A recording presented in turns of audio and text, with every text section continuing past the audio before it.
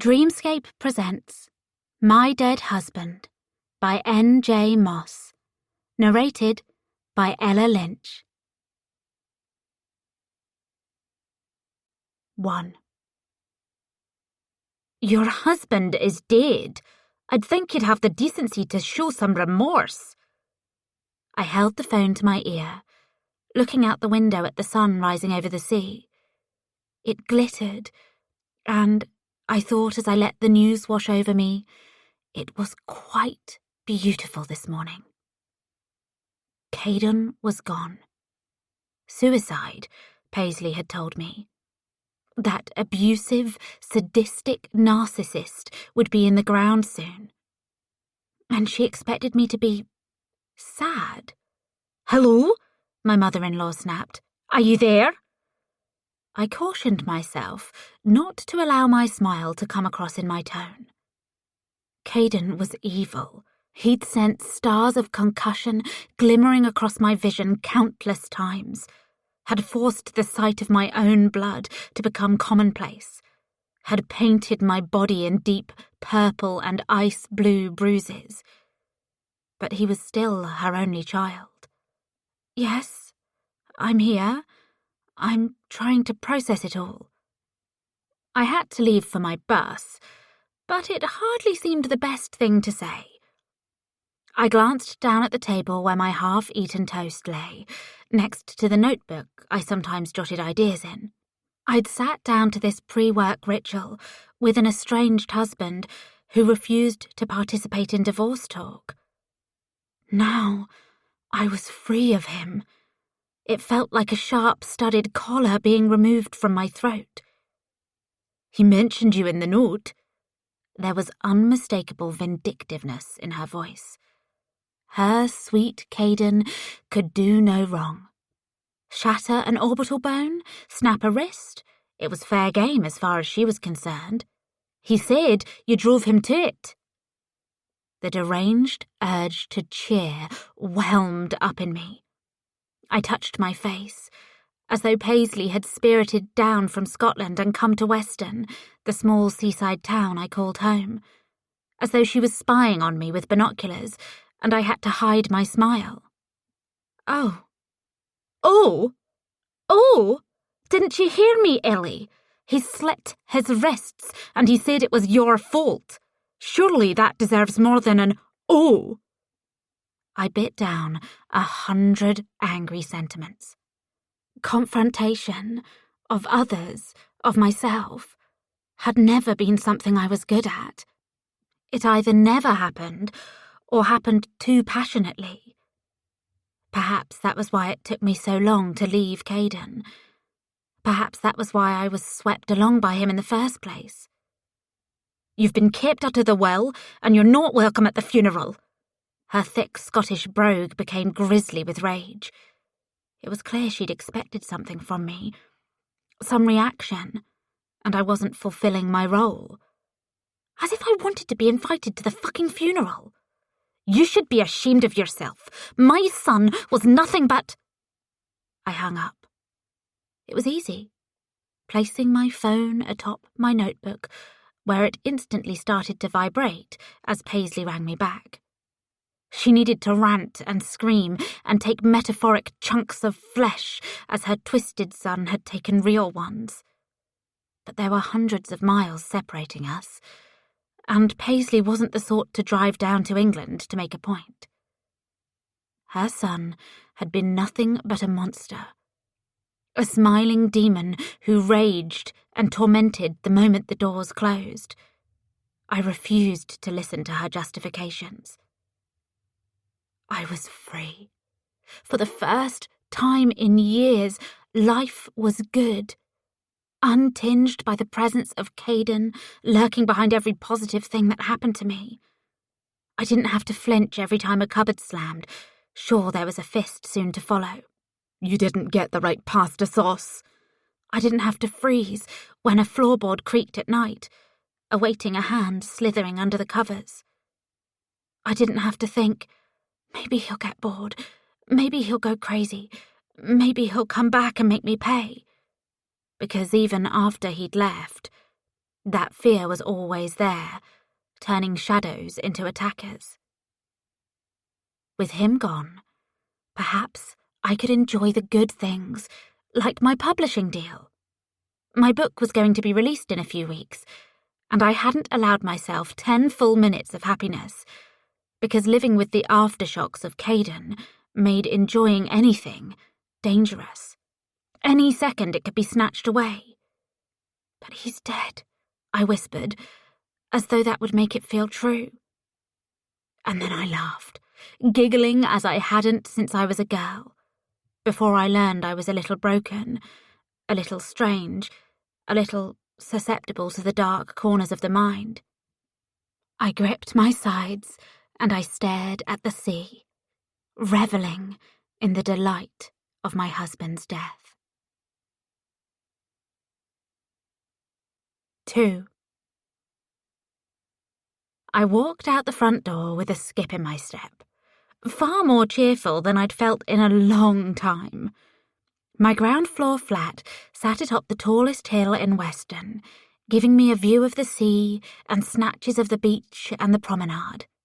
It truly was a beautiful day, the horizon glistening, the sort of thing it had been difficult to appreciate when I was constantly on alert for Caden. I headed down the hill toward the bus stop, fighting the crazed urge to whistle a tune. "My husband's dead! My husband's dead!" I felt like screaming it at everybody I passed. I sat down at the bus stop and let out a breath, warning myself to calm down. I was starting to feel ramped up, manic. I didn't like to toss labels at myself, but the truth was, I'd experienced anxiety for much of my life. It was one of the reasons I'd never learned to drive, and anxiety's sister emotion was mania. It was tempting to grin widely at strangers as they strolled by, to share the news which was making me want to shout in relief. I supposed that was better than panic attacks throttling me, but it was less than ideal. A man was dead. No matter who he was, no matter how revolting, it wasn't a reason to smile. But that was bullshit. Caden had swept into my life as though he was planning on malforming me with his depraved designs. We'd met at the beach when I was sitting down with a book one summer evening, my head buried in the pages, inhaling the scent of paper and sand. A shadow had fallen over me, and that should have been a warning. His shadow, the way he loomed. I should have taken note of that, instead of his disarming smile and his silver hair.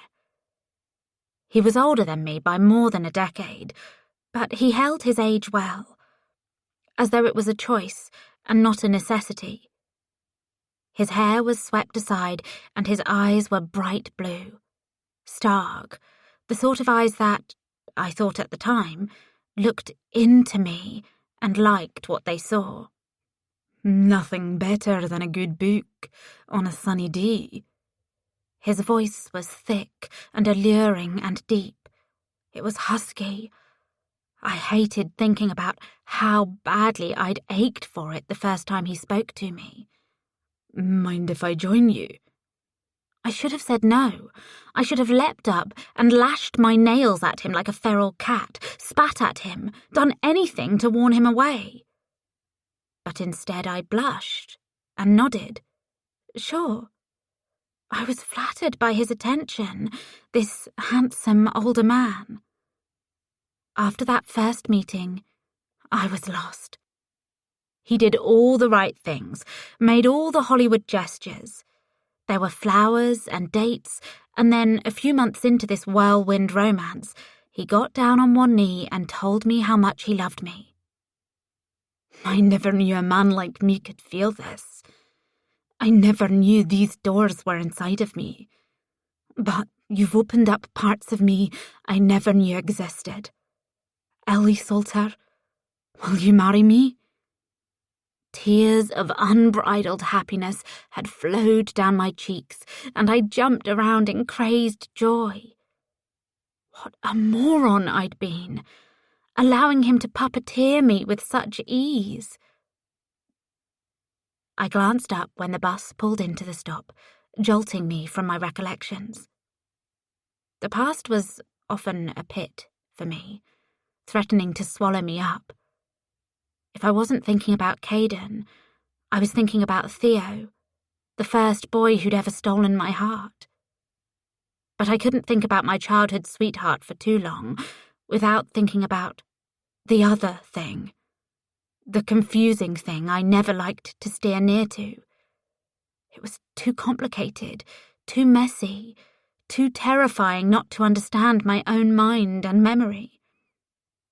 I climbed onto the bus and took a seat at the back, laying my forehead against the glass. It hadn't taken long for Caden to reveal the monster behind his smile. It happened as soon as we'd said, "I do." It was small things at first. The dishes weren't clean enough. I'd forgotten to straighten the curtains. His shoes weren't where he'd left them. From there, it progressed with the everyday casualness of abuse. How pathetically and tragically simple it had been. Getting used to the way he would inflict punishment on me. A thud to the base of my spine, a stiff punch, or maybe a looping wood-thick arm around my throat as he squeezed and loosened his grip over and over, laughing in my ear as my legs weakened and my world became hazy with how close to unconsciousness I was. No, I refused to think about that. I'd picture him slumped with his wrists slit open instead, blood soaking into the carpet, his lips twisted into a deathly grimace instead of his usual deceiving smile. That prompted my lips to twitch upward again, another grin trying to take hold of my face. I took out my mobile, navigating to Facebook. I spent the rest of the journey responding to comments, liking book-related statuses, generally building up my presence amongst readers so they'd recognise my name when my book came out. That was how it had started anyway. But now I really enjoyed the interactions, the flurry of notifications and replies and banter. It was a welcome distraction from the madness of this morning. My book was being published by a small, digital-first publisher, meaning they specialised in e-books. That was why I felt compelled to do my part to get my name out there. In the indie spirit, we were all in this together. I found myself able to view my publishing contract with fresh appreciation this morning. Previously, I'd let negative thoughts seep into my mind. It's not a big publisher. Hardly anybody will read your book. You're nothing special. But now that Caden was gone, I was able to push all of that aside. I'd written a book. I'd edited a book, and it had found a home. Perhaps those negative thoughts had been Caden, whispering to me over the miles, picking at every little thing like he always did. Knowing he'd bled out, knowing he'd never bend me over the kitchen divider and roughly take me again, I let my head fall back, a feeling of pride moving through me, or at least a cousin of pride, a convincing pretender. But anything was better than the numbness I'd felt before this. I should be proud. I'd achieved what so many people strived for. A book deal with a reputable publisher, digital first or not.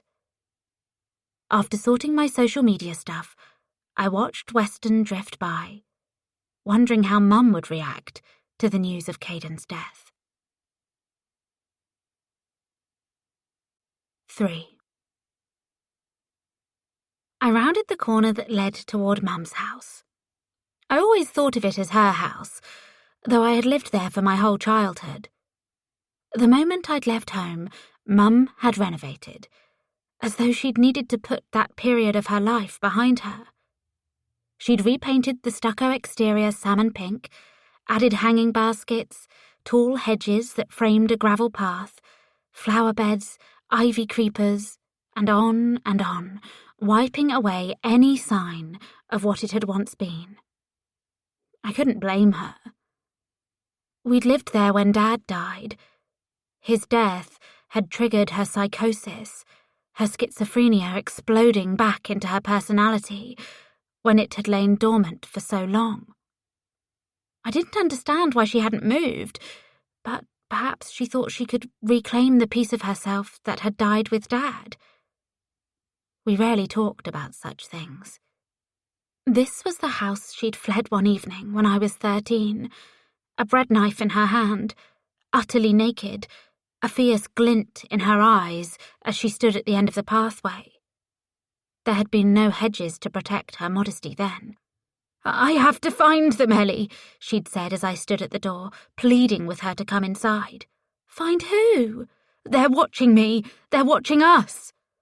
It had been an early Saturday morning, and the street was waking up. Music playing lightly from a window, a dog yapping a few houses over. Mum had flinched at every noise, her breasts bobbing offensively, making me want to look away, even as I crept over to her. She'd gone through a phase of tearing her clothes off, convinced they were causing her pain. I'd learned by then to move slowly, hands raised, palms flat, to show her I didn't mean any harm. She cried when I brought her inside and wrapped a blanket around her. "I'm sorry. I don't know how it happened. I don't know what's wrong with me." I'd managed to stay calm through that incident, but that wasn't always the case. There had been times when I'd screamed at her, "Mad bitch, what the fuck is wrong with you? I wish I had a normal mum. I wish you were dead." She'd shaved her hair off soon after one argument, convinced there were small electronic devices crawling over her scalp. "They're sneaking into my brain." She'd scratched her scalp raw, scratched so hard her fingernails had blunted against her skull, convinced she would have to tear her head to pieces to get at the invaders. Once, she'd erected an elaborate blanket fortress in my bedroom, wrapping tight knots around my bedposts, the door handle, billowing from the ceiling until the entire room was a crisscrossing interplay of light, changing colour depending on which blanket it was passing through. Perhaps this would have been fun when I was 5 or 6, but I was a teenager, and she was ranting the whole time, something about how the blankets protected us from the radiation, and they were out to get us. It was always that. They're out to get us. There were so many theys I stopped counting. These sorts of incidents had become routine in the years after Dad's death. It was like the cancer had eaten away at her sanity, as much as his lungs. But she was never abusive. Perhaps she was mean sometimes. Perhaps she allowed moods and imagined whispers to make her vindictive for a short while. But I always knew, when it mattered, she loved me. The one thing that soothed her was when I tapped away at the old typewriter. She'd drag it into my bedroom and sit me down in front of it, a rare flurry of excitement buzzing around her, clapping her hands together as she settled cross-legged on the floor. "Type, Ellie." "Type what?" "Just type." And I had. I'd typed, and somewhere along the way the typing had become as vital to me as it was to Mum. There was a beautiful freedom in words, as though the page was a window and I was peering into a different world. The room fell away, Mum's stench, she rarely washed, drifted into the distance, and there was only the character, the scene, the other world. It intoxicated me. Later, I switched the clunky old typewriter for a word processor and started to take it seriously. Mum had sometimes said she wanted to be a writer, but apparently she'd tried and it had turned her mad. She would never explain what she meant, and Lottie Salter rarely budged on something once she made her mind up. As I pushed open the gate, glancing at the house, a flashing vignette of Theo passed across my vision. I saw him standing under my window with a wicked grin on his face, his mop of red hair in curly ringlets around his cheeks, waving a joint around before taking a long drag. I remembered how he'd taunted me with it, pleading with me to sneak out and go on an adventure with him. But no, I couldn't allow myself to think of Theo. It was a silly childhood romance, nothing else. And that other thing, that whole mess, it wasn't my concern. Just as the mother from my childhood wasn't my concern. Once the thing happened, whatever the hell it was, Mum had had no choice but to rise from her psychosis. I wasn't sure how it had happened, because there was something wrong with my mind, some defective piece I never pondered for too long. But she had arisen, gotten the right therapy, the right medication, and today Charlotte Salter was... Eleanor! Mum smiled radiantly at me as she opened the door. She stood in her cargo trousers, her thick boots, her long-sleeved flannel shirt. She was fit for her age, her grey hair tied back with a violet bandana. She held her favourite watering can. "Why are you looking at me like that?" "Like what?" She tilted her head, a playful expression dancing across her face. "Like you've won the lottery." I laughed and danced over to her. "I'd rather beg my dear old mummy for her last few pennies, to be honest." She waved a bothered hand. "This again. You're welcome to whatever you need." I prodded her, revelling in her awkwardness. I loved teasing her about this. Her parents, my grandparents, had been very wealthy, my grandfather leaving my mother a queen's ransom in his will. She was always telling me I didn't have to work if I chose not to, but I couldn't stand the idea of relying upon her, because what if she changed as she had before, and I was left with nothing? But these were cruel thoughts. Mum had been sane for 1.5 decades, or as sane as a schizophrenic woman can be. She placed her hand on my shoulder, squeezing it tightly as she often did, as though she could make up for past coldness with present warmth. And she could. To some degree, she really could. "What is it, Ellie?" "Mum, he's dead. Caden's dead. He killed himself. He slit his wrists." I couldn't help it. I let out a giggle, the sort of crazed sound she'd made countless times when I was a girl. "That piece of shit is rotting in hell."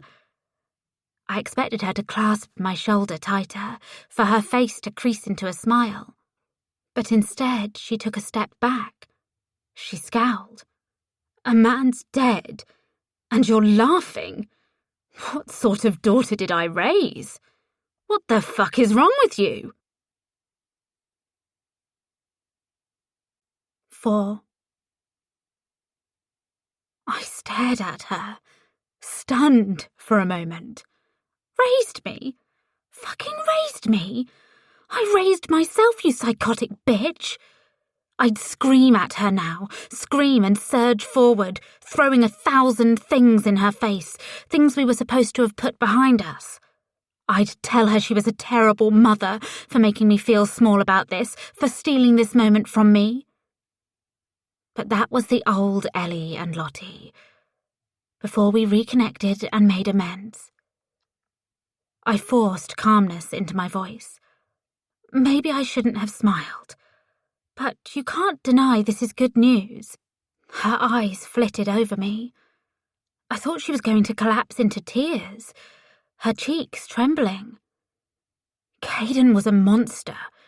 His death should have prompted cheering, not this nonsense.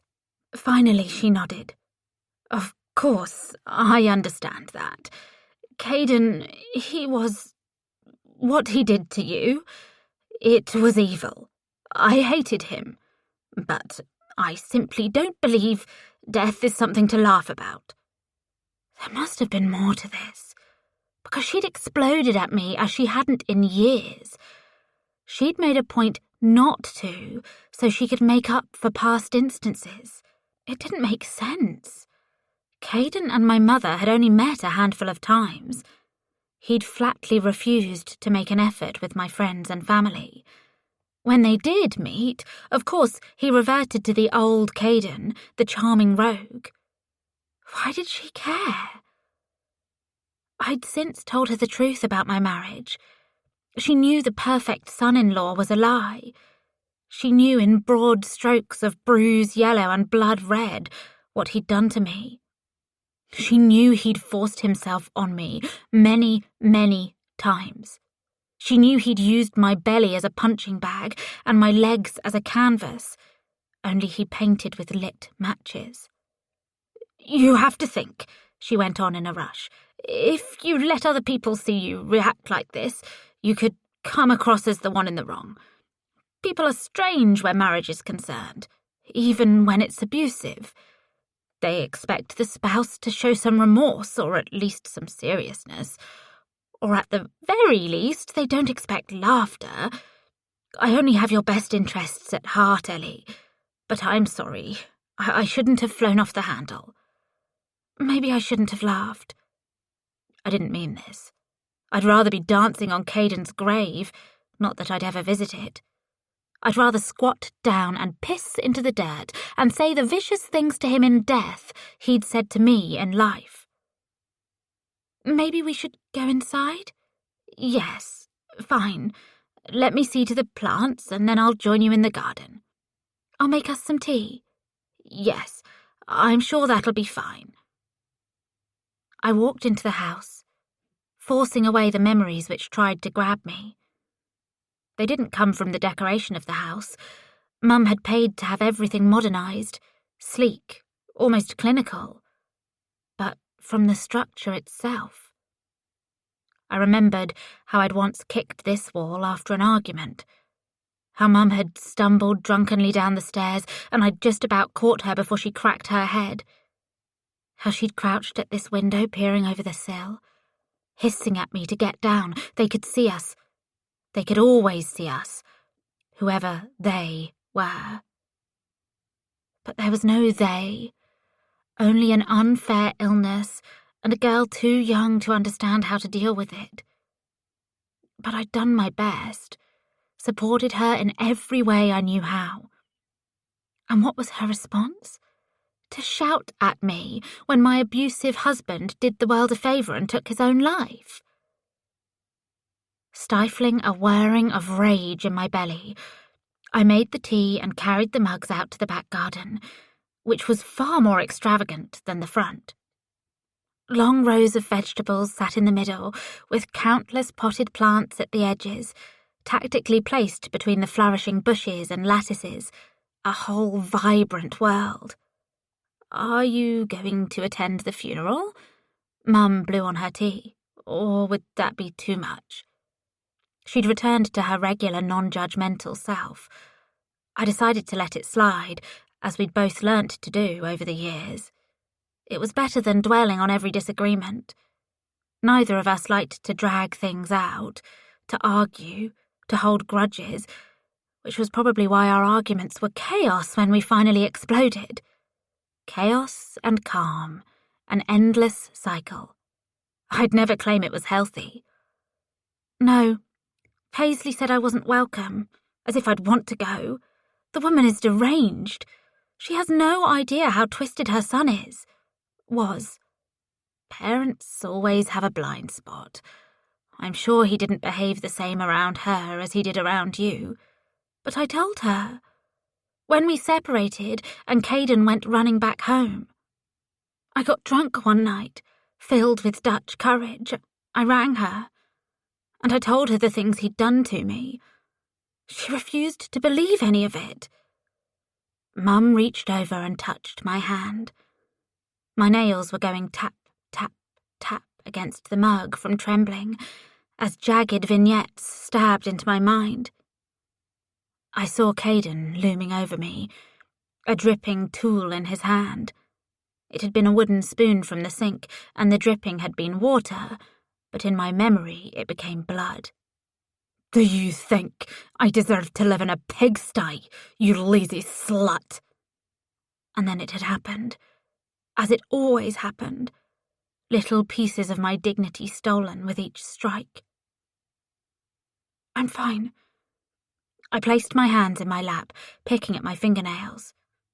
Mum, apparently he mentioned me in his suicide note.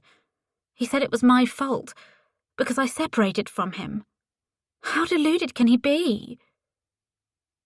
She didn't offer me the support I longed for. She nodded half-heartedly and sighed. People can be very delusional. I wasn't talking about people. I was talking about Paisley fucking Hunter and her son who could do no wrong. But clearly, Mum wasn't going to give me the support I craved. Anyway, Mum said, let's talk about happier things. Tell me about your book. You must be ever so excited. I can't wait to read it. I can't wait for the world to read it. I was thinking earlier about that time I saw you in the library, hunched over your books, oblivious to the world around you. You didn't notice me walk up to you until I was standing right there. I was trying to read about mad Victorian women, and then a mad modern woman interrupted me. It was very rude. She laughed. Yes, that's me, mad and rude. It is exciting. I made my hands lay still in my lap. I've been doing my best to get my name out there on social media. I felt silly at first, self-conscious. Who am I to scream at people to buy my book? But it's not like that. It's more about interacting, being friendly. I enjoy it now. You should shout about it. You went through the effort of researching and writing it. It deserves to be read. Thanks, Mum. Don't forget my 2 signed copies, one to read and one to frame. My daughter, the author. Maybe you'll still write a book. She tutted. And go loopy again? Methinks not. You still haven't told me how writing turned you mad. Maybe you can read about it one day. I sat up. Wait, what? I've started a journal, not a book. Okay, a journal. Excitement moved through me. About what? My first mental breakdown. Before I met your father. Before I had you. But I thought you said writing. Yes, it turned me loopy. But I think holding it inside is turning me loopier. So yes, maybe one day I will show it to you. Or perhaps I'll burn it. I haven't decided yet. I felt like my favourite author had announced a new project. I needed my hands on it now. But I knew Mum wouldn't let me see it until she was absolutely ready. Please don't burn it. I'd love to read it. She looked at me, seemingly about to say something. But then her gaze flitted to the windowsill where the tulips sat, tall, proud, cared for. Oh, look at this. We've got a drooper. Give me a sec, Ellie. I can't abide lazy plants. I knew it was better to let her get on with it, even though the tulips were fine. She maintained this garden as though keeping it in perfect order would prompt the same flawless functioning in her mind. As if one petal fell or one plant faded, she would split right down the middle. 5. Charlotte Salter's Journal, entry number 1. I have always been scared to look back on the times when my schizophrenia got the better of me. I worry that if I climb inside my thinking process from that time, I will fall completely into it and lose myself. Even now, with antipsychotic medication, and after years of therapy, I have to remind myself to stay on the path of sanity, I suppose, because that's what it is. To the left, there is madness. To the right, there is madness. I have to keep walking forward. I still experience the symptoms, but in a muted form. A glance will become a threat, a whisper a secret plan. The sound of traffic, the rushing of men coming to get me. The difference is, now I have the ability to distance myself from it, to stand at arm's length and say to myself, I am sane. I am not who I once was. I can't allow myself to fall backward. But neither can I live with this locked up inside of me anymore. This is about the first time I went truly mad. It was the mid-80s. I was a young woman of 23 years, and a mother and father had offered the use of their Scottish cottage for the summer so I could write my novel. My novel? Pah! There was no novel, just the mad delusions of a frantic woman. But I was good at hiding that part of myself from my parents. My father was the owner of a law practice, working 14-hour days at times, and my mother was a socialite. Plus, I was a woman, not a child, and they were happy to forget I existed unless I reminded them. That suited me. I'm not sure how to start this. I was in Scotland. There was a typewriter, and there was a clock, and there was a soul in the clock. God, that feels strange to write. There was a soul in the clock. What sort of nonsensical prattle is that? The property was run down, overgrown with nature, so many disobedient plants finding nooks and crannies, and inside it was no better. The walls were cracked and the entire place was ignored. Mother and father had purchased it years previously amidst dreams of renovating and summering there, but their busy lives had made it impossible. In any case, my second night I lay on the kitchen floor and I stared at the clock and tried to devise a strategy to remove the soul. My first night was spent at the upper window, staring out in anticipation of invaders. I believe that is where I first saw the other. You see, I had somehow convinced myself the soul was the essence of the house. The reason everything was so ramshackle, I believed, was because the soul was angry. I know this sounds like babble. With decades separating me from it, I can see that. But at the time, this was a very urgent matter. If I didn't somehow free the soul from the clock, the house would crumble around me, crush me, kill me.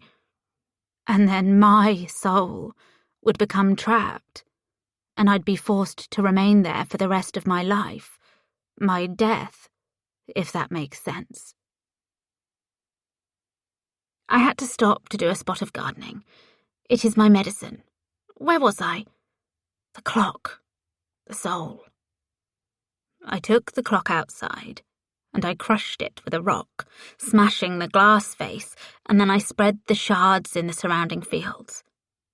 The cottage was a lonely building, sitting at the very edge of a village, and I thought by spreading the soul in the verdant fields, I would be doing it a favour. I brought the clock back inside, the glass removed, and hung it on the wall.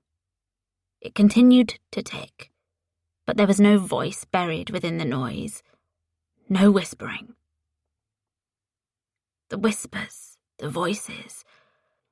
It is difficult to get a non-schizophrenic to understand how real they are, how external to myself.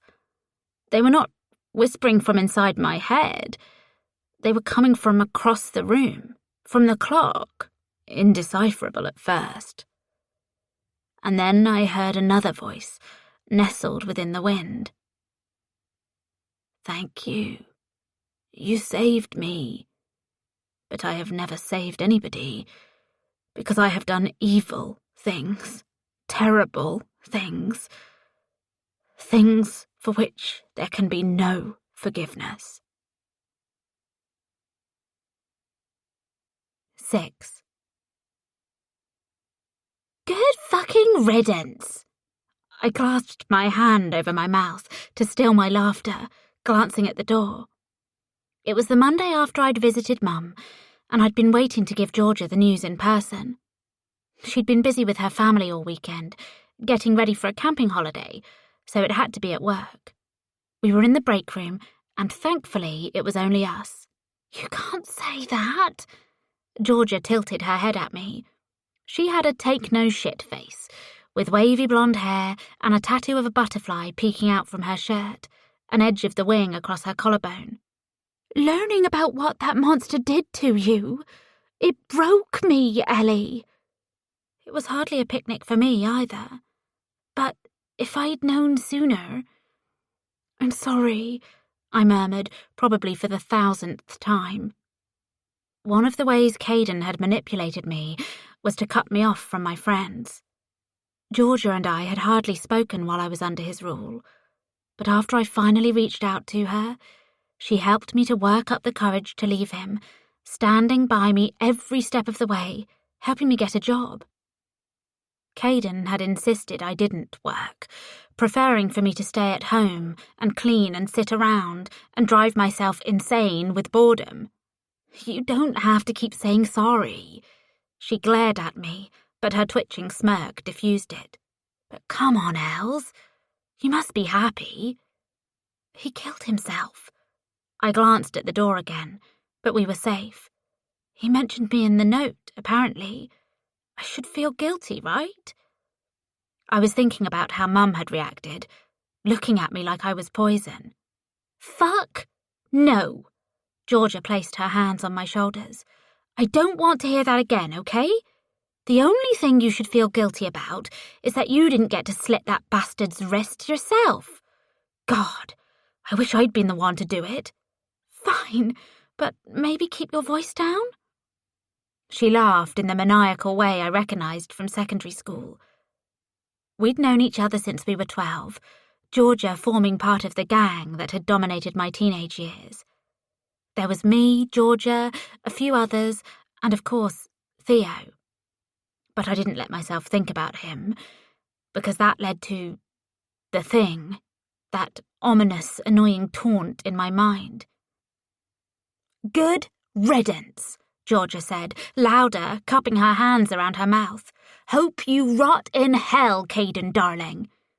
We broke into crazed laughter. It felt good to be able to let it out. Georgia was right.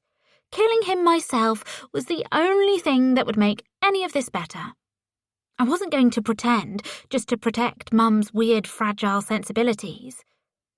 "What's the joke?" I turned to find Freddie standing there. He was 25. I knew this because Georgia had not so tactfully asked him a few weeks previously, and handsome in a rugged sort of way. His strong jaws were covered with a light dusting of facial hair, and his hair was short on the sides but long on top, casually swept to the side. He clearly worked out, but he wasn't one of those men who seemed desperate to advertise it. He wore his muscles as casually as he wore his creased work shirt. I felt a flurry inside of me. Suddenly finding anything to say became impossible. And of course, Georgia chose this moment to become speechless for the first time in her life. She was gleaming at me, reveling in my discomfort. "It was a stupid pun," I said as he strolled over to the kettle. It was the only thing I could think of. He glanced at me, his lip twitching, his eyes either mocking or alight with something else, something I couldn't entertain, because relationships had never ended well for me. "I like puns. What was it?" Fuck. Now I had to think of a pun. "It was silly. It doesn't matter." He clicked the kettle on, turning and leaning against the counter. His shirt sleeves were rolled up, and his forearms were annoyingly alluring, drawing my gaze even as I fought it. "What, is it, like, a private pun?"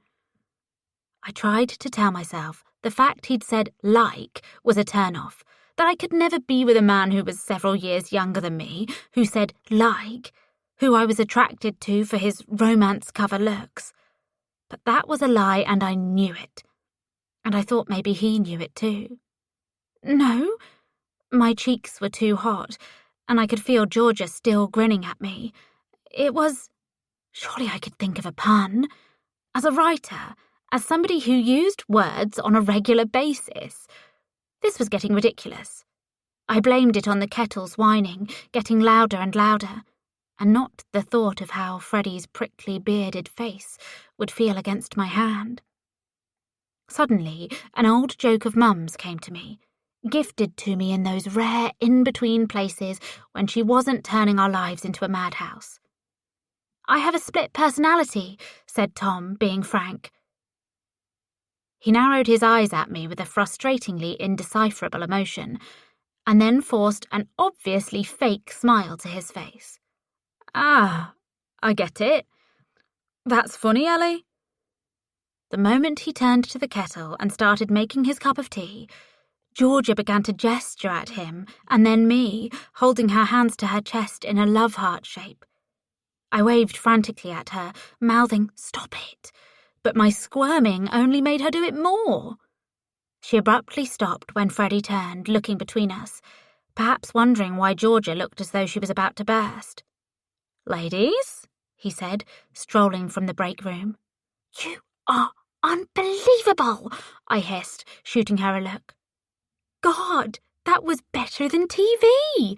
I thought you were going to burst into flames. Why did you say a pun? I have no idea." I couldn't help but chuckle, shaking my head. It was all I could think of. "Your mime show didn't help." She pouted. "Don't get snarky because you've got a crush. For what it's worth, he so has a crush on you too. He was staring at you like he'd turn this room into a porno set if I wasn't here. I'm telling you, you and Freddie are totally going to be a thing. He's been eye-fucking you ever since he started." "Oh, stop!" I picked up my tea, taking a sip, glancing at the clock, and seeing I still had a few minutes before I had to go back. As uncomfortable as this was, it was far better than being shouted at about furniture warranties. "I'm serious. How long has he been here? 4 months? 5? He hasn't looked at another woman. He wants you, Ellie. Maybe you should make a move.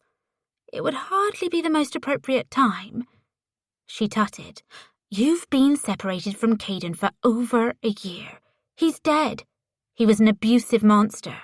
You deserve somebody fun, somebody to make you remember life doesn't have to be serious all the time. And I bet young Freddie is very fun. I've never been with a younger man." Caden had been older, and Theo had been in the same year as me in school. The men in between, the one-night stands and short flings, had been either my age or slightly older. "You're talking like some old spinster. With 33 L's, that's hardly ancient. Maybe I'd prefer to be alone, me and my books. Maybe I'll get a cat." "Okay, fine," Georgia grinned. "Then invite him round to stroke your pussy." "Jesus Christ, G! You really are too much sometimes." She picked up her tea and blew on it. "So that's not a no, then?" I glared at her, but she was right. Despite my protests, it wasn't a no. And that was dangerous. I'd always been a sucker for romance, getting pulled in far too easily, and I knew I had to be extra cautious after the years spent with Caden. But I couldn't deny this feeling in my belly, a silly, girlish excitement, when I remembered the way Freddie had looked at me. 7. I was a complaints handler, which translated to members of the public ringing up ostensibly to discuss furniture warranty, but truthfully to scream at me and use me as a verbal punching bag.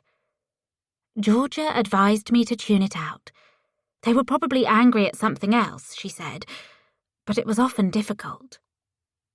Of course, I longed for the day when I could quit this job and write full-time. I wouldn't take Mum up on her offer of supporting me. That was unthinkable, and lately she'd stopped dropping hints about it, probably sensing how much it bothered me. I refused to be reliant upon anybody else.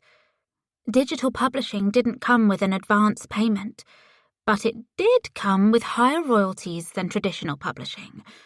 My hope was to keep writing and selling until I could make the transition. I worked at Furniture Care Association because it was a job, and that was that. I'd flitted between positions before Caden had wrapped me up in his web. For almost 4 years, I'd lived as a prisoner in our marital home, going slowly insane until I'd written a book set within a Victorian insane asylum. Relating to my protagonist had been worryingly easy. I took a deep breath each time a call came through on my monitor, mentally preparing myself to detach. I couldn't allow myself to become entangled in the nastiness the customers threw my way, hand grenades of vindictive bullshit that could turn me into a wreck if I let them. I clicked answer on my monitor. Hello, you're through to Furniture Care Association. Ellie speaking. How can I help you? I was using my customer service voice, bubbly. Yes, hello, the man grunted, and then left a long pause. I waited for him to go on, but he only breathed down the phone, heavy and jagged. The sick thought came to me he was touching himself, but I ignored it. Perhaps he had respiratory issues. I always tried my best not to judge people, knowing there was plenty to judge about me. Hello, sir. How can I help you today? No notes had come through with the call, so I had to assume this was a new complaint and he'd been blindly passed to me from another team. The other departments had an annoying habit of referring to us for the smallest issue. Sir? What's your name again, girlie? I bit down for a moment. Girlie. This guy was a creep. My name is Ellie, sir. I work in the complaints department. Do you have something you're not happy with? Ellie. Nice name. Yeah, I've got a complaint. His breathing got quicker, more ragged. I need you to sit down on my face, gal. Sit down, nice and hard, and then pump those slut hips until you're squirting into my mouth.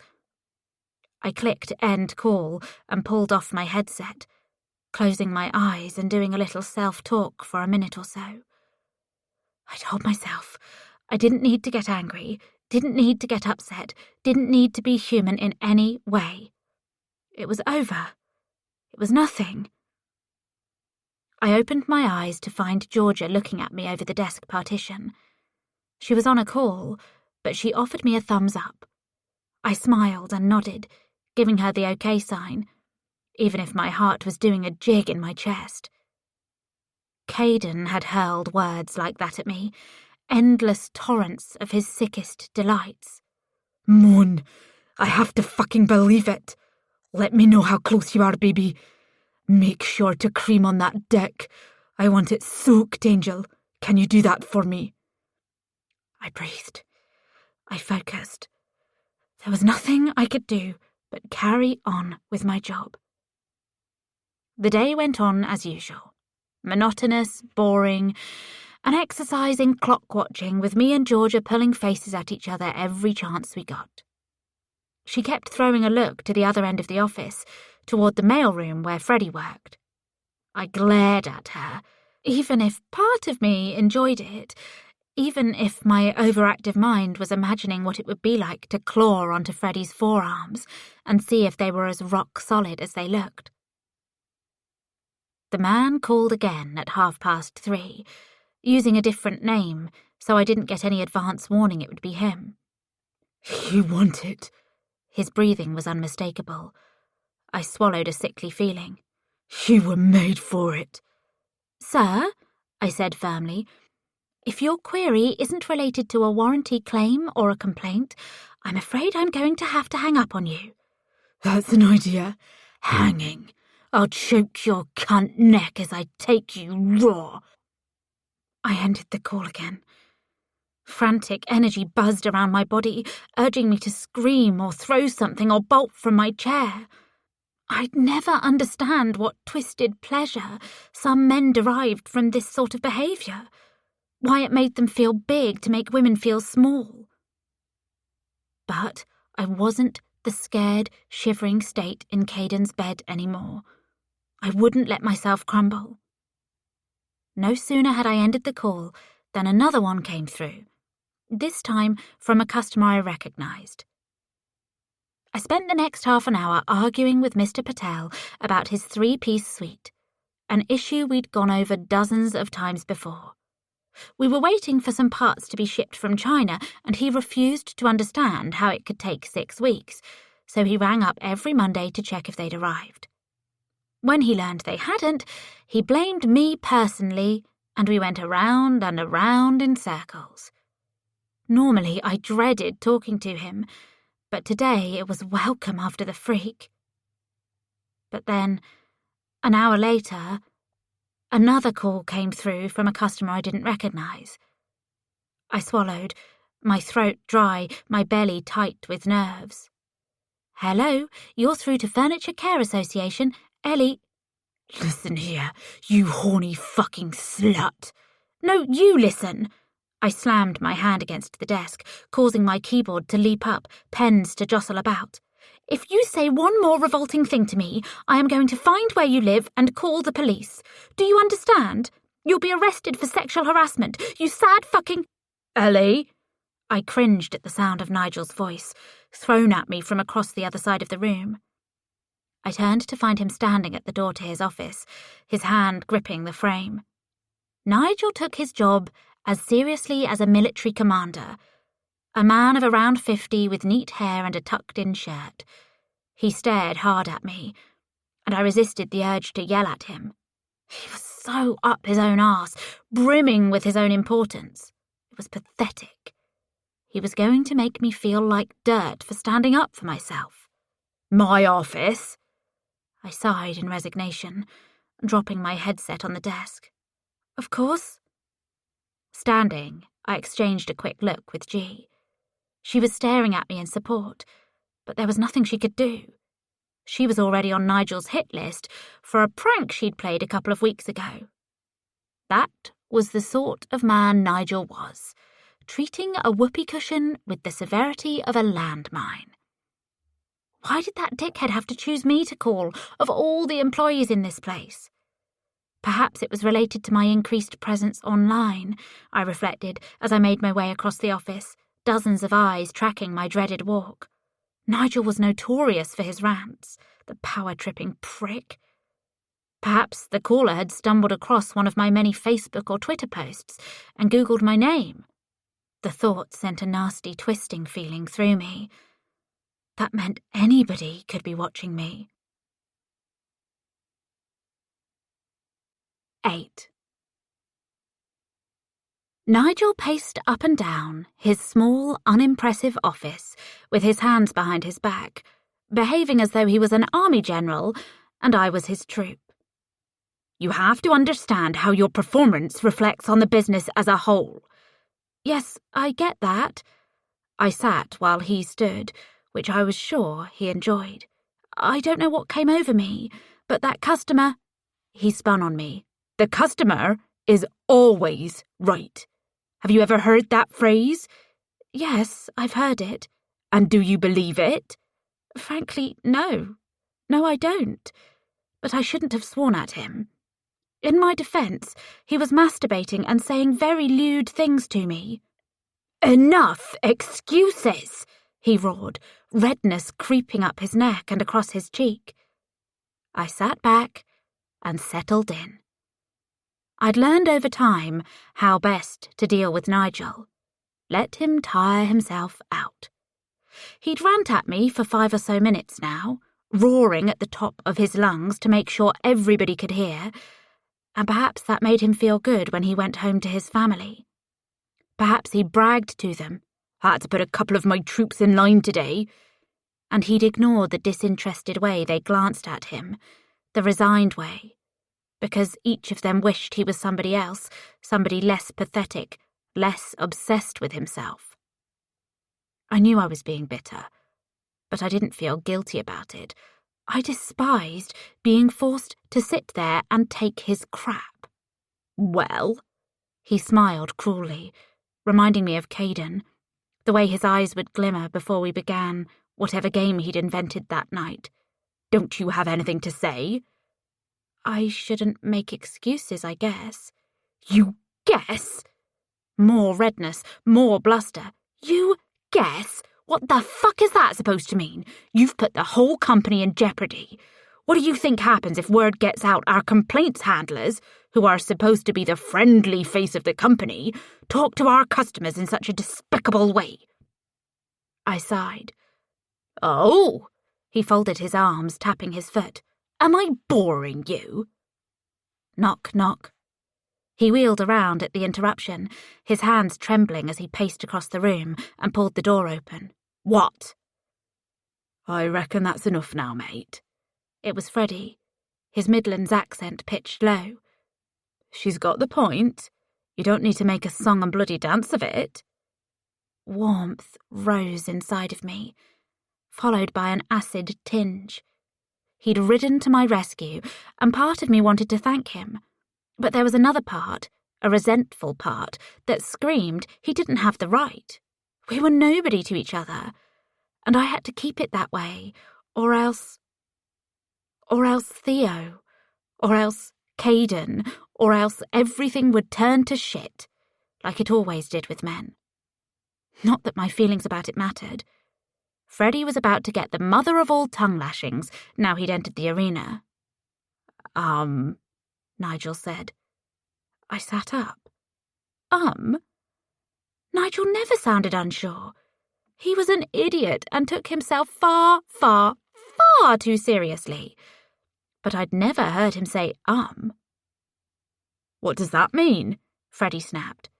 Nigel sighed heavily, turning to me with the bravado draining from his face. Go on, Ellie, get back to work, and try not to swear at any more customers, all right? For a moment I sat there, too stunned to react. I had no idea what had happened. Why Nigel was listening to Freddie, the lowest of the low, the mailroom boy, who'd only worked there a few months and wasn't past probation yet. My thoughts spiraled to visions of violence and blackmail and pain, perhaps because that was how Caden had always kept me in line. Perhaps Freddie tightened coarse rope around Nigel's wrists, pulled and pulled until he could feel each thread of the rope cutting into his skin, 1,000 sizzling lashes, and then he strung him up, and he took off his belt. Slowly, always slowly, so he could hear the click, click of his wedding ring against the buckle, and then... But no, I needed to shut my fucking head up when it came to that stuff. It was obviously more mundane. Nigel always took out his rage more on the women, and I'd never seen anybody confront him before. Maybe he needed to be put in his place. Okay, I said skeptically, rising to my feet. Thank you. I strode to the door quickly, as if Nigel would slam it in my face if I didn't move fast enough. He did slam it, behind me, and then he stomped loudly across his office. Freddie grinned at me, his hands in his pockets. Isn't it me you should be thanking, eh? I was close enough to smell his aftershave, or it could have just been his scent. It bothered me, just as the way he was staring at me was vexing.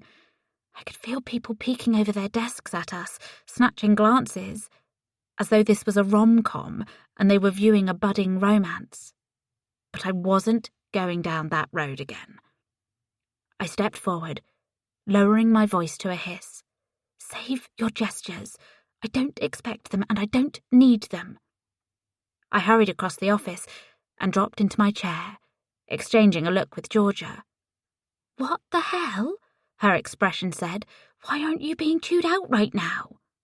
I shrugged. I had no idea.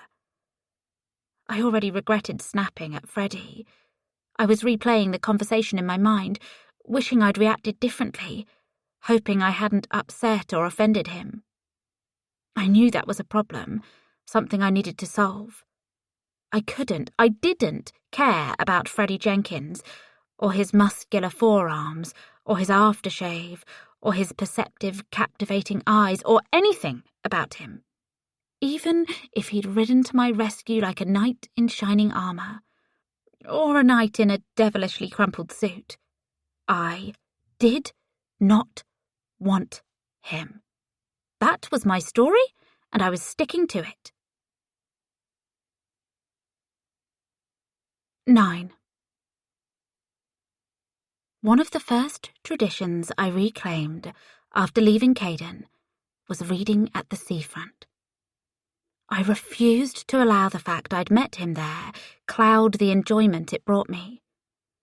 There was something therapeutic about sitting on the stone benches, families all around me, dog walkers strolling by as the setting sun kissed the horizon. The first time I'd returned, I felt sure he was going to spring up from some unseen place, that just Caden smirk on his lips. A smirk that said he owned me and he always would.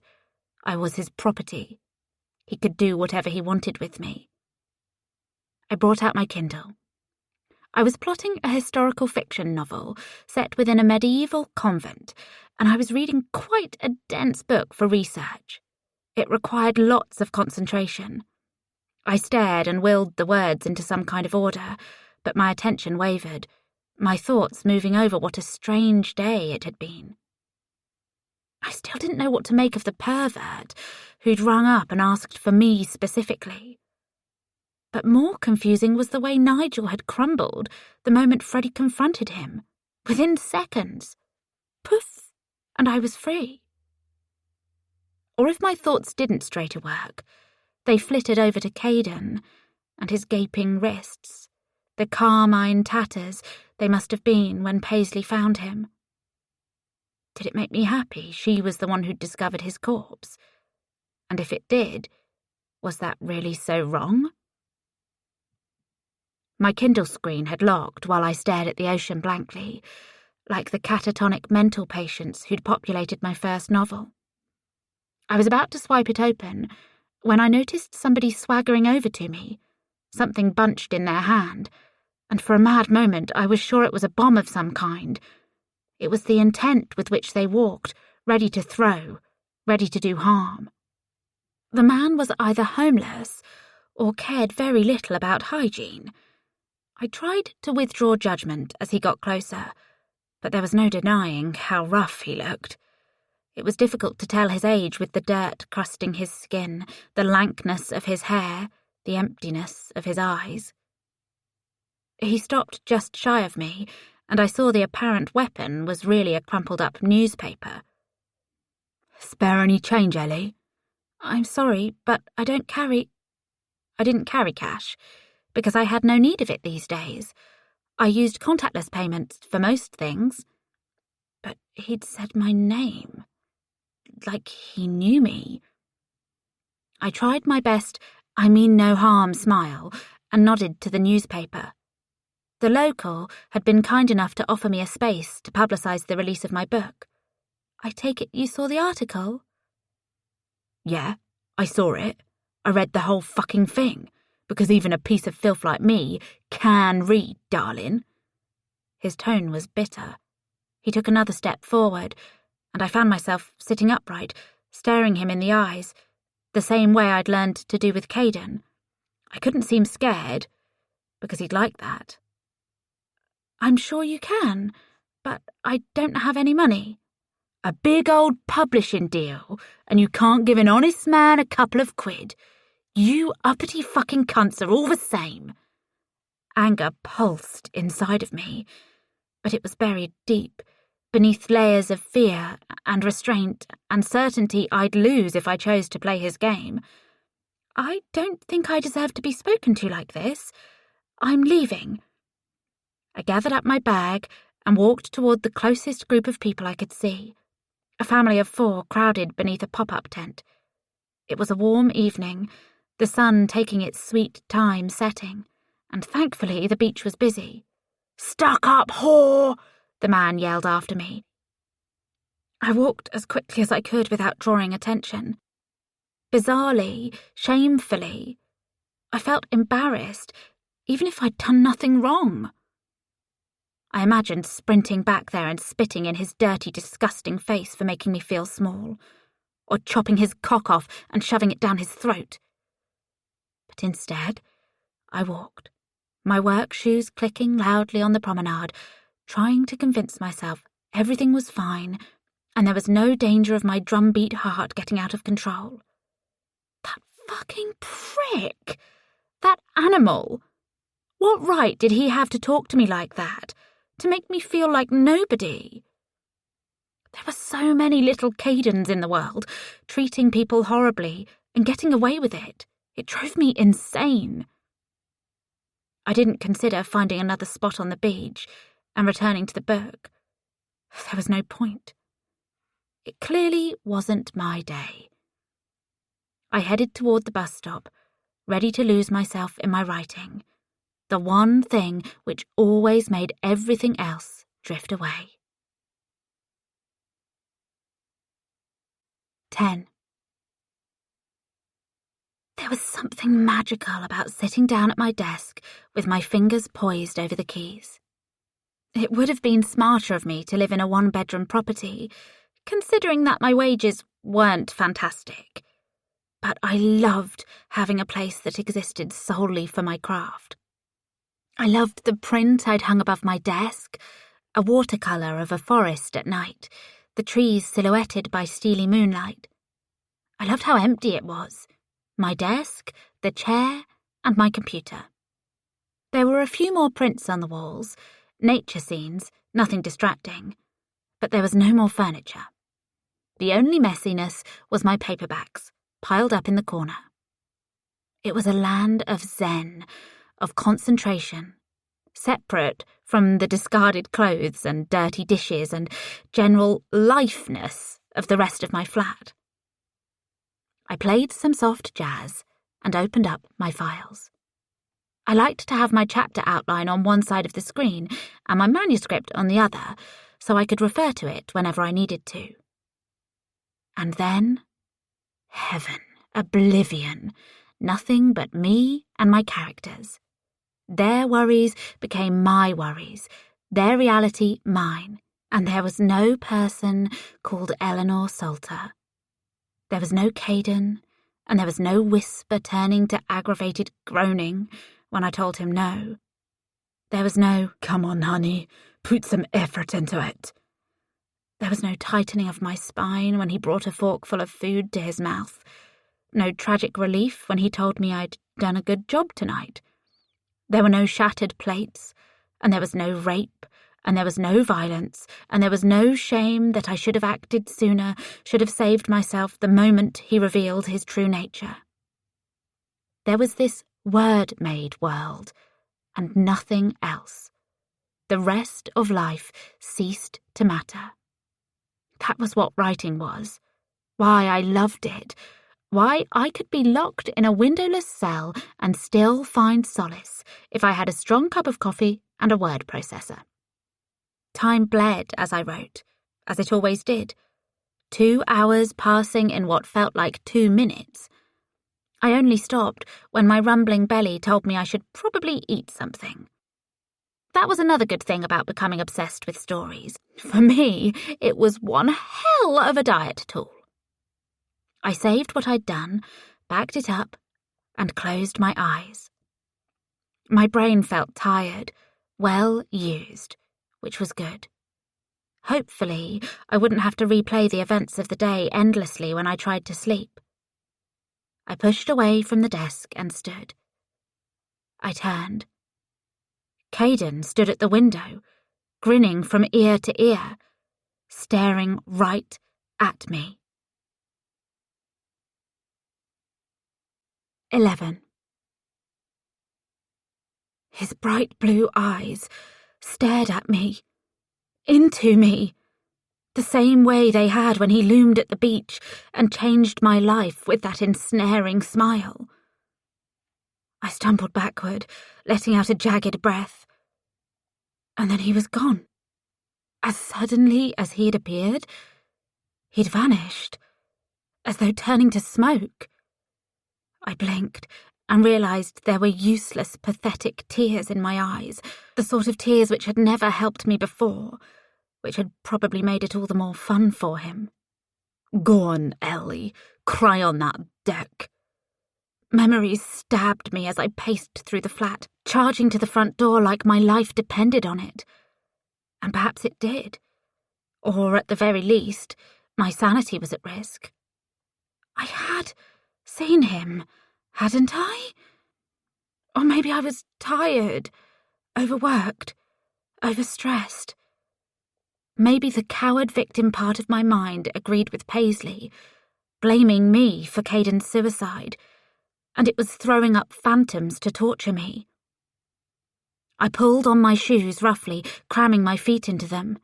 You always were an obedient slut. You can't tell me you're not enjoying this. I paused at the door, massaging my temples, trying to steady my breathing. I hated myself. It was time for action, to do something, and there I was playing the narcissist just like Mum.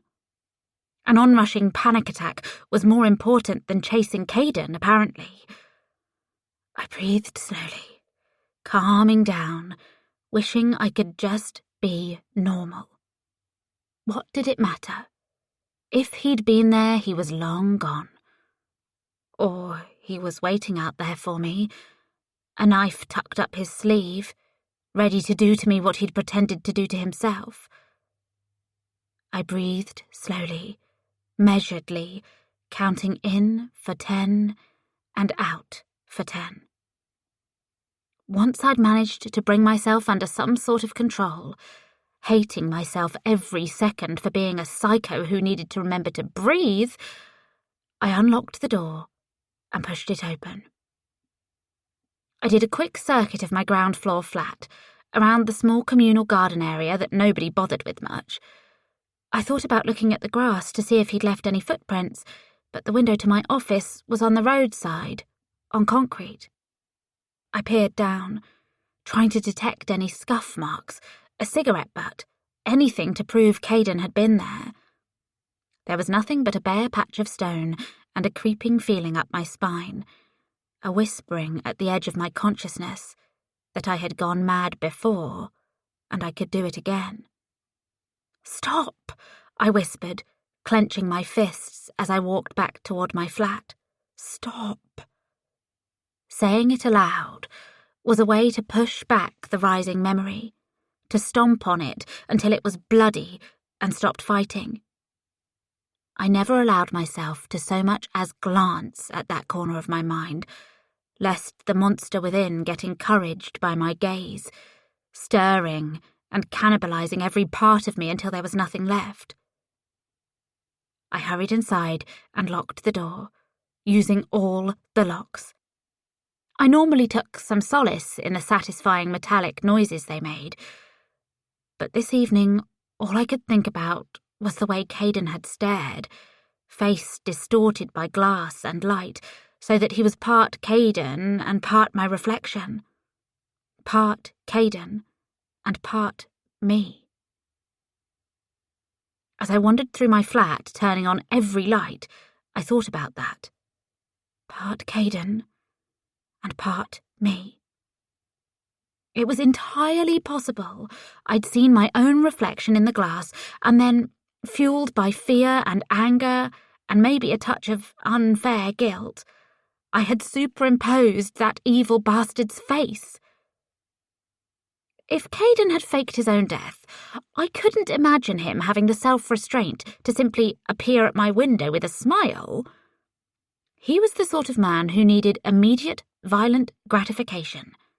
The sort of man who needed to wrap his hands around a woman's neck to maintain his erection. His sadism was deep-rooted, a broken part of a broken person. Or perhaps this was the beginning. Paisley would lie for him, wouldn't she? She'd say he'd killed himself, he'd mentioned me in the note, even if he hadn't. I hadn't seen the body, or the death certificate, and Paisley had made a point of saying I wasn't welcome at the funeral. I dropped onto my bed and laid my head in my hands. I was starting to sound like Mother.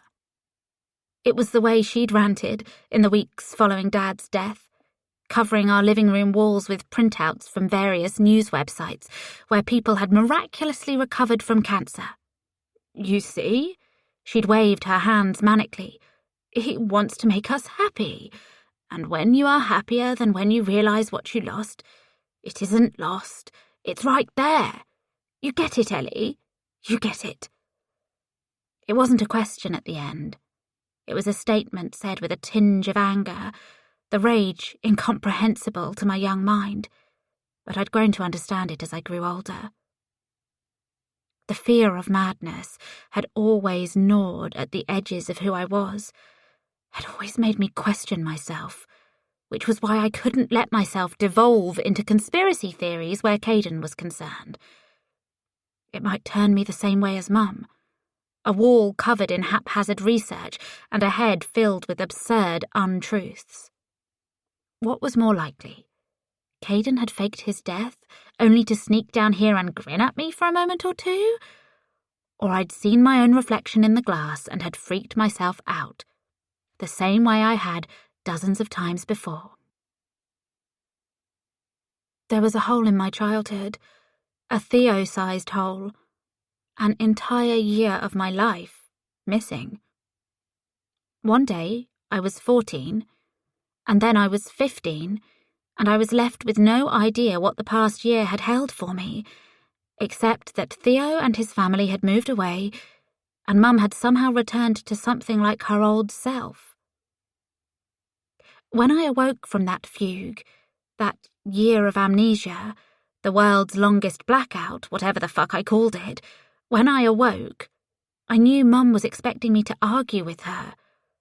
It was in her eyes, the anticipation of a struggle. She at least thought I'd ask some questions.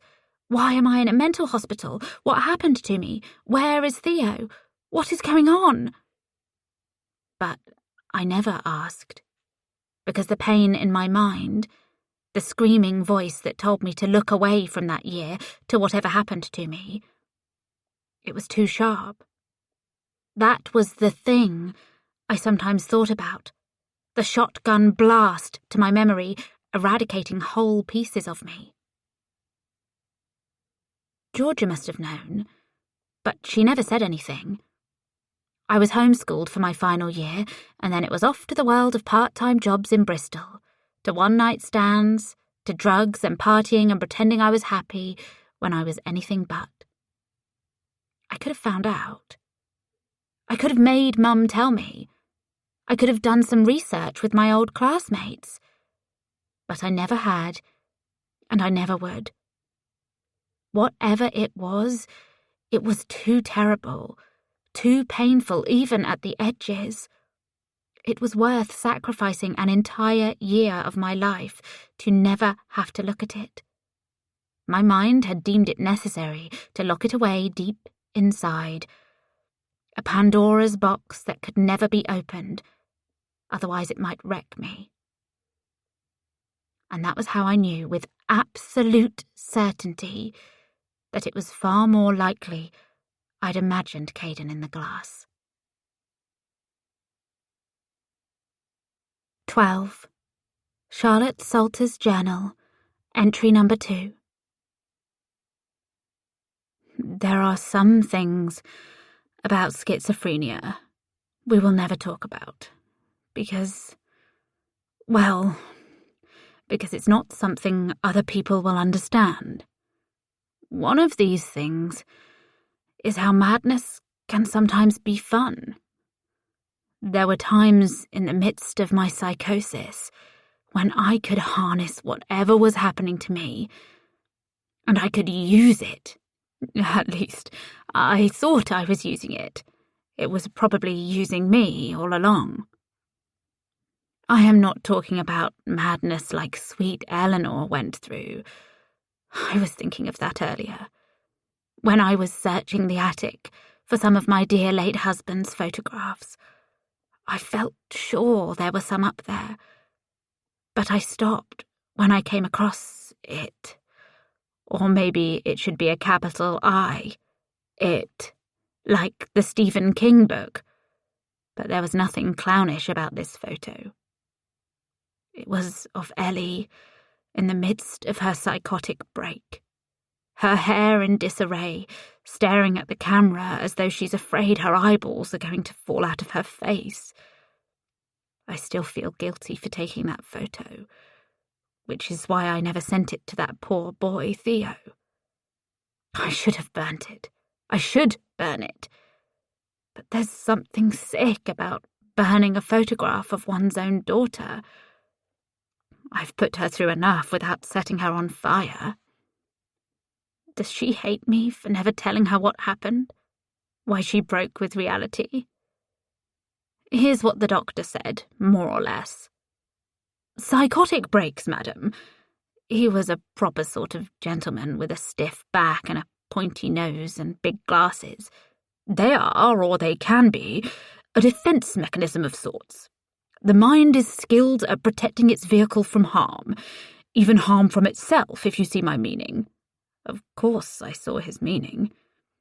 If it believes a person has become so hopeless they may harm themselves, it will detach from the hopeless event. I am not implying this is a conscious decision from some internal other. What a word to use. You may meet the other. It is an automatic process in extreme and rare circumstances, as reflexive as snatching your hand away from a hot stove you thought was cold. That's what my sweet Ellie did. She detached. She removed herself from what happened and what led up to it, and she never asked about it. She avoided school, and she avoided her friends, and she avoided life if it connected to what had happened. I'm impressed she's gone this long without stumbling upon it, but our town isn't a small village, it's big enough to hide. And part of me suspects if somebody did tell her, she would simply refuse to hear it, to protect herself. When I was in Scotland, in that god-awful run-down cottage, I would escape and take walks in the surrounding countryside. It was a beautiful place, with thick woods and long, open fields, and always a breeze stirring. I would often walk the same route at the same time each morning, a regularity that was my downfall. But perhaps it would have ended the same anyway. I walked through the woods and listened to the wind in the trees, the talking wind, the way it would form words and whisper and say things. And sometimes these were threats, insults, whole speeches about how impure and unworthy I was. In those instances, I would turn and run away, locking myself inside the house, which, if it was scary, at least was a familiar fear by then.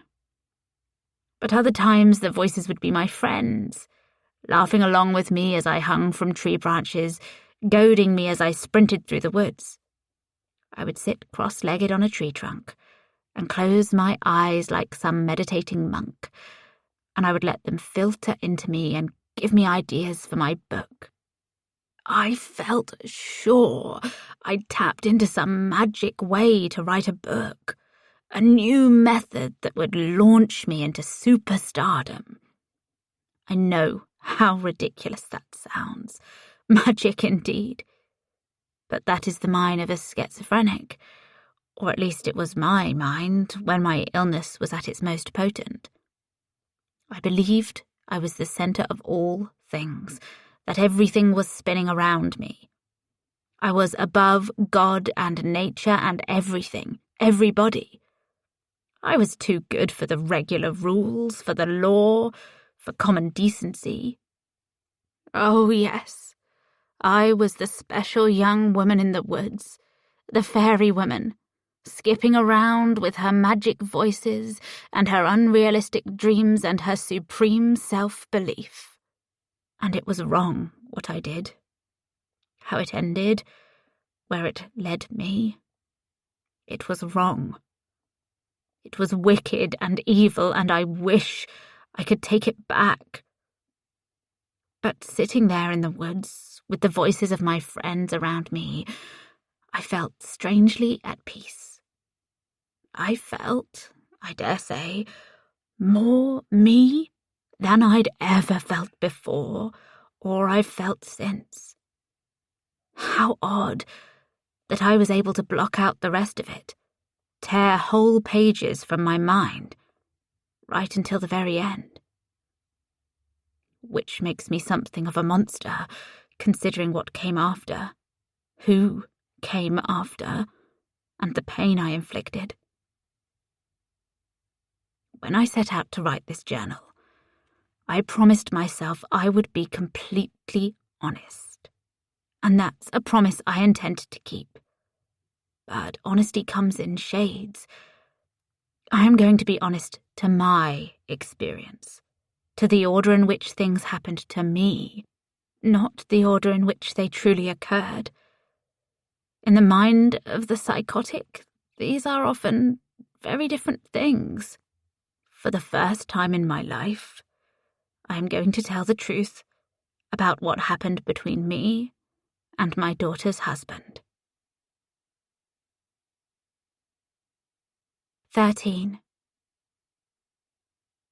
The next day at work, there were a couple more calls from the pervert, saying disgusting things to me down the phone. He seemed to delight in calling me every name that could be hurled at a woman, getting cruder and meaner the more I maintained my professional facade. Georgia was on annual leave with her family, holidaying in Cornwall for a few days, so I didn't have my best friend for backup. Think you're special because you've got a shit book coming out, do ya? Think anyone's really going to read that bollocks? I hung up after giving him ample warning, which was a requirement in this job.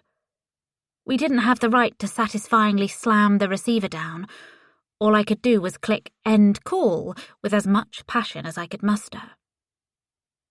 I took my 15-minute break alone, sitting in the corner of the break room with my Kindle and a mug of much-needed coffee. It was strange, perhaps, how easily I'd come to accept seeing Caden in the glass. But my mind was strange, a landscape I never liked to delve too deeply into unless I was writing, and I wasn't going to spend too long questioning my own sanity.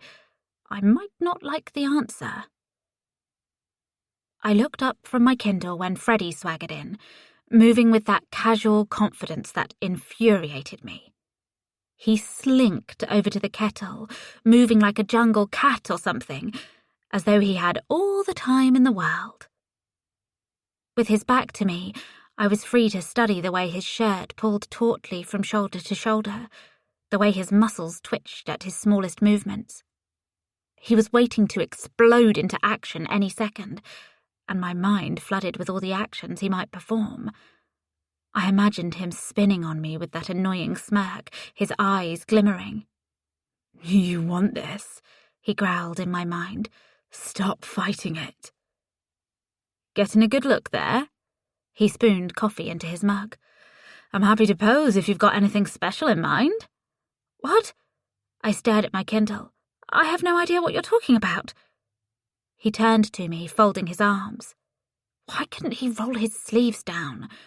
I'd never been so fascinated by forearms before. "Come on, Ellie. I could feel you undressing me with your eyes. It's all right. You don't have to be ashamed." "Do you always have to be such a prick?" He chuckled, holding his hands up. "I'm the one who saved the damsel in distress yesterday. And what do I get for it, eh? Shouted at in front of the whole office. How's that for grateful?" My cheeks burned. I affected my best glaring, don't give a fuck face. "I'm not a damsel, and I don't need saving." He shrugged and returned to his coffee, making the process last far longer than he needed to. I couldn't stop myself from studying him, the way the sunlight slanted through the window, resting on his face. The edge of his mouth always twitched upward as if he knew the punchline to a joke I couldn't guess at. I thought he'd leave once he'd finally finished, but instead he swaggered over to me and dropped into the seat opposite.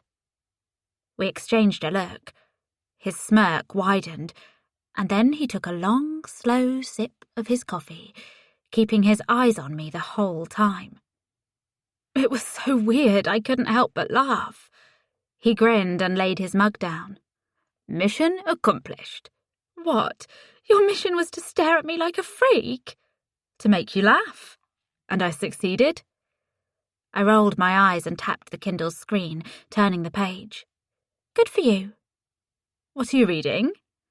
I scoffed, hating the noise the moment I made it. I sounded pretentious. But it did seem an absurd question coming from him. Why? God damn, Ellie. Why? It's a simple question. I'm reading a book about how mad women were treated in the Victorian era. Oh, yeah? And how were they treated? Terribly. He nodded. Makes sense. How does that make sense? His grin widened, wolfish. His musky cologne was far too strong, washing around me. Those men had important stuff to do. The last thing they needed was a bunch of hysterical women running around ruining everything for them. You're an arsehole, Freddie. Has anybody ever told you that? Only about 100 or so, he shrugged.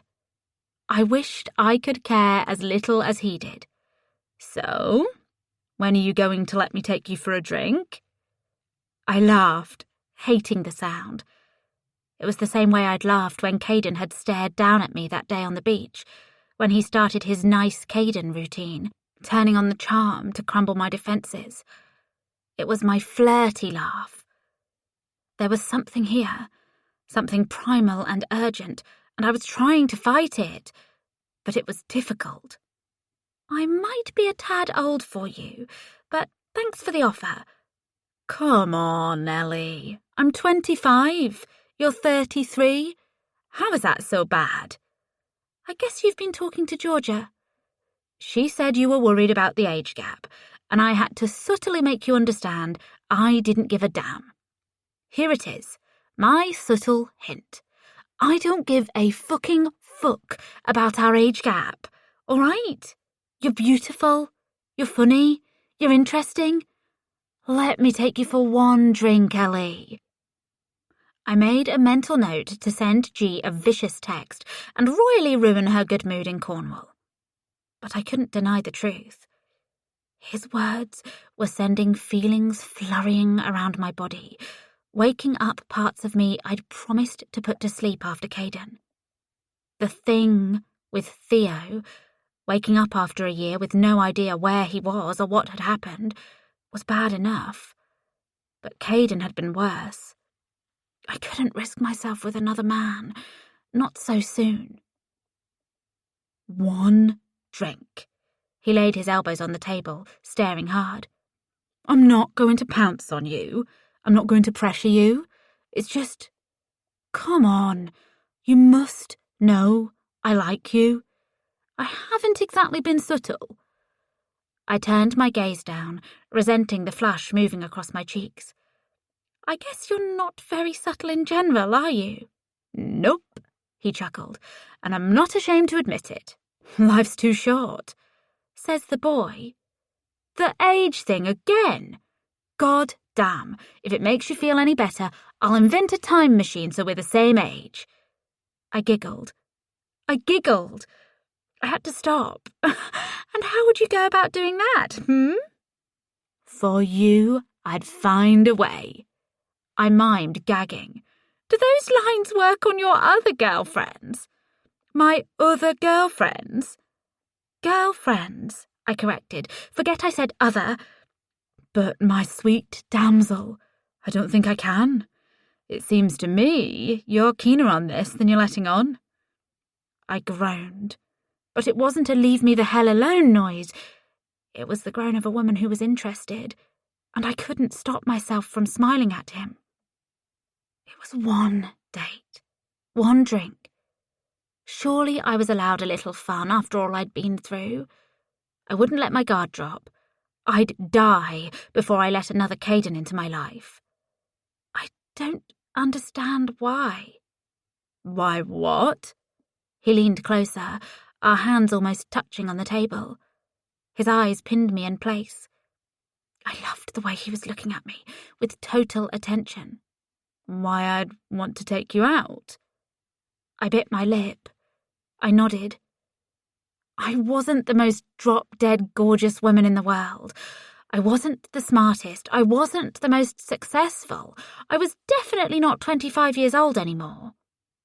I knew thoughts like these were cruel and counterproductive, but that didn't mean they didn't flurry around my mind, self-hating arrows flung here and there. He reached across, our fingers brushing. I felt it then. Sparks. I felt the sparks. People talk about that all the time, but I truly felt it when his fingers moved over mine. Because you're you, Ellie. I snatched my hand away and forced a laugh, but it came out garbled and wrong-sounding. Do you have any idea how cheesy you are? He sat back, his eyes more serious than usual, his smirk replaced by a soft frown. I mean it. I've wanted to ask you out ever since I started, but believe it or not, you're pretty intimidating. I struggle to believe you could be intimidated. Fair point. I am pretty badass. I did not say that. One drink. Don't make me get on my knees and beg. I wondered what it would be like with his thick arms around me, or showing up at a party in a glittering dress with Freddie made more handsome in a suit. I imagined his lips on my neck, kissing down toward my collarbone, and a shiver moved through me. One drink, I said, and I mean one. Of course, Els. I'll respect your boundaries. Els? I cocked my eyebrow at him. That's the first time you've called me that. He stared. Freddie was good at staring. Are you complaining? I picked up my Kindle. Please leave me alone so I can read in peace. Friday. I'll leave my number on your desk. Text me yours and we'll arrange it. And Els, if you stand me up, I will cry. Ha ha ha, I muttered as he left the office. I waited until he was gone and set the Kindle down, grasping my hands together, trying to fight the budding excitement rising inside of me. But it was impossible. I hadn't been on a date since Caden and I had separated. I hadn't masturbated, worried if I allowed myself to indulge, Caden would emerge cruelly into my fantasies. It was a sick thought. But he was the only man I'd been with in years, the only skin I'd felt, the only person whose body had fused with mine. It had been an ugly fusing, a caricature of affection. But it was still the only intimacy I'd felt in years. I should have known better. But the truth was, I was looking forward to the date already, abandoning my book so I could think about what I was going to wear. I promised myself, one drink, that was all. I couldn't let myself be duped by Freddie's charm, the same way I'd been snared by Caden. 14. My life quietened down over the next few days. Except for the occasional perv caller at work, I was able to return to my regular routine of writing and getting ready for my book launch. I was beginning to feel excited as the big day got closer, the butterflies in my belly reminding me of how I'd felt leading up to my wedding. But when Friday evening came, as I settled down at my window, 45 minutes before my date with Freddie, I felt sick at the thought of how excited I'd been. I remembered how I'd let my mind flood with thoughts of mine and Caden's future, stupidly convinced he'd remain Prince Charming after he got the ring on my finger. Freddie was charming, the same way Caden had been, and for the millionth time that week I promised myself I would take things slow with him. I looked over the sea at the setting sun, taking a deep breath and letting the glittering view calm my nerves. After a sip of wine, there was no way I could face my first date in years, stone cold sober. I took out my phone and went to Goodreads. My publisher had given out advance copies to dozens of readers, meaning they got to read the book early in exchange for an honest review. I knew many of these reviewers through Facebook, and some of them had already reached out privately to tell me they'd enjoyed it. I almost spat wine when I saw the rating. 2 stars. 2 fucking stars? There were more reviews on there than I'd expected. Almost 100. It didn't make any sense. We hadn't given out that many copies. I scrolled to the bottom of the page and scanned them, my belly cramping. There were 7 reviews from names I recognised, 5 5-stars and 2 4-stars, but the rest were from people I'd never heard of, who couldn't possibly have read my book. This is the worst book I've ever had the misfortune of reading. I can't believe the author thinks this is acceptable. If I could give this 0 stars, I would. Immature writing, pathetic plotting, poor editing. Drivel, complete and utter drivel. I hope this author never gets the chance to release another book. Is this some sort of joke? This book is terrible. I dropped my phone on the table, the sound seeming far louder than it had any right to be. I stood and paced, wringing my hands together, knowing this was a dangerous sign. As a woman who lived on the edge of madness her whole life, with a missing year and schizophrenia waiting to burst into my personality, I'd learned the warning signs of mania. Pacing was one. Squeezing my hands together so hard they hurt was another. Was Paisley behind this? Somebody had clearly arranged to have my book review bombed, which meant people who'd never read it were giving it 1-star ratings.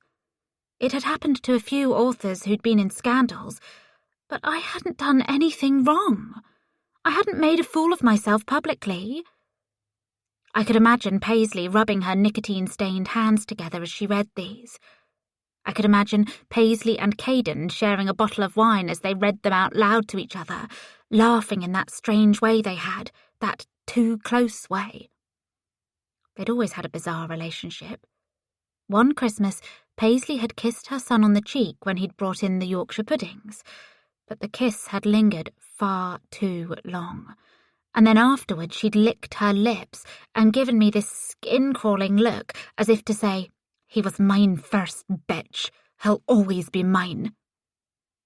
After Caden's father died of cancer, a similarity we'd bonded over before he'd revealed his true self, it was like she'd transferred her affections to her son. It was sick, but Caden had always assured me I'd imagined that look. That was Caden. Gaslighter extraordinaire. The thought struck again. Caden had faked his death. Caden was toying with me. But it didn't make any sense. Caden had stayed in Scotland for a year, leaving me alone, never showing his face. And he wouldn't need to fake his own death to do any of this, to hire people to yell at me down the phone, homeless people to accost me in public, reviewers to pillory me. I forcibly stopped my pacing, cautioning myself to slow my thoughts down. Perhaps Paisley was behind this, as revenge for her son's death. She'd said Caden had mentioned me in his suicide note. That would make some sort of sense, I supposed, even if it was psychotic reasoning. But if Caden was alive, I couldn't imagine him playing it this subtle. I thought of the glass, of his face in the glass. "I'm not like Mum," I whispered. "I'm not fucking mad." I picked up my phone, meaning to call my publisher, but I couldn't resist another look at the reviews. It was foolish, and I knew it, but I read them all, every scathing one. I've read more sophisticated prose in a children's book. This wannabe Fitzgerald isn't fooling anyone. Terrible from start to finish. There isn't a single redeeming quality. I swiped off the page, not daring to look on Amazon. My mind filled with violent, vivid vignettes, stabbing Paisley in her neck, turn her folds of flesh into crimson tatters, kick and punch and hurt something, anything, until I didn't have to think about those reviews anymore. The other stuff, the creepy callers and the homeless guy, I could put that down to my very minor celebrity around Weston since my book had been announced. But this was a targeted attack. I navigated to Blakelyn Younger's name on my phone. She was the head of my publishing house. One of the benefits of being with a smaller publisher was I had her phone number. She was an approachable person, but even so I felt guilty for ringing on a Friday night. But the ever-reliable Blakelin picked up. "Ellie?" There was murmuring in the background.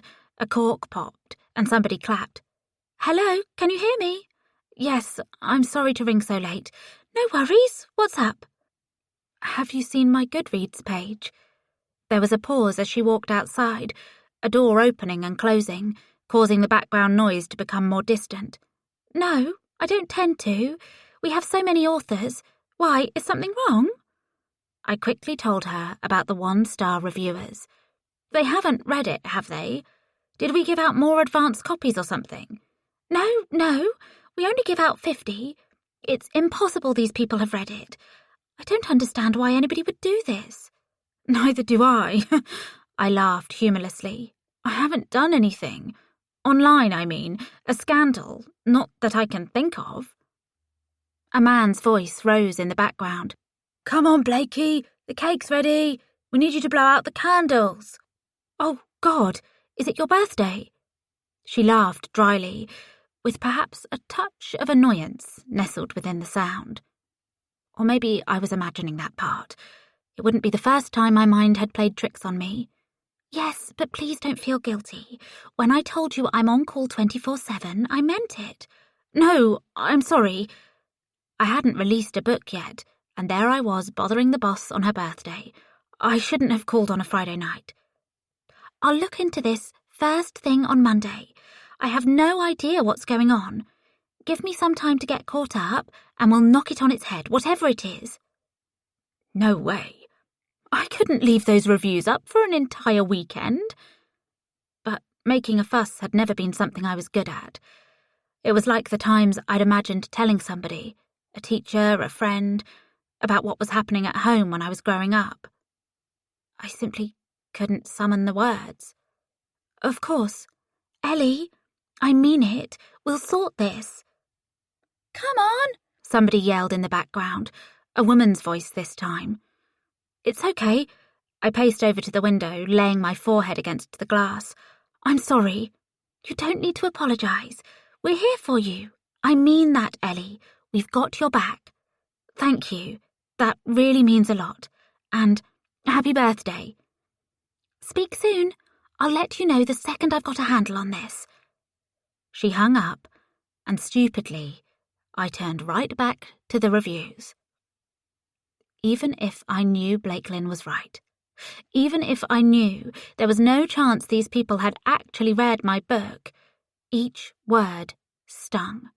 Each word convinced me they were right. I was a terrible writer. I'd poured innumerable pieces of myself into my work, and I'd failed. It was foolish. The more experienced writers at my publishing house told us newbies not to take things personally. But it wasn't as easy when it was my book baby they were criticising. My phone vibrated. I swiped quickly, almost dropping it in my urgency. It could be Blakelin with news. But of course it wasn't. She'd probably put her phone on Do Not Disturb, so I'd leave her alone. It was Freddie. "Hey, hot stuff. Still on for 8? I debated telling him no. I wasn't up to it. But what else was I going to do? Sit around the house, reading about how terrible I was? "Yes, I'm leaving soon." 15. The reviews were still bouncing around my head as I climbed from the taxi and headed down the street.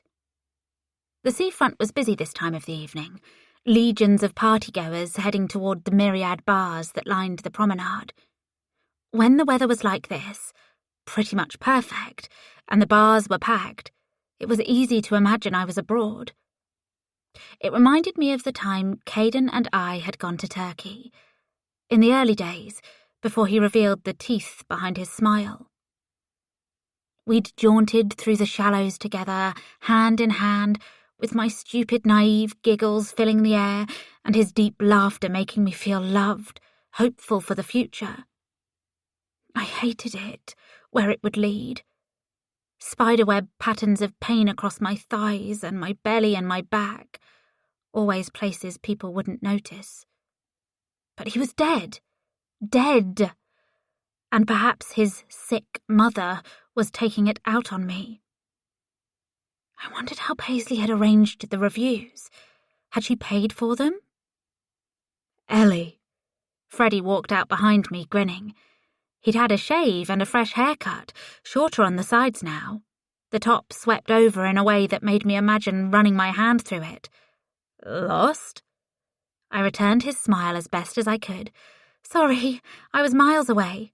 No need to apologise when you turn up looking like that. Hot damn! I laughed at his forwardness, waving a hand, even as his compliment ignited something in me. I'd spent a fair amount of time choosing my skinny black jeans and sparkly gold top, and it was nice to have the effort noticed. Thank you. But please, what did we say about cheesiness? I think your definition might be different from mine. He casually placed his hand on the small of my back, his touch burning against my skin, as though there was no fabric to protect me. I should have told him to remove it, but I didn't. Shall we? He led me to a table in the corner of the outside seating area. Fires flickered within metal grills, and blood-red rugs were laid here and there, making me think of the laundry I'd done countless times in my marriage, my imprisonment, to Caden. Blood-red sheets, blood-red shirts, blood-red, blood-fucking red, and he never once said sorry. Freddie tilted his head. Are you all right? Just thirsty. I forced another smile. The reviews had stirred up too much, hit me in my most sensitive area. I remembered what Blakelin had said. We'll sort this. What's your poison? A glass of rosé, but please let me get it. What? He chuckled, narrowing his eyes. I might be a kid in your eyes, Els, but I'm old-fashioned when it comes to ladies and their drinks. I insist. Really? He sprung to his feet.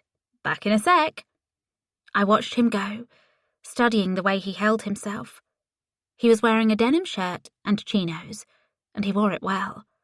I noticed several ladies sneaking glances at him as he passed by. My fingers itched for my phone, but I knew I'd only return to Goodreads to torture myself some more. I looked across the promenade instead. There was a railing on the beach wall, built in the last decade or so. It hadn't been there when I was a child. A hand gripped the railing and I stared at it, stared at the gnarled hand and the gold watch, and I knew it was Caden, Caden's hand and Caden's watch, because I was very familiar with those hands, and he'd always made a point of taking off his watch before beating me. Do you think I enjoy this? He'd say. I wish you wouldn't make me. Really. I don't want to do this. Can't you understand that? The worst part was how convincing he'd sounded. As though he meant it. As though he truly prayed there was a way for him to stop. But there had been. He could have just stopped. But instead, he'd leapt upon me with feral intensity every time. The owner of the hand pulled himself up the final step. And of course, it wasn't Caden. It was an older man with grey hair and a salmon-coloured checked shirt, and his wife followed him a moment later. I told myself I wasn't going mad. I wasn't Mum. I was stressed and tired and understandably anxious. That was all. I'd imagined the hand belonging to Caden the same way I dreamed up his face in the window a few nights previously. Freddie returned with my glass of wine and his beer. He took a slow sip and sat back, looking at me with that I have a secret way of his. I took a large gulp of wine, eager for it to numb me. I hope you weren't waiting too long. My taxi was late. It was the only thing I could think to say. Els, I'd wait 10 years for you. I laughed despite myself. It was the way he said it, with heavy irony, as though he was auditioning for a play. Do you always have to be weird? Let's have a regular conversation. What exactly is a regular conversation? I guess you could tell me about where you grew up? Wolverhampton? When I was 4, I had a pet hamster called Chucky. There was a postbox right at the end of my street, and... He trailed off, chuckling. That enough detail for you? Come on, it's a fair question. Who cares where I grew up? I sure as hell don't. My childhood isn't relevant to me. I'm sorry, but that is literally an insane thing to say. Why? Don't tell me you're one of those people, walking around with a chip on your shoulder because some bad stuff happened when you were a kid. No, I said, taking his comment seriously, even if he'd said it with his usual veil of sarcasm. I hate that. I try not to do it. I fail sometimes, but I try. Me too. He raised his bottle. Here's to failing. Here's to trying. I raised my glass, and we clinked them together. So, do you have anything to say about yourself? Or are you going to make vaguely philosophical comments all night? We're not all as interesting as you. I had a look at your website the other day. Your book sounds fascinating. I placed my glass down before I squeezed it to shattering. Normally I'd love to talk about this, but with this review craziness, it felt too fragile. I refuse to believe you want to work in furniture claims your whole life, I countered, changing the subject. That's where you're wrong. As a kid, I used to dream about entitled pricks shouting at me because their futon has a coffee stain on it. Really? I used to purposefully spill drinks on people's sofas so I could get some experience. It felt good to laugh, and it was easy with Freddie. I shook my head at him, and I felt myself wearing a flirty face, pouting lips, fluttering eyelashes, a come-get-me expression I hadn't worn in years. I certainly had never encouraged Caden's advances, not after I learned what he was truly made of. I'd made myself as ugly as possible, often not showering, taking little care in my appearance. Sometimes it stopped him. Most times it hadn't. You're either hiding a massive secret, or you're the most boring person in the world. Maybe I'd prefer to talk about you. Everything interesting about me is on my website. So, a person can be summed up in a 200-word bio, can they? Yep, I grinned widely. So why don't you tell me, in 200 words or less, exactly who you are? He shrugged. I was raised in a pretty okay family. I played rugby as a kid, and for a while I thought that was going to be my path in life. But then I pulled my meniscus. Badly, like really fucking badly. Do you know what that is? I shook my head. It's this ligament in your knee. I was bedbound for a long time. Maybe I could have recovered from it, had another go at it. But I was a kid, and it seemed like the end of the world. That's when I discovered the guitar. You play? I don't make love to it, if that's what you're asking. Dick? He chuckled. Yeah, I play, if you can call it that. I was in a band for a while, but it fell apart. It was a real Beatles situation. Classic, really. A girl got between us, and... He stopped, a dark look coming over his face when his phone started to ring. He took it out of his pocket and scowled, swiping forcefully to quieten it. Bailiffs? I tried to make it sound jokey, but part of me wondered if it had been another woman ringing him. I had no right to be jealous, but I silently wished his phone wouldn't ring again. No, it's nothing. I signed up for this betting website, and they've given my number to half the companies in England. I took another sip of wine, realising my glass was almost empty. Had he lied to me? I couldn't think why he would, unless it had been another woman. But again, that wasn't my concern. This was a casual drink, nothing more. I certainly didn't own him. So you fell out over a girl? I prompted, remembering his comment before the phone had interrupted us. Yeah, exactly. Who won? In the long run, he did. In the short term, I split from the band and moved to Weston with the girl. Then we split. She moved back up north to be with my mate. Oh, I'm sorry. Why? He looked out to the sea. I love this place, and if I didn't stay here... Nope. He arched his eyebrow. Nope. Yeah, nope. I refuse to allow you to make another cheesy comment. Who said I was going to? You were going to say, if I didn't stay here, I never would have met you. Jeez, talk about having a big head. He reached across the table and prodded me playfully. But playful or not, his touch lingered, tempting. I was actually going to say, if I didn't stay here, I never would have learned what it's like to live in a place with such a lovely crackhead community. Honestly, they're a great bunch. We laughed. He had a point. Weston was beautiful, but there were 15 or so rehab centres, and we attracted addicts from all over the country. Some of them rehabilitated, but many dropped out of their programs and roamed the streets instead.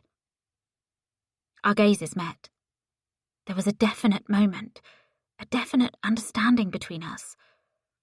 We both knew, without saying it, where this night could lead if one of us urged the other. More drinks, maybe a club, and then we'd fall into each other's arms and the rest would take care of itself. But I didn't want that. Rather, I didn't want to want it. Freddie, I think I really might make this just one drink. I do like you, but, well, the truth is, this is my first date in a long time. A long time. And I'd prefer if we didn't rush things. Hey! He held his hands up. I meant what I said, Els. I'm never going to pressure you. I hate weasel blokes who pull that shit. But here's the deal. I'll only let you go if you agree to 2 next time. And that's minimum. He thrust his hand across the table. I took it, shaking it for far longer than was necessary. His eyes seared into me as we held on to each other. We both felt it. We both hungered for it. Deal. I tried to laugh away the intimacy, but it came out wrong-sounding. And I can always drink the rest of this one super slowly. He lifted his beer. I think I'll join you with that. We beamed at each other as we competed to see who could make their sip the most ridiculously long. Freddie coming out the clear winner when he placed his bottle down in slow motion, complete with sound effects. 16. Charlotte Salter's Journal. Entry number 3. I did far more walking than writing that summer. I'm not sure I ever had it in me to be a writer. I remember when I was mad, the second time I was really mad, I would ask sweet Eleanor to sit at my typewriter and write. Just type, I'd told her, and she'd done as I asked, because she was a kind and loving girl, even after everything I'd put her through. What she doesn't know is how my mind would make the moment shimmer. An image distorted through glass, and suddenly I'd be staring at myself, not my daughter. I could imagine my fingers were skittering across the keys. Sometimes I felt the sensation against my fingertips, pouring at the air as she typed. These are the sorts of unearthly things I felt in those days, and yet, deranged or sane, they are some of my most cherished memories. Dear Ellie would always beam proudly when she finished a page, holding it up in the air. "Mummy, Mummy!" she would cry. "Look what I did!" I'd hold her. I'd love her. I wasn't all bad, was I? Listen to me, delaying the inevitable. I did more walking. I did little writing. And on one of my walks through the nearby woods, I met Caden. A chance meeting in the woods, with no hand to steer us, either of us. Pah! I thought he was one of my characters at first. I would oftentimes run into these apparitions when I was out on my jaunts. They would skip by, offering me a giggle and a wave. Children would clamber up trees with ungodly speed, and suited suitors would smile invitingly at me from deep within the underbrush. Eyes would gleam from tree bark, and I'd understand without asking, the only way I knew anything in those days. They were there to offer me inspiration for my novel, the work that would reshape the world. I was a silly young woman, I confess. Caden was a handsome young man with deep black hair and sharp eyes. Sometimes, in my sillier moments, I mourn how grey that gorgeous hair became. What a fool I am. What a horrid, broken fool. He had a haunted look about him, and there were clouds, literal black clouds, shifting and teasing around his head. They called out to something deep within me. And the whispers, there were whispers, but I cannot absolve myself. I refuse that escape. He was shirtless. It pains me to admit I liked his shirtlessness. His body was taut and strong, and his belly was flat, and back then my predilections were something grotesque. What is stronger, I ask, the internal or the external? Nature or nurture? Me or the other? He'd tied a sturdy piece of rope around a thick tree branch and fashioned the other end into a noose, and he was walking up and down in front of it, flexing his fingers and glancing at it every few moments. There was a definite air of him building up to something. He'd placed a tall log beneath the noose, presumably so he could kick it away once he'd slipped his head inside. And what did I do? What did I do when I saw this muscled young man ramping up to his suicide? I am sick. I am twisted. I am wrong. I am broken. I do not want to write what I did, because it would be far better, wouldn't it? Far more civilized if I'd called out to him and asked if he was okay. I should have told him, "No, you silly young man, step away from there at once." But if I am to do this properly, I must include everything. The depraved details that would never make sense to a sane mind. There are things I could include, explanations I could offer, but they would not be true to who I was in that moment.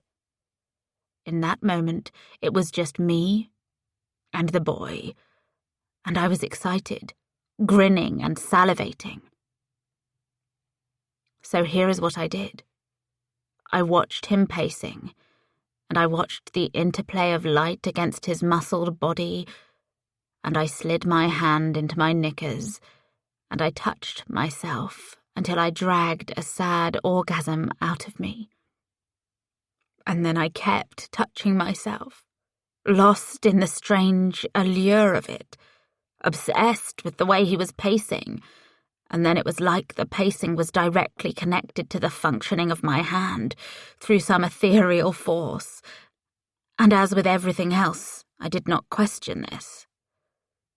I had multiple orgasms watching a young man preparing for his death. And of course, this is the part where you ask yourself, why? How? It isn't a normal thing to find pleasure in such pain. It isn't a normal thing to indulge the dark aspects of oneself so readily. But I made a promise to tell this story as I experienced it. I cannot tell you why I felt so much jagged ecstasy at the sight of his near death. Not yet. Not until the right time.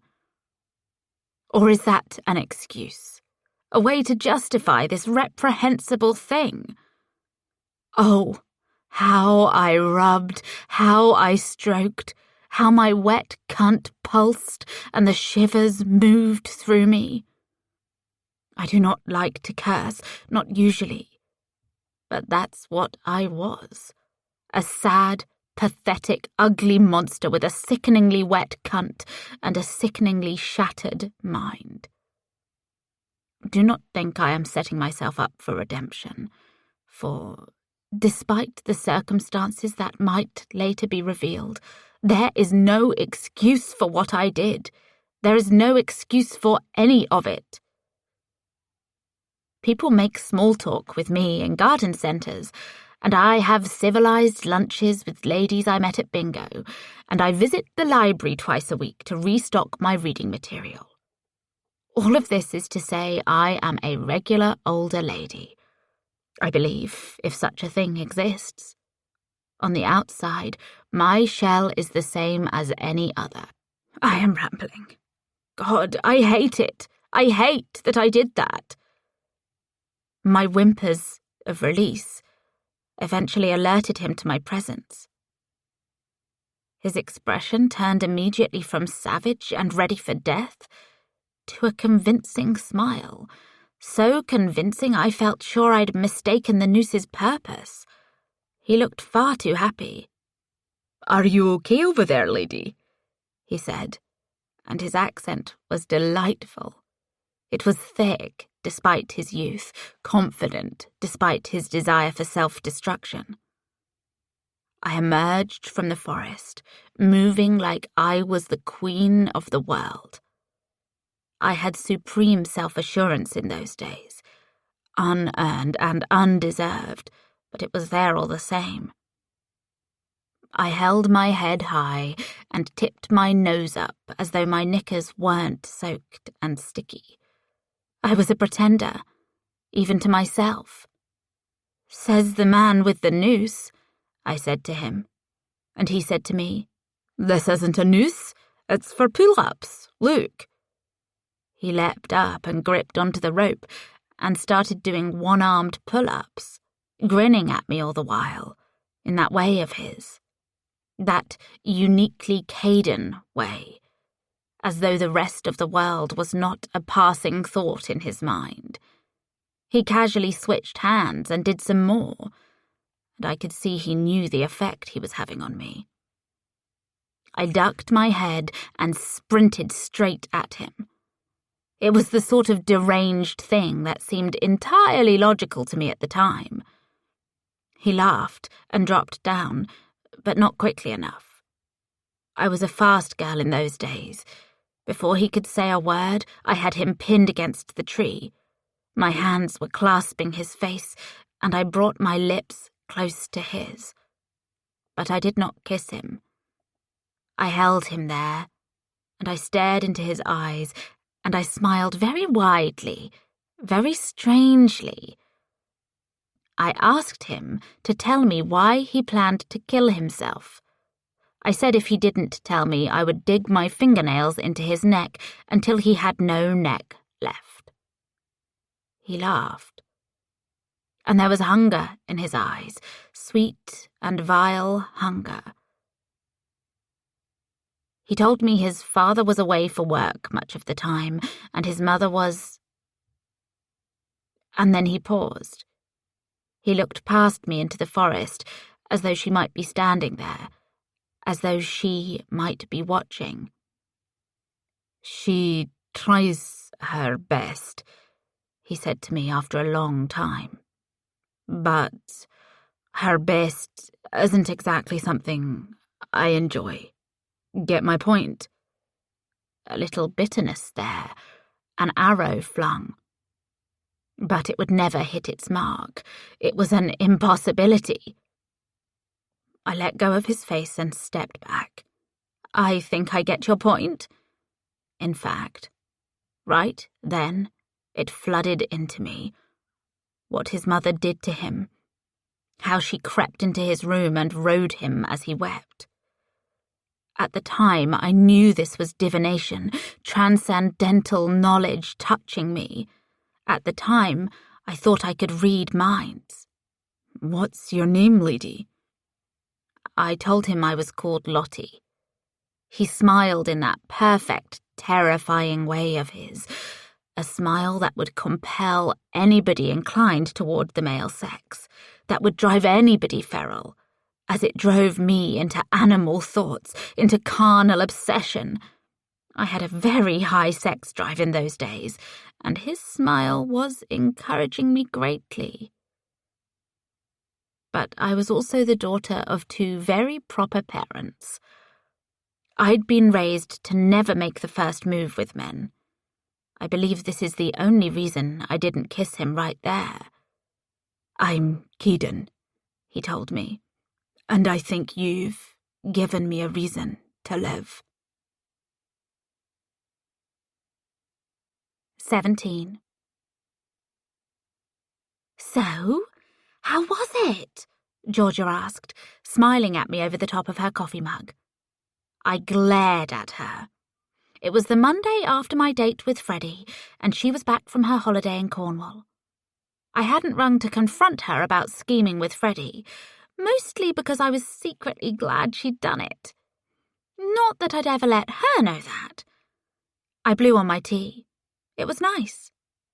Just nice? Come on, give me the juicy stuff. There is no juicy stuff. We had one drink, we shared a couple of laughs, and I went home. But you like him. Georgia looked closely at me, her eyes bright. You really like him. I can tell. Maybe I do. Maybe I don't. I need to take it slow. She nodded. Of course, Els. At your own pace. You don't have to rush into anything. Although if I was you, I'd ride him until his balls looked like shriveled prunes. Gee! I laughed as a blush touched my cheeks. You're insufferable.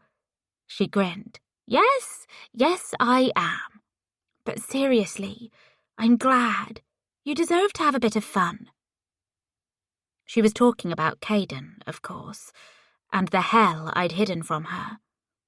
I wondered if I was doing the same by not telling her about the reviews and my dead husband's face in the glass. But I failed to see what telling her would achieve. There wasn't any news about the Goodreads situation, and the face in the glass had been tiredness and stress, nothing else. For some reason, the mad urge rose in me to ask her about the thing, the gap in my memory. I forced it down. I'd never look there. I'd never look close to there.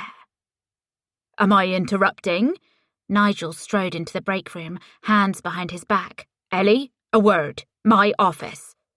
He spun and marched away, and Georgia aimed her middle finger at his back. What's that about? She asked, once he was gone. No idea. I stood, but I'm guessing it isn't good. It never is with that prick. I walked from the break room to Nigel's office, glancing briefly toward the mail room where I knew Freddie would be. I hadn't seen him since our drinks on Friday, and a needy part of me whispered it was unfair. He should have reached out. I had to remind myself we'd agreed it was a casual thing, no big deal. He didn't owe me anything. I knocked on Nigel's door, and he met me with a terse, "In." He nodded at the door as I pushed it open. "Close that behind you." I did as he asked and walked across the office, sitting in the chair opposite him. Of course, he stood the moment I sat, looming over me with his stiff upper lip and his erect posture and his supercilious air. "Can you tell me why we've received half a dozen one-star reviews on Trustpilot and other websites about our service, and why your name has specifically been mentioned?" Fucking Paisley. She'd gone after my dream job, writing, and now she was going after the job I hated. I would have thanked her if I didn't need to pay my rent. What do the reviews say? He paced, brushing down his shirt, as though there were crinkles in the material, when truthfully it looked as though he'd ironed it 100 times. You're unprofessional. Your telephone manner is rude. You called one customer a word I refuse to repeat. These are serious allegations. They reflect poorly on the business. We need this to stop. I massaged my temples, forcing my breathing to come slowly. I pictured Paisley's wide smile and that foul twinkle in her eye. A twinkle that said she would do anything for her precious baby boy, her sweet do-no-wrong Caden. Well, Nigel snapped, I think these reviews are from one person, using different accounts, or she's paid people to leave them. The same thing has happened with my book on Goodreads, a bunch of 1 stars appearing out of nowhere. I didn't call you in here to discuss your side hustle, he leered, and please, no excuses. Your performance has been subpar for a long time. I can't remember the last time you hit a bonus performance target. With all due respect, Nigel, I was under the impression that performance targets were optional, that our main focus was on keeping the lines flowing and keeping the customers happy. He flinched. Yes, technically they are, and I also disagree that my performance has been subpar for a long time. Nobody has mentioned this in my quarterly reviews. I haven't been told I need to improve my performance by anybody. Fine. He waved a hand. If not subpar, then far below what I think you're capable of. I shrugged, staring silently at him. We both knew he had no actual ground to stand on here, except for his opinion. But we both also knew that confrontation was not something I relished. He must have sensed it during my time here. The way I'd never asked for a raise, the way I'd keep my head down and try to glide through this dreary 9 to 5 as uneventfully as possible. But why wouldn't you try to reach for the stars, he went on, instead of sitting in the gutter? I almost rolled my eyes. He spoke in such a ludicrous way. Reach for the stars. Withholding payouts from confused elderly women who thought buying warranty really meant their furniture would be repaired, only to find out they'd been conned from the start, was hardly my idea of reaching for the stars. We can't have our business slandered on these websites based on the performance of one employee. You need to buck your ideas up.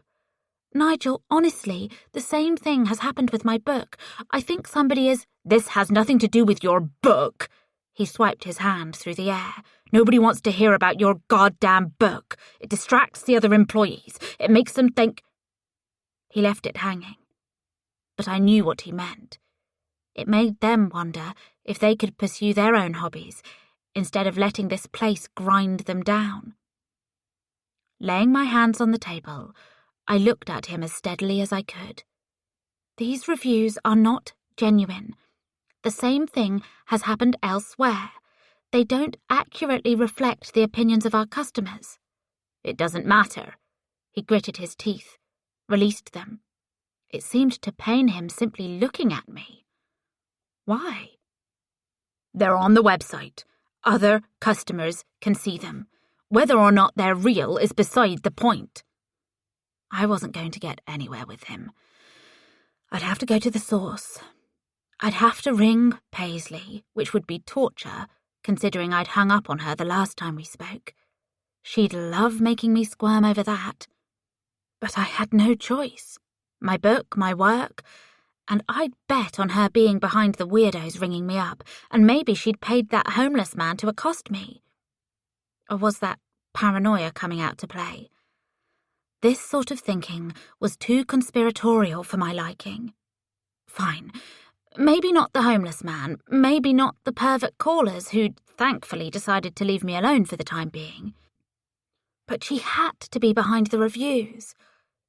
Nigel laid his fists on his neat desk. And don't think your friend can save you either. Who, Georgia? Pfft, no, Freddie. That arrogant.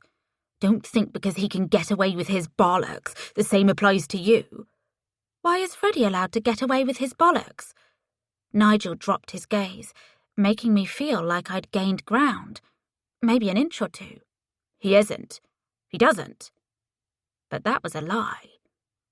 Ever since Freddie had begun working at the company, he'd shown up late on several occasions, sometimes missed entire days, often made mistakes that would have provoked a signature Nigel tirade from anybody else. I understood it less after the showdown the previous week, when Freddie had stared Nigel down and ended my tongue lashing early. It made no sense, and a part of me wondered if Freddie had something on Nigel, some dirt that meant he was allowed to get away with more than most. Or perhaps Nigel and Freddie knew each other from outside work. I had no clue. Nigel was normally strict, less so with the men than the women, but stern all round. But you said, Enough, Ellie. I didn't bring you in here to talk about Freddie. But you brought it up. Enough!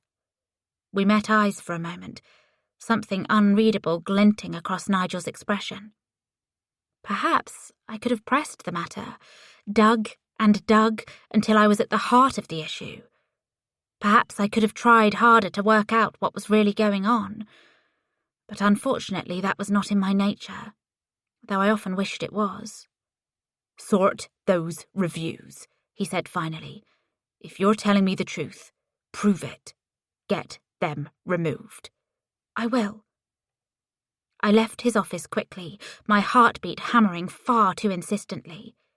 This was a targeted attack, and there were only two people I could think of who'd harass me like this: Caden and Paisley. Caden was dead. I knew, because if he was alive, he'd make me physically squirm, hurt me in ways that left marks on my flesh. He wasn't the sort for petty games. It must have been Paisley. As I walked across the office, another thought cut me sharply. What if Theo was behind this? I had no idea what had happened between me and my childhood sweetheart to cause him to leave. I hadn't let myself speculate about it, because that would mean exploring avenues of my mind best left ignored. I might wander unknowingly into the truth. I couldn't risk that. But if I'd done something to Theo, something so evil nobody in my life could bring themselves to confront me about it, perhaps he was out for revenge. I'd searched for Theo on Facebook a few times over the years. He was living in London and working as a graphic designer. His profile photo showed him smiling cheekily at the camera, the London eye glinting in the background. What was I thinking? Of course it wasn't Theo. He probably never thought about me. I had to ring Paisley. I had to stop this madness. 18. After work, I sat in the living room with my phone balanced on my knee. I could track the nerves moving through me by the way the phone trembled, in time with my twitching leg, somehow remaining balanced despite the shaking. Perhaps that was my life, I reflected, quivering on the edge, but remaining poised in the most unlikely circumstances. My phone fell, clattering against the floor. Shit. I was glad I'd invested in a screen protector, wiping it with my sleeve once I'd picked it up.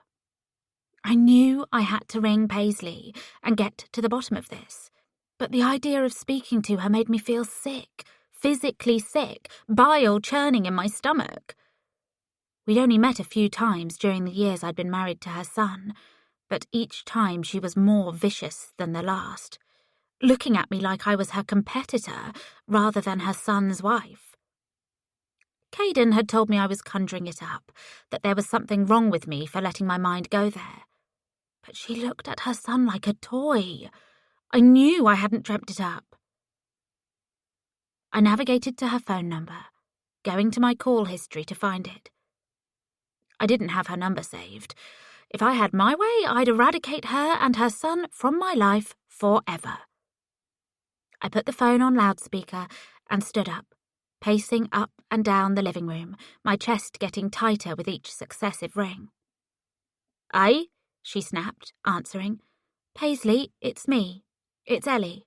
"Well, well, well." She drew it out, savouring it. "Rung to apologise, have you? Hanging up on your mother-in-law after her son's, your husband's, death. That's the lowest of the low." I stifled a deranged laugh. Apologise? The woman was out of her fucking tree. "I need to discuss something very troubling that's been happening to me lately. I think you might know something about it." "Nah-ah," she tittered, then let out a jagged smoker's cough. "You have to say you're oh so sorry for hanging up on me." "I don't think—" "You're the reason my son is dead," she screamed, sudden violence making the phone crackle. The very least you can do is say you're sorry. Or are you really that low? Are you really that pathetic?" Her son had once tied me to the bed for an entire day. I was forced to piss and shit on myself, to lie there in my own filth, and when he returned, he'd wiped me down and then he'd taken what he thought was his, what he thought he deserved. I'd been so crippled with terror, I'd moaned for him, moaned as he instructed me to, desperate for him to finish. I was pathetic for not mourning that fucking lunatic. I clenched my fist and stared at the phone. "We don't have to fling insults at each other. Let's try and speak like grown-ups, please." "Ooh, aren't you Miss High and Mighty?" "It was you, wasn't it? The reviews?" Anger shivered in my voice. I couldn't help it. I felt an eruption coming, the way my emotions always emerged, violently, suddenly, or not at all. "You paid some fucking losers to review my book because your sad, freak, sadistic fucking nothing of a son did the world a favour and slit his wrists, didn't you? Didn't you?" There was a long pause, and then she let out another titter. "I really have no idea what you're talking about." "Don't lie to me." "Oh, fine. Maybe there's a wee part of me that wants to make you pay for what you did to my son. Maybe watching you swan around on Facebook with your pathetic fans bothers me. But what are you suggesting? That I had one of my internet-savvy friends find me a service where you can pay to have books, what's it called, review bombed? Is that what you're suggesting?" There was glee in her voice, a caricature of a proud little girl, her gravelly smoker's tenor incongruous. "And are you really suggesting I also paid to have you poorly reviewed on professional websites for your workplace? Really, Ellie, you're as mad as your mother." "You fucking bitch!" I almost threw my phone, stopping myself at the last moment. I raised it and screamed into it. "You dirty, disgusting fucking paedophile!" She flared. "You're a sick girl to call me that. All I ever did was love my son. All I ever did was care for him. And now he's gone because of you. Do you really think I'd let you get away with that?" "So you're admitting it was you?" "Oh, I wouldn't go that far." "Paisley, you need to stop. You can't do this to me." "Stop what? I haven't done anything." "You admitted it." "I have no idea what you're talking about." I groaned and dropped onto the sofa, my leg twitching manically. "Please, I want to put the past behind me." "That's not your choice to make, girl. The past is the past. It always catches up." So she was a philosopher now. She was driving me insane. "Do you know what I think?" I snapped. "I think Caden's still alive. I think he's pulling the strings because you sick, perverted cunt, aren't clever enough to think of any of this." "How dare you!" she cried. "I was the one who found the poor boy. You have no idea what I saw. He was drenched, you silly girl. Drenched! There was blood all over the floor. There was blood smeared across his face. The note had blood on it. You weren't at the funeral. You didn't see him put in the ground. Yeah, whatever you say. I was being vindictive.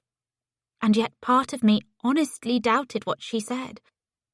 Part of me truly believed Caden's face in the glass hadn't been my imagination, even if I knew this was dangerous thinking, mum-like thinking. I bet he's there right now, rubbing your feet in that special way you like. You ruined him, Paisley. You say you love him, but you broke him, and he went on to break others. All I ever did was love my son. He told me what you did, I lied. All those times you'd sneak into his bedroom. He didn't tell you a fucking thing, she raged, but I could hear the uncertainty in her voice. I knew I was right. I'd always been right. This woman's whole existence was a mistake. All I ever did. Yeah, save it for someone who cares. Stop this stuff with the reviews, or I'm going to contact the police. If I did what you're claiming, do you really think I'd leave evidence of it anywhere? Say hi to Caden for me. You're a monster, Ellie. To taunt a woman with her son's death, a suicide you caused, is plain evil. Your son is a monster. Come and visit his grave if you think I'm lying.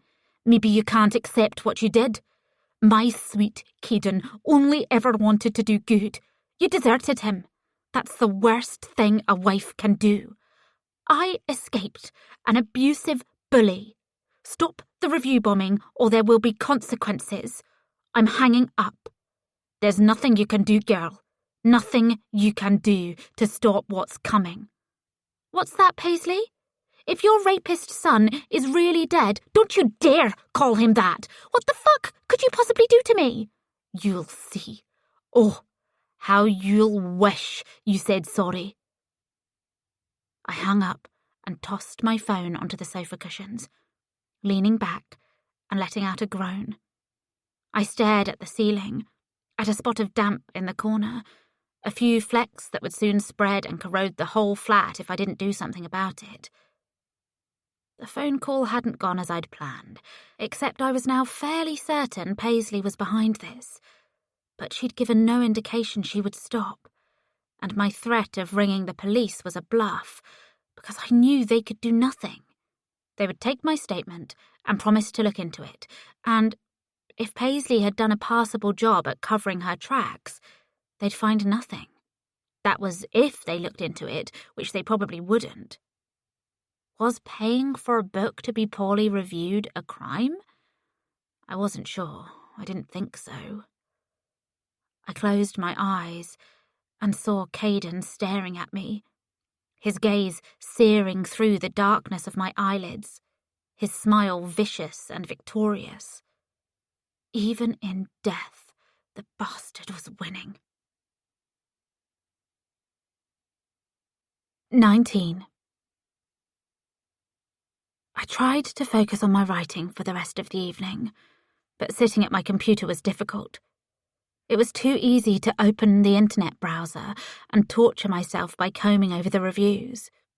Fake or not, each word stabbed me.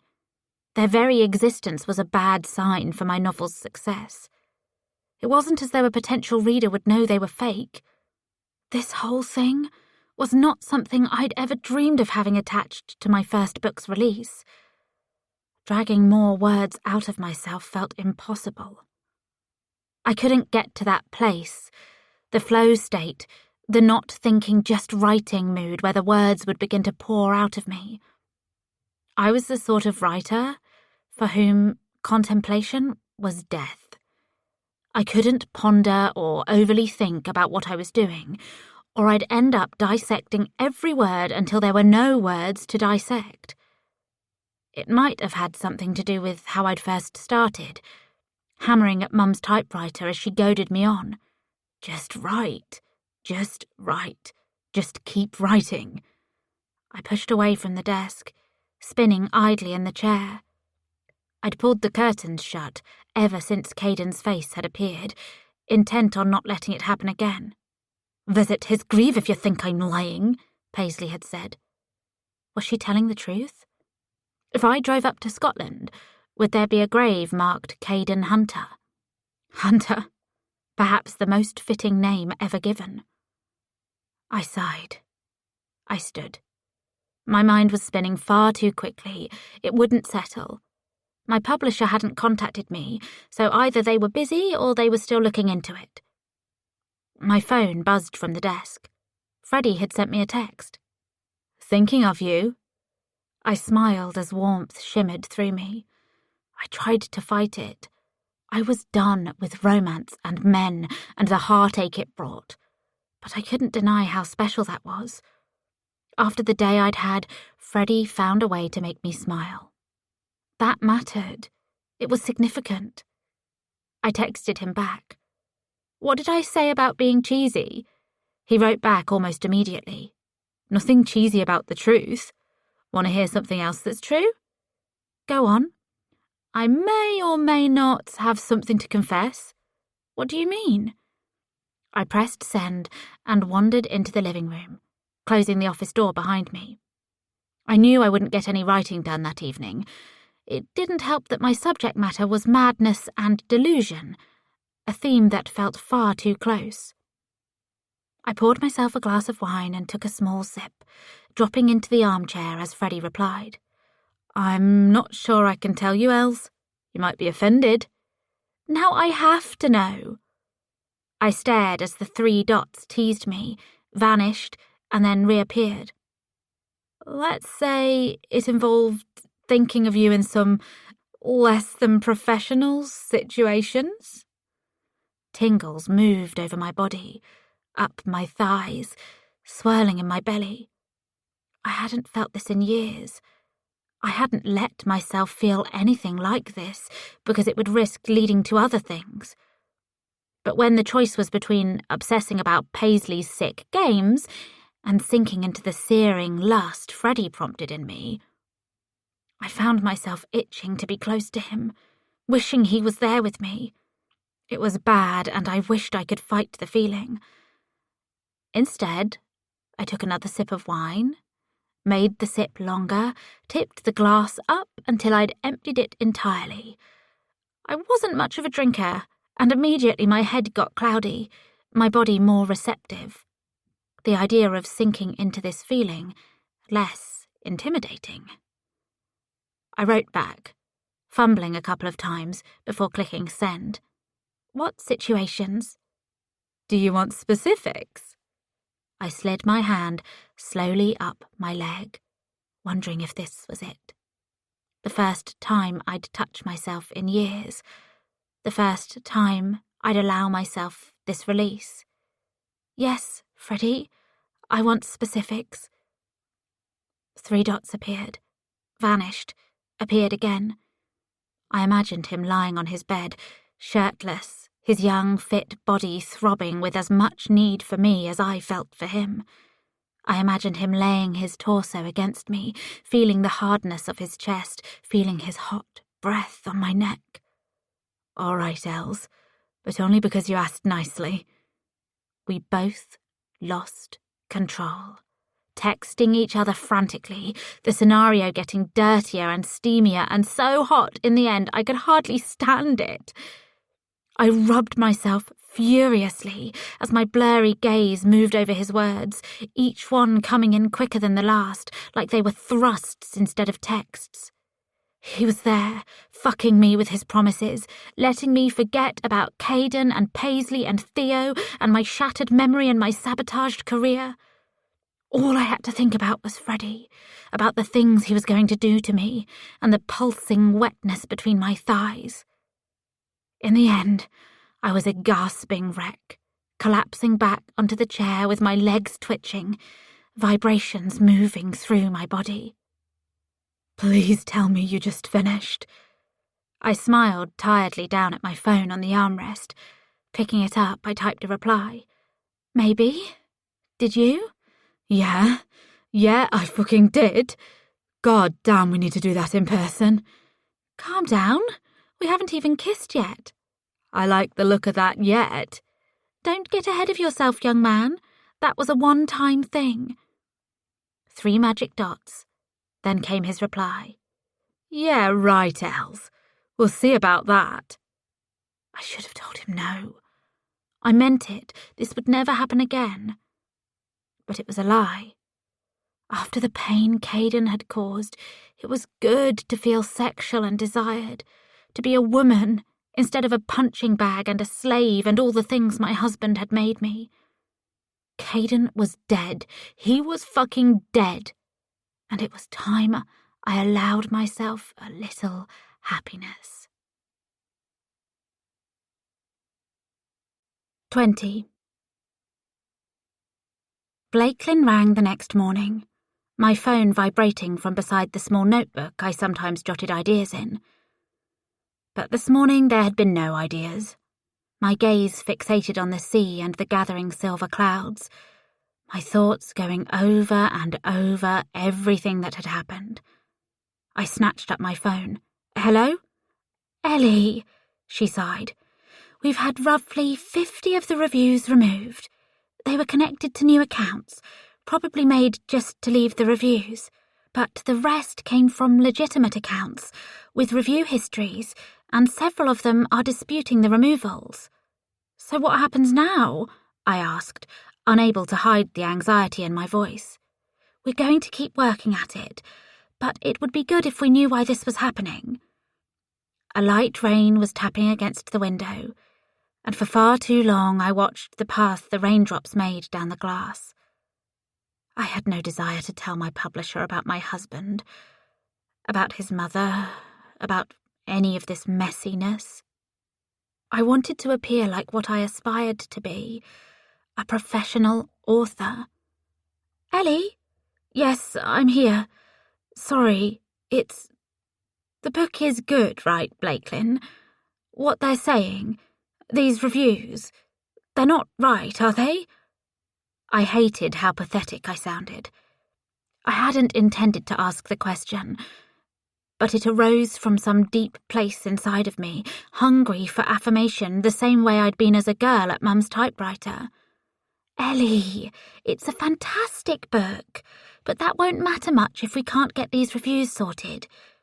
If you can't tell me what's going on, I understand.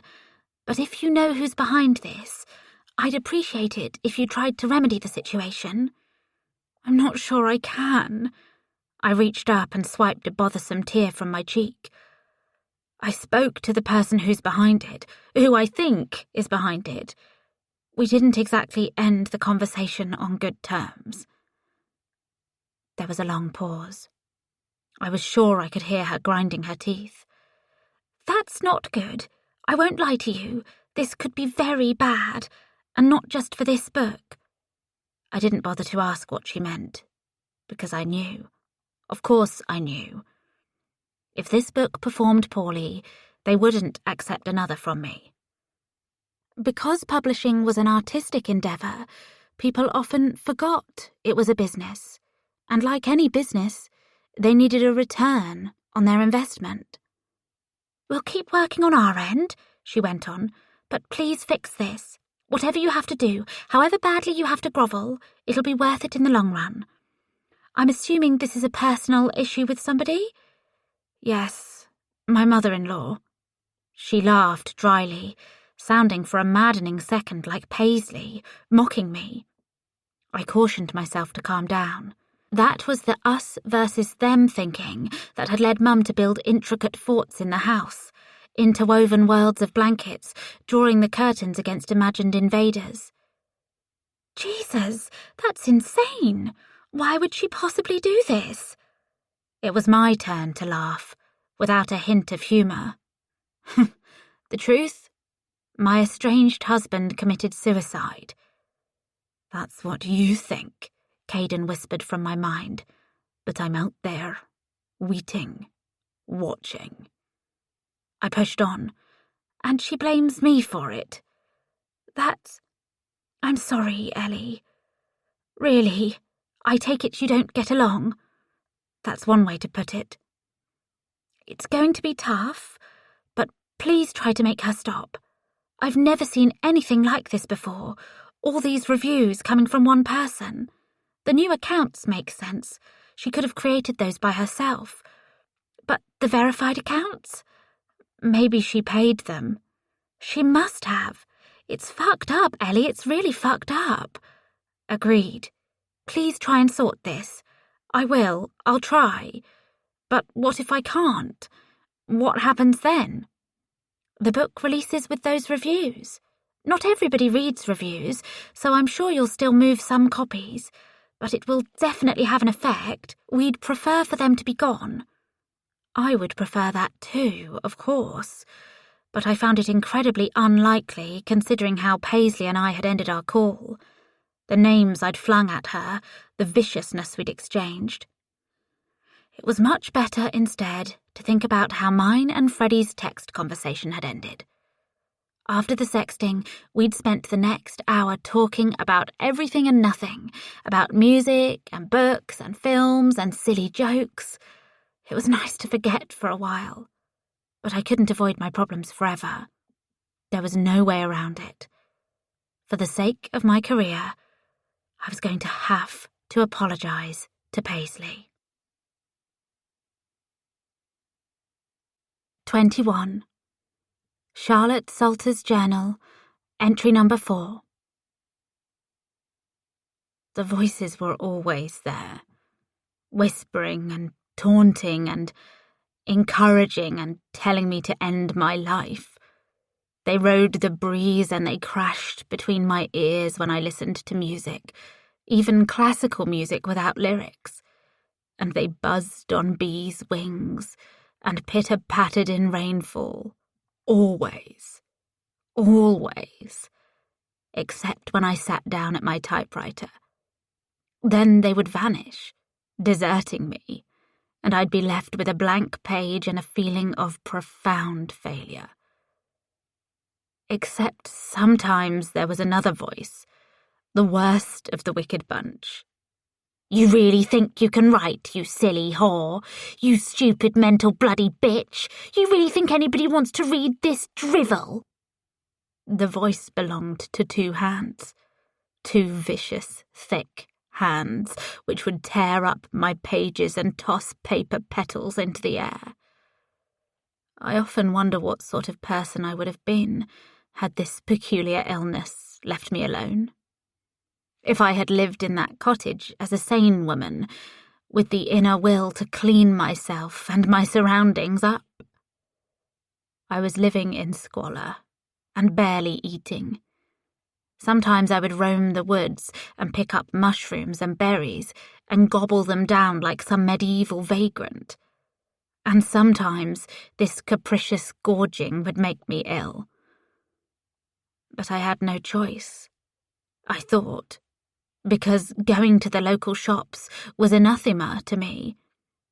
I felt sure every shopkeeper and villager and pedestrian and driver was out to get me. Every laugh was directed at me because they were trying to steal my book idea. My book which would change the world and which I had not written a single page of. Do you see how lacking in logic my mind was back then? I had only avoided starving by living on the canned goods my parents had left in the cellar, many of them out of date. It was a tragic existence. I do not mean to pity myself. I have done too much bad in my life to indulge in that sort of behaviour, but I must state the facts as they were. I was living like an animal. Caden noticed how degraded I looked the next time we met. In our previous meeting, we had wandered through the woods together, saying little, or at least he had said little as I told him about my friends, my characters in the foliage, the voices in the rustling leaves. I never usually felt comfortable speaking with such forwardness about my greatness, how I thought of it then, or my delusion, what I know it was now. But Caden was an attentive young man, never mocking or judging. In fact, He had looked fascinated as I recounted my myriad madnesses. So, the next time we met, I had been returning to the tree to which he had tied his noose, in the hopes I would run into him again. It turned out he'd been doing the same, with the same hope. We met one blazing afternoon, Caden emerging from the shadows of the trees, with his shirt tucked into the waistband of his shorts, his torso extremely compelling. I hate to think of how I ogled him, and more so of how I skipped over to him and ran my grimy fingernail between his pectorals and down his hard belly muscles. I was filthy. The fact he did not cringe away should have been a warning sign, but it was not. "When's the last time you ate, Lottie?" he said to me. I told him it had been a couple of days. "I can tell. You look very thin. Where are you staying? I'll bring you something to eat." I told him the address of the cottage, and he told me that he'd heard about the crazy lady living up there, the lady who never opened her curtains. We laughed together about this. Caden said, "Fuck them. I'd rather be crazy than boring." I laughed and draped myself over him, bringing my lips close to his ear. I must have reeked to high heaven, but somehow he didn't cringe away. He looped his arms around me, and we held each other. He smiled, and I'm ashamed to say I loved the way he smiled, the way his gaze seemed to utterly consume me, as though my delusions were being proven true by the curve of his lips. I asked him why he wouldn't kiss me. "Because I can't kiss you first," I explained. "I've never kissed a woman before." For a second he looked terribly young. Terribly young. "Not really. I've been kissed, but I've never properly kissed anyone. That doesn't make sense, does it?" It made complete sense to me, for I had read his mind. I had seen his mother climbing atop him, her podgy hand stroking him between the legs as he croaked and sobbed and didn't ask her to stop. He had long since abandoned believing it would end. Any of it would end. And so he lay there, dead-eyed, so dead-eyed and hollow and shattered, and he stared at the ceiling. He stared, and the bed whined like a dying animal, and that woman wheezed and brought her lips close to her son's and kissed him tenderly as she finished, whispering in his ear that it was his turn to finish. I know the monster he became, the pain he inflicted on my daughter, and yet I still pity him for what he endured. Does that make me a traitor to sweet Eleanor? "How old are you?" I asked him, and he said to me, 18. I'm 18. "That's too old to never have kissed anyone." "Okay." "I'm a lady," I said, which was a very silly thing for me to say with my crusty hair and my unwashed body and my grime-encrusted fingernails. "And a lady doesn't make the first move." He took a bolstering sort of breath then. That should have been another sign. Then he smiled, and he leaned close to me. I felt his breath move through me, and for a moment I felt sure it was going to expand and explode and I would splatter the trees in my blood. And far from fearing this outcome, I longed for it. I leaned closer to make it more probable. Our lips touched. We kissed. The kiss deepened, and I was doomed. 22. I pushed the door to my flat open and hurried inside, slamming it behind me, eager for the day to be over. There had been more poor reviews, more tongue-lashing from Nigel, more stress. The only solace had been Freddie swaggering around the office, aiming smirks at me that had my insides swirling. I found myself feeling surprisingly shy, considering what we'd done via text, the heat we'd shared. I still had to ring Paisley and apologise.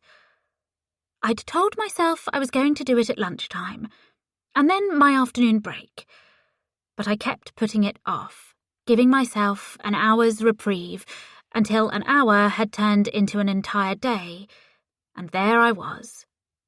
I took out my mobile and stared down at her number.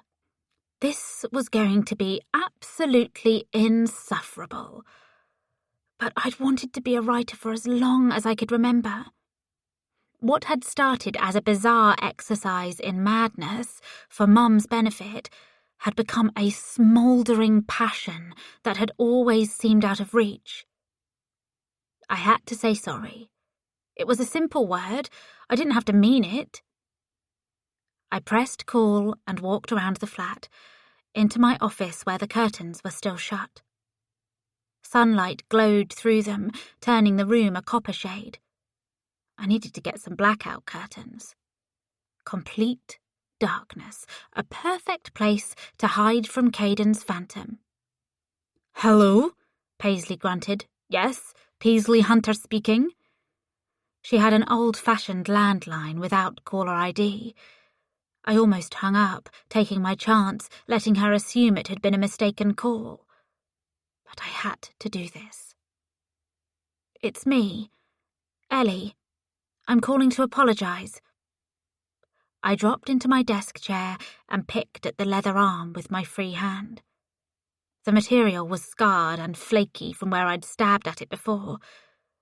I curled a piece between my fingers and let it drop to the floor.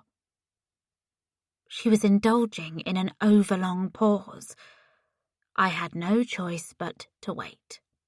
Go on then. Apologise. My instinct was to say, I just did. But that wouldn't get me anywhere. I'm sorry for the way I spoke to you, for disrespecting you. I hoped my voice sounded more sincere than I felt. I don't think Caden would want us to fight.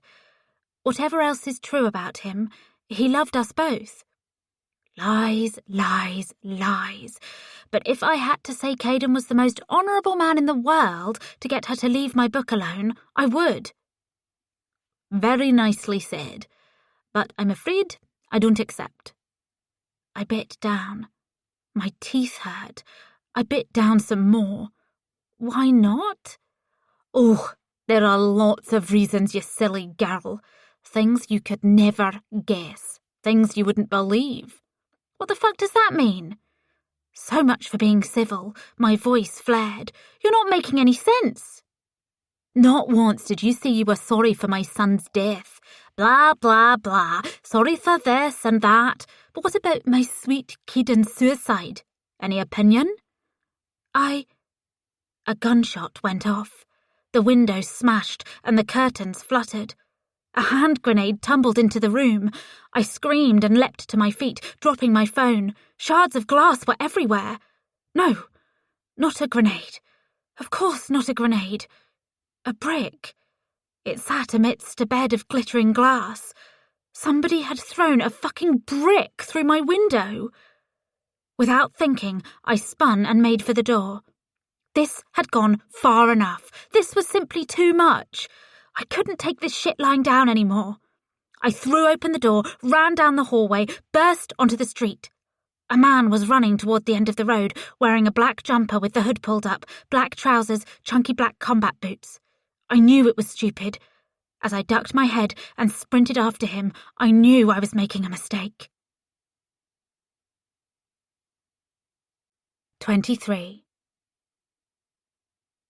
I ran as fast as my legs would carry me, cursing my unused gym membership and my nightly glasses of rosé as my legs burned and my chest got tight.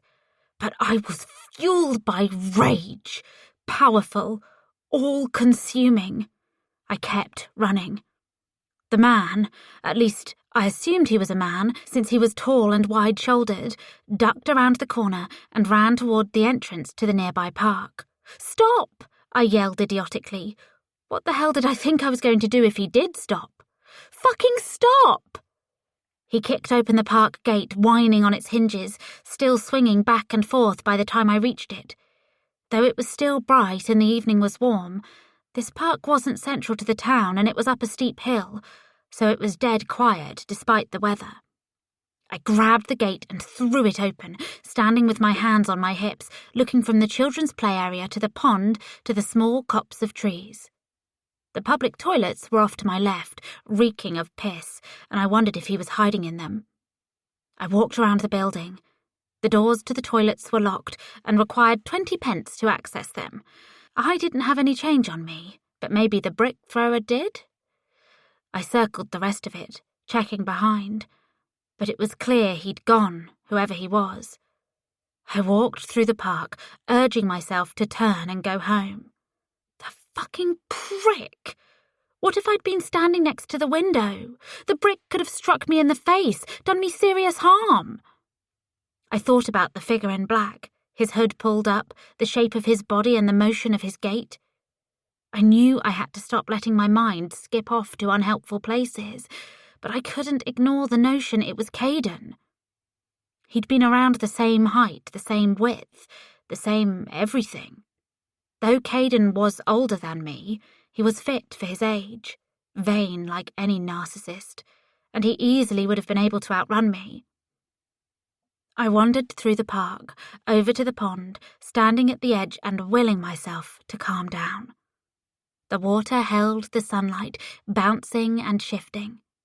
I tried to study that, instead of my paranoia, instead of allowing myself to think about how Caden had returned from the dead, or he'd never died to begin with, and he'd decided to ramp up his torture. The other stuff, the reviews and the callers, I found it difficult to imagine Caden stooping to such petty things. This was definitely his style, though. Sudden violence, unpredictable physical assaults. It was him all over.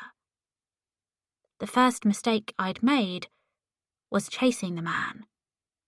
The second was standing at the edge of the pond when he was still most likely in the park. What the fuck was wrong with me? I turned at the sound of his footsteps, gleaming eyes staring behind a hockey mask filled with glee and sadism and excitement. I felt sure they were Caden's eyes. For half a second, maybe less. I was convinced. But it happened so fast, his hands pumping out, slamming against my chest and sending me hurtling backward. I screamed, and my back met with water. 24. I hauled myself onto the water's edge, spluttering big mouthfuls of pond filth, the taste of it acidic and making my belly cramp. Bile followed the water as I clambered up on my hands and knees, crawling as far away from the pond as possible. I knew I had to regain my composure quickly. Caden, or whoever this was, could return any moment. I forced myself to look through blurry eyes around the park, knowing a swift kick could crunch into my ribcage any moment, the same way he'd kicked me dozens of times before. Casually, as though kicking a woman in the stomach was the most natural thing in the world.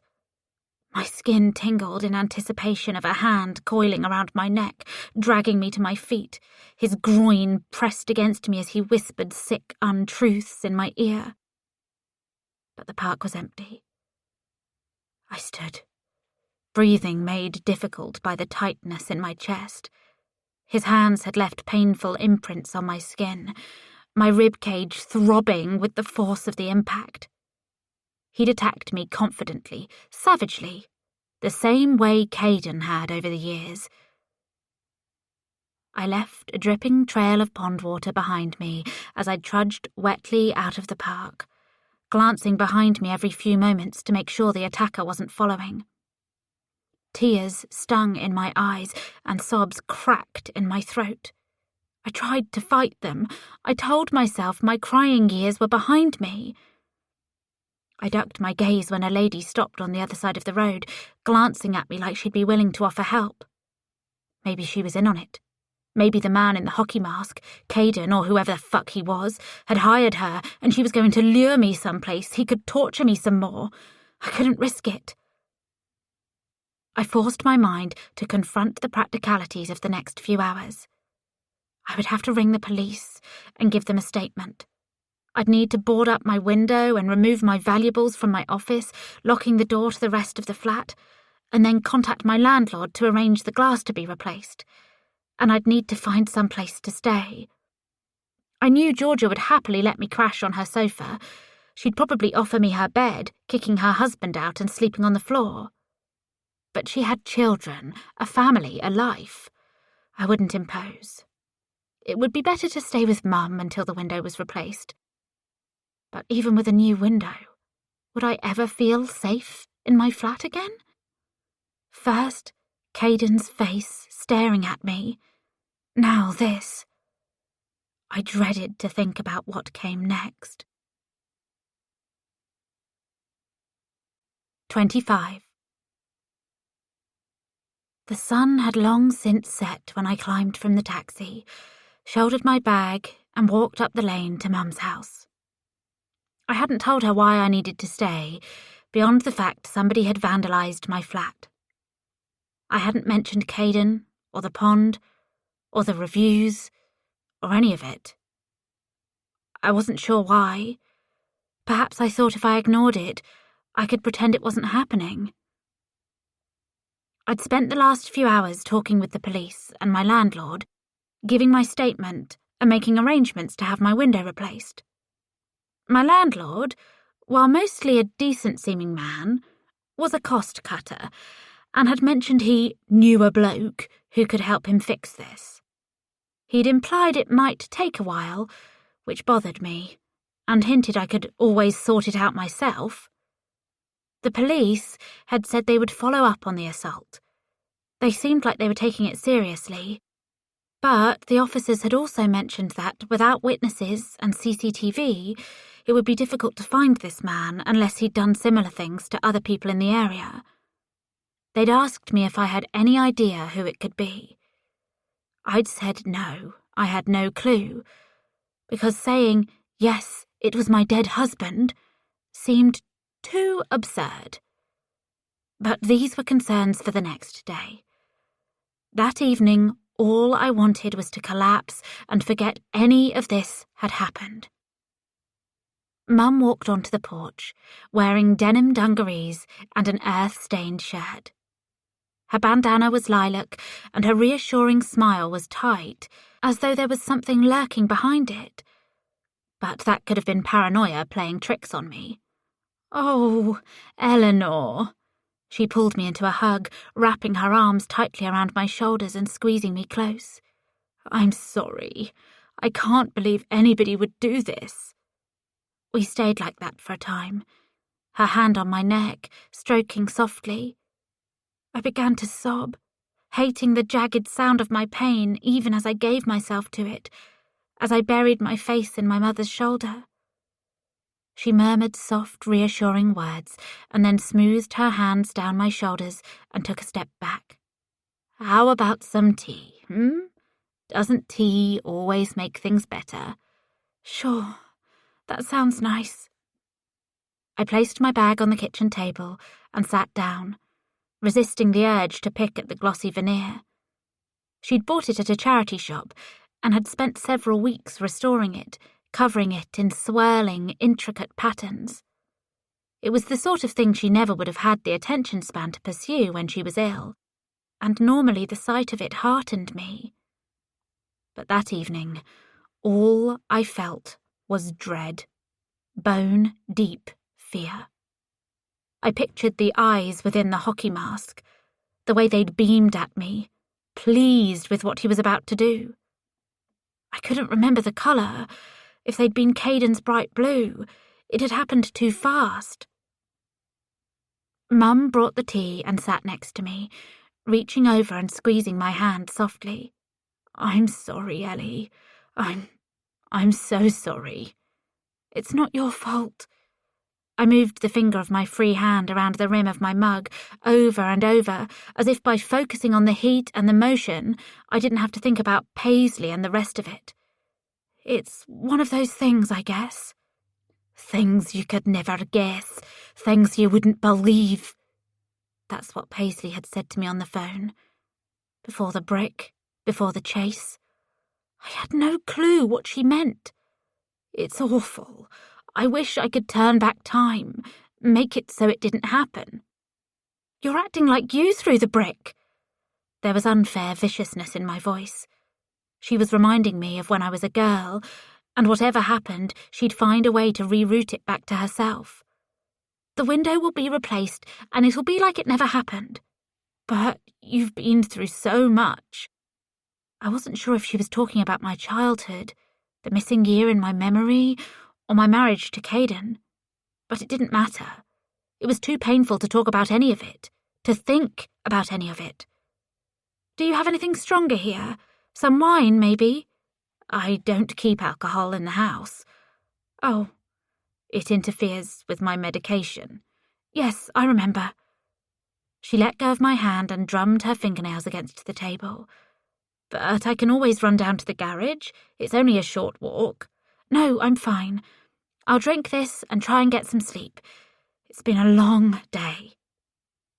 I took a sip of the tea, ignoring the fact it was too hot, scalding my tongue.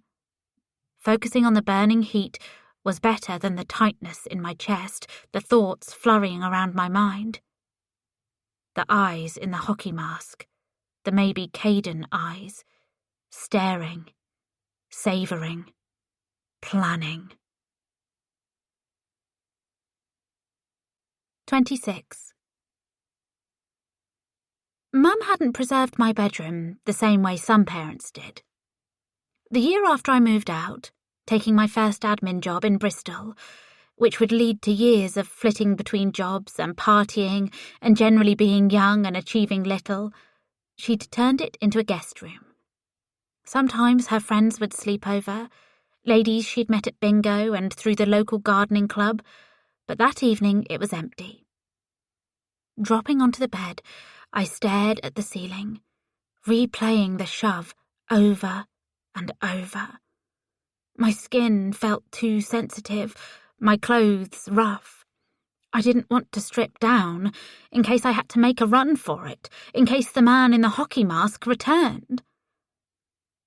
I tried to sleep for a long time, changing position, closing my eyes and then opening them. Hours passed in this way, as I lingered in that state between rest and wakefulness, neither alert enough to spring out of bed, nor comfortable enough to sink into a deep rest. Finally, I climbed out of bed and made for the door.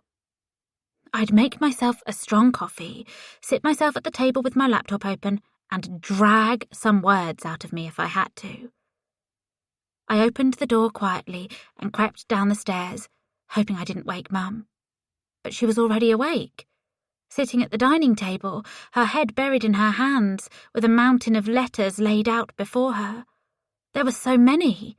They sprawled across the table, dozens and dozens of them. Overdue, I read on one envelope. Urgent, late, final notice. She spun, staring wide-eyed at me, looking like the mother from my childhood. These were bills. Overdue bills. But Mum was extremely wealthy from the money her parents had left her. She'd never flaunted it, but I'd always known she had enough to live the rest of her life comfortably. And for me to live the rest of my life comfortably, if I'd taken her up on the offer. Where had her money gone? Mum? I don't understand. What's happening? 27. Will you give me a moment? She hastily began to gather the letters up, but it was an impossible task when she'd spread them so widely across the table. She ended up pushing several of them to the floor in her efforts. I knelt and picked one up. Eleanor! I ignored her and scanned the letter, my eyes flitting over the lines.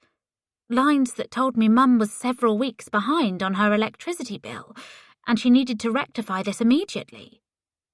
My mind whirred, trying to figure out what she had possibly spent her money on. She didn't live an extravagant lifestyle.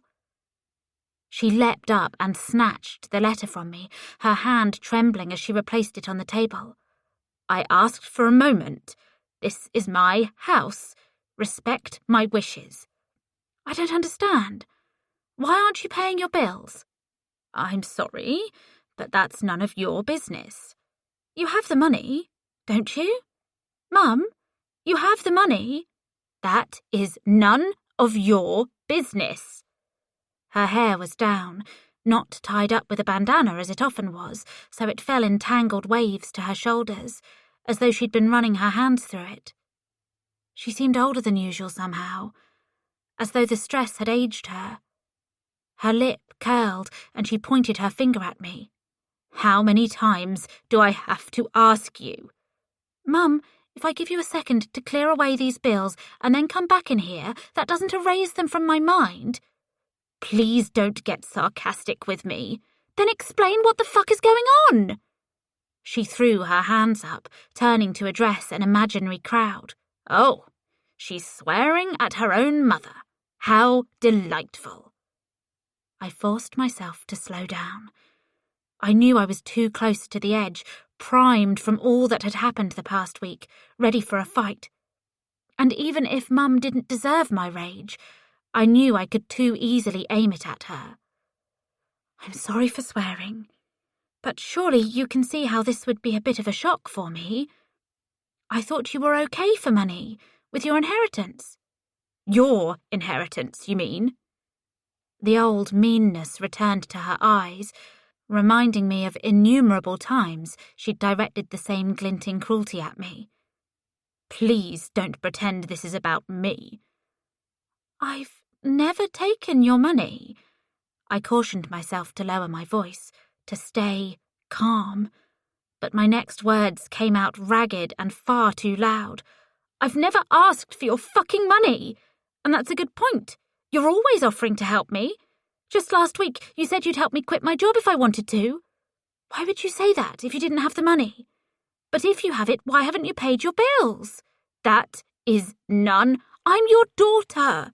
The only family you have, and you're the only family I have. How can you look me in the eye and say this is none of my business? She floundered, her mouth opening and closing. Please, Ellie, just please. Please what? Where has your money gone? It wasn't the money itself, but the fact she was flatly refusing to share something with me. Despite what we'd been through together, my father's death and all that had come after, we'd always been close. Even when she was torturing me with her psychosis, we'd found common ground through a shared love of writing. We'd always hugged and told each other, I love you. We'd never kept secrets, at least as far as I knew. But it seemed I didn't know much at all. Don't shout at me. You have no right to shout at me. So you're not going to tell me? I can't. She started gathering up the letters, slower this time, as her hands continued to quiver. It's my problem, not yours. Is it a man? Mum, did you meet a man and he's been taking your money? She pulled a wicker box from one of the dining chairs and placed it on the table, methodically placing the letters inside as though they were precious gemstones. I'm sorry, but I'm not going to indulge in this any longer. I think it's extremely unfair. This is my home, and if I don't wish to discuss this, you shouldn't try to force me. I knew she was probably right. I should have respected her wishes, but I wasn't some superhuman paragon of virtue, and I'd challenge any daughter to simply leave something of this magnitude alone. I'd arrived at the house to a mother who was wealthy, had always been wealthy, and now she was on the verge of losing her home, and she wouldn't even tell me why. Maybe that's why I snapped. The shock of the fall. You shouldn't have cut your legs into fucking ribbons and forced me to mop up the blood. You shouldn't have told me you'd disown me if I rang an ambulance for you. You shouldn't have called me a slut when you found me and Theo kissing in the garden when we were kids. There's lots you shouldn't have done, but do I ever bring it up? Ever? And you won't have the decency to tell me the truth. She'd been placing her letters into the box as I ranted, but finally she spun, pushing the box to the floor.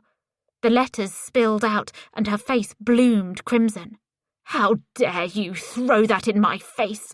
I was a sick woman. I was... So many excuses, all the time.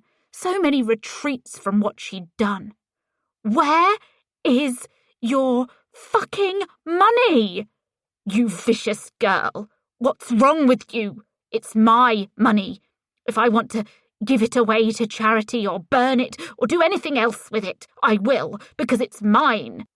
I'm not saying I deserve any of it. I just don't understand why you won't tell me where it is. What's happened? Anything. It's not fair. Fair? Listen to yourself. You sound like a child. As if you'd remember how I sounded as a child, you mad bitch. I hated the words the moment I'd spoken them. I almost wrapped my arms around her and told her I loved her. I was sorry. But then she stepped forward, with reflected anger in her eyes, and prodded me in the chest. I gasped in pain. She'd hit me exactly where the man had, my skin still sensitive. I'm the mad one. Ha! I should have left you to rot in that mental hospital, but you still don't know why you were there, do you? Say what you want about me, girl, but I've never lost a whole year of my life. I raised my hand and brought it down, close, so close to her face. I stopped at the last moment, sickened by her words, by the truth of them. But that didn't mean I had to stay here to listen to her. I paced from the room, marching up the stairs. Eleanor, she called from the bottom. I'm sorry, I shouldn't have said that. I hadn't unpacked my bag. I grabbed it and stomped down the stairs, ignoring her repeated apologies. I spun when I reached the front door, glaring at her. Tell me what happened with your bills, and I'll stay. Tears stung in my eyes. There I was, acting weak again. Prey, the sort of woman silver-haired narcissists targeted and tortured. I wanted to be strong and capable, one of those kick-ass heroines from the fantasy novels I sometimes read. I can't. She straightened her shoulders. But please don't go. I grabbed the handle and wrenched the door open. The street was pitch dark from where the council turned off the street lamps. It had gone 2 a.m. I cringed to think of the neighbours hearing our screaming match. Eleanor! I marched down the pathway, promising myself I wouldn't break down until I was well out of sight and earshot. I walked quickly, my throat getting tight, my belly churning. Finally, when I rounded the corner at the end of the street, I collapsed against a lamppost and let out a jagged sob. The tears came hotly, streaming down my cheeks as I replayed her words over and over in my mind. The same way I'd replayed the reviews and Caden's insults and every bad thing ever flung at me. She was right. That was the worst part. Losing a year of one's life was not normal. But that didn't mean she had to throw it in my face. I was the one who supported her through my childhood, who lied for her, who kept her out of mental hospital. I was the one who'd protected her, when it should have been the other way around. I forced my tears away and kept walking. I'd go home and lock the door to my office, hoping the hockey mask man or anybody else didn't kick in the boarded-up window and charge into my bedroom, hoping I could hold on for a little longer. 28. If my life was a film, when I sat down at my desk the next morning, Georgia would have arched her eyebrow and said, "You look like shit. Did you sleep at all last night?" And then she'd make me tell her everything that had happened, drawing it out of me as Hollywood best friends do. But in real life, Sleeplessness can be hidden with artfully applied makeup, and most of the time, people are too concerned with their own lives to pay attention to stuff like that. I dropped into my chair, my body aching from tiredness and last night's assault. I'd had a short phone call with the police this morning, the officer asking if I was okay, if I was safe. I'd told them yes, if I felt anything but. Staying in the flat had turned me into the Ellie who flinched at every noise, every nighttime creak when I was married to Caden. The house's settling had become 1,000 stealthy intruders, each of them ready to finish what the hockey mask man had started. I was only in work because I needed this job, doubly so now I didn't have Mum's safety net to fall into. Nigel was a real pain in the arse when it came to taking sick days. "Morning, hun." Georgia looked up from her phone, her thumbs still typing furiously. "Get any writing done last night?" "Some," I lied, which was a mistake. I'd lied to her about Caden and had promised never to do so again, and yet I wasn't sure how to lay it out there. It was too tangled and messy. I'd thought hard about where Mum's money had disappeared to, and come up with nothing. "What about you? Did you have a nice evening?" She told me a story about her husband pretending to enjoy her curry, the laughs they'd shared when she called him out on it, the stealthy sex they'd had afterward. I swear to God, having children seems like a great idea until you want to get your freak on. I laughed in all the right places, but I didn't feel present at all. I was watching everything unfold from a small box at the back of my head, the same way I had whenever Caden let his devil out. I was about to log into the system when Nigel did his wannabe soldier routine and marched across the office, his arms behind his back and a stern look on his face. "Ellie, I need to have a word." "Anybody would think you had a crush on her, Nige." Georgia flashed a smirk at him. "Seriously, why not let her get on with her work?" Nigel glared. "Don't push your luck, Georgia. Ellie, my office." Georgia rolled her eyes, aiming her middle finger at him when he spun and walked away. I sighed and rose to my feet, following him, dragging my body across the office, everything sore and tired. The moment I'd closed the door to Nigel's office, he laid his hands on the table and leaned forward. "I need you to take a few weeks off until I can sort out this review business. There have been several more. We really can't have this. I've spoken to my superiors, and they agree." "Paid?" I asked, which was probably not the most tactful thing to say, but I wasn't in the mood for tact. If he was going to pay me to leave this place, I'd sprint for the door. "We have agreed you can take it as sickness. It will be statutory pay." I walked over to the desk, heat pumping through me. Statutory pay would hardly cover my rent. I had a small amount in savings, but not enough that I could willfully throw it away. "Nigel, I haven't done anything wrong. Those reviews were added by the same person. This isn't fair." "Fair or not, it's the best route for the company. Hopefully we can get this sorted, and you'll be back in a few days' time." "But I can't live on statutory pay, and you can't force me. Legally, you can't force me to take the absence as sickness." My heart was thumping far too heavily in my chest. I felt like I was going to burst pathetically into tears. I despised the feeling, hated feeling weak and easily stirred to emotion.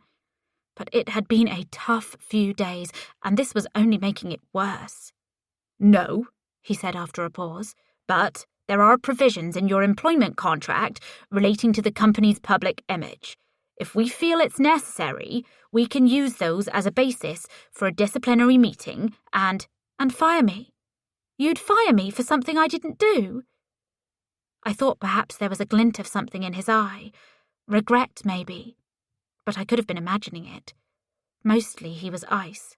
"If we had to, yes. Because if we don't, everybody here is in danger of losing their jobs, not being able to pay their mortgages and support their kids."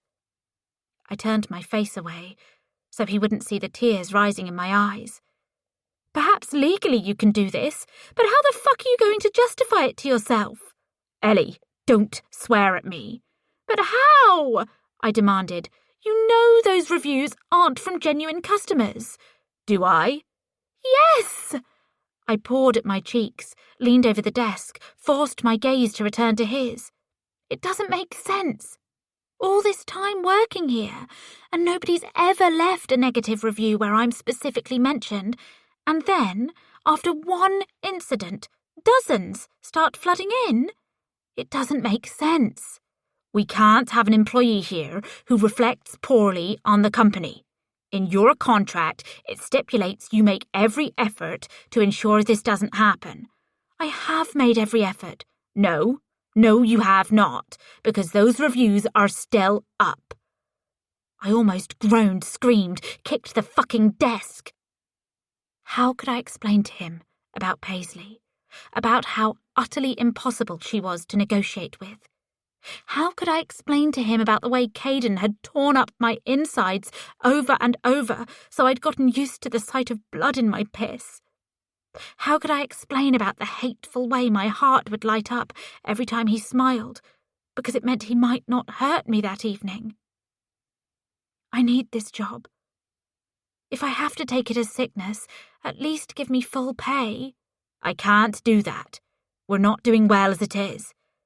How am I supposed to sort the reviews if I can't pay my bloody rent, Nigel? He massaged the bridge of his eyebrows. I get that you're not happy about this, but it's what we've decided. You're welcome to seek legal assistance if you think that's necessary, but I should warn you, we've vetted this plan completely. You don't have a leg to stand on as long as those reviews are still up. I'm sorry.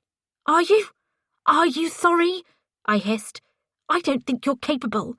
In fact, I think there's another reason you don't want me around here. Maybe you want to fuck me, or maybe you're a sick bastard who gets his kicks by upsetting women. Yes, maybe that's it. My voice was rising. Far too loud, far too vicious. The same way I'd shouted at Mum. I will not be spoken to like this. He leapt to his feet, causing me to jolt back as electric instinct purged me of my bravery. Any time a man moved erratically, a fist, a shoe, a kiss might follow. And now I was back there, strapped to the bed, staring wide-eyed as Caden loomed over me, one hand stroking. Nigel paused, as though realising the effect he was having on me.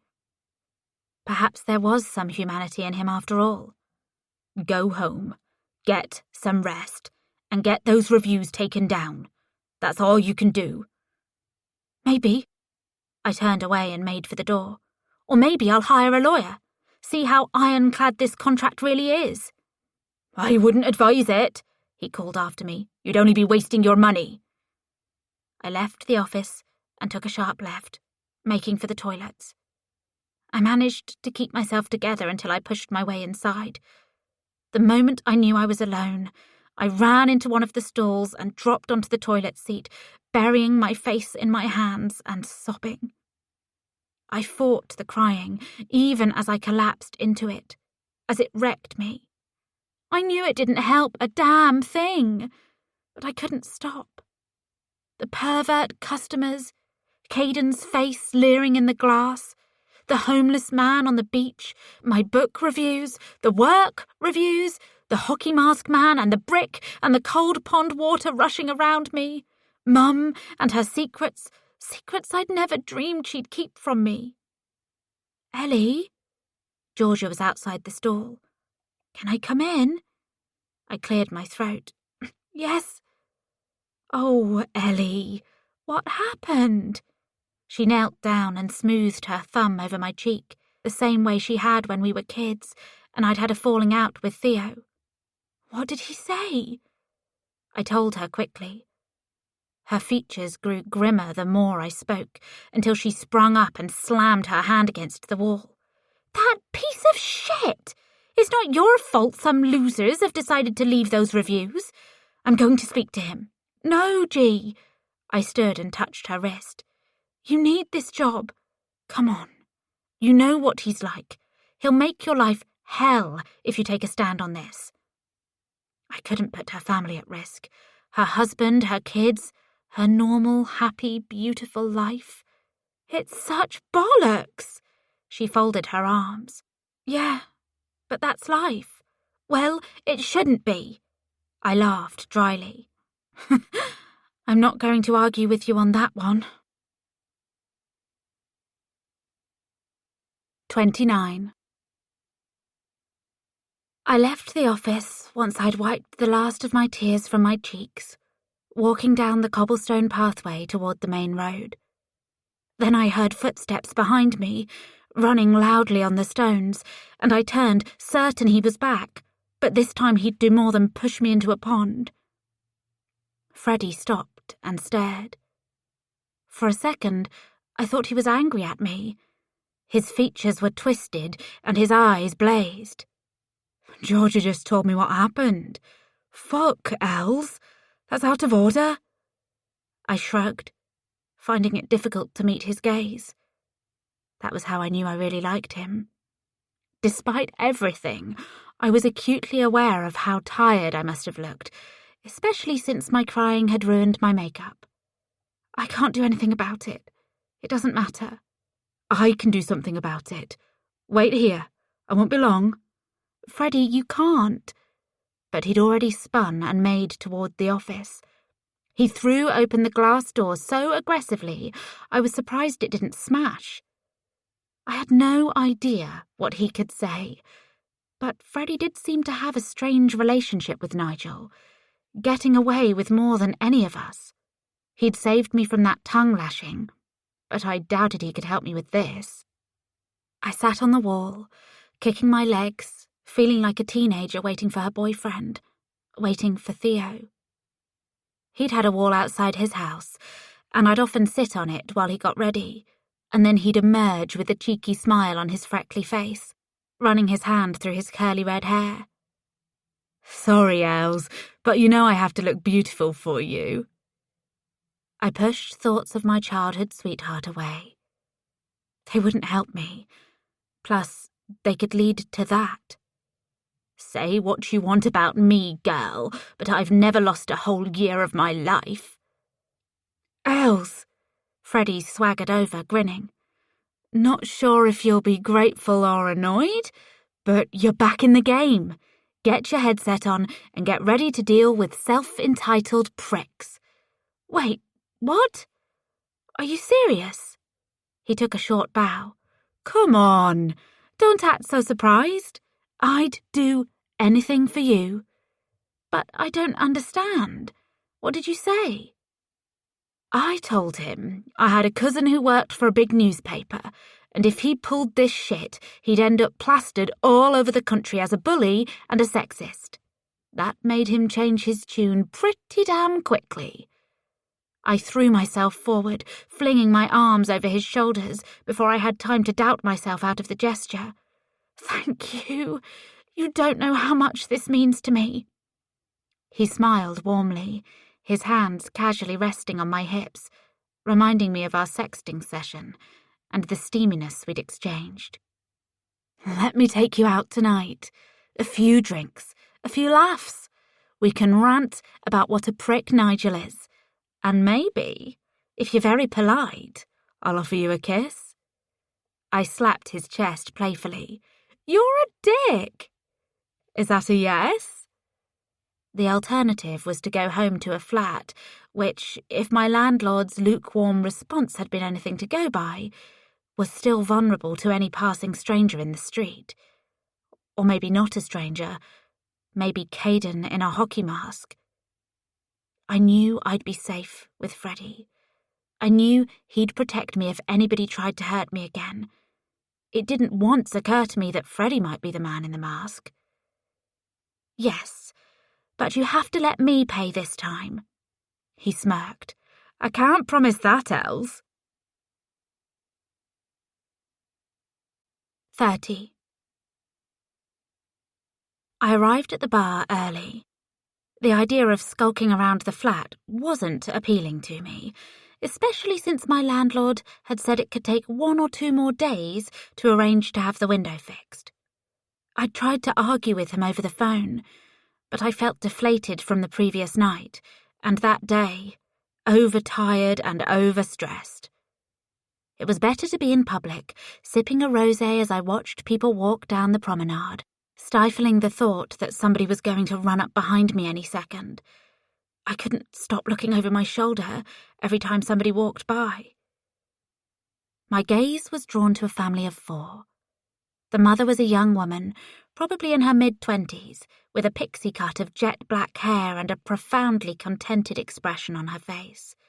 She pushed a pram, pausing to lean down and lay a tender kiss on her baby's forehead. The father and their toddler son rampaged ahead, the boy laughing as the man scooped him up. I turned away quickly, stunned at the emotion which tried to choke me. There was something so picture-perfect about it, something so not mine. It was the sort of thing Caden and I had spoken about in the early days, lying in bed together, his fingers moving through my hair. He'd talk passionately about the life we'd build. We'll have 2 kids, and we'll each have a favourite. I'll take the lad to the rugby, and you'll go shopping and do your girly stuff. I'd giggled and told him he was a brute, no clue how right I was. When I did finally get pregnant, I had to do the unthinkable, and I still hated myself for it. It was legal, and it was acceptable, and it was my choice. But every time my thoughts strayed to it, I prayed for another dose of amnesia. If I could lose a year of my life, why couldn't I lose that too? I took another sip of my wine, remembering how Caden's face had twisted when I told him I was leaving him. It had taken every shred of courage I possessed, but I had to, because I couldn't have another abortion, and Caden refused to use contraception. I was terrified if I started to use the pill, he'd find it, which would lead to a whole new hell I couldn't stand to think about. He'd walked right over to me, his powerful chest heaving, his stark azures burning. You're going to abandon me. It isn't working. You must see that. You fucking whore. Please. I knew what would come next, what always came next. But then he stepped back, and this dead, cold look came into his face. After a moment, he'd smirked. All right, Ellie, have it your way. But let me tell you, you're going to regret this. That's a promise. It was the threat that had made me so paranoid during the past year. Sure, Caden was going to re-emerge violently into my life. Els! I looked up to find Freddie standing over the table. He was wearing a shirt with the top 2 buttons undone to show his chest. His smile was genuine, and his eyes were kind, I hoped. Or he was tricking me, like Caden had tricked me. Are you all right? He sat down and I nodded. I'm fine. Do you want a drink? Sure, but I'll get it. Nah, it's my turn. What are you having? If you insist, I'll take a beer. I do insist. A beer it is. I had to focus on my footsteps as I made my way to the bar. The glass of wine had hit me far too hard. I leaned against the mahogany surface and smiled at the barmaid, a woman with dyed pink hair and a sleeve of colourful tattoos. We've got an offer on shots tonight, she told me. 5 for £10, any from the list. She gestured at a blackboard hanging over the bar, the alcohol written out in bold white chalk. It would be a mistake, surely, to indulge in shots on no sleep and too much stress. But I also knew it would make it much easier to push everything to the back of my mind. And after being targeted, insulted, assaulted, surely I was allowed to forget, at least for the evening. I returned to the table balancing a tray heavy with my wine, his beer, and 5 shots of Sambuca. Jesus, Els, I thought you said a quiet one. Are you complaining? He stood and took the tray from me, smiling in that captivating way of his, the way that urged me to reach over and run my fingers along his strong jawline. Not remotely. How are we splitting these bad boys? Because I'm nice, I'll let you have 3. He picked up the shot glass, raising it in a toast.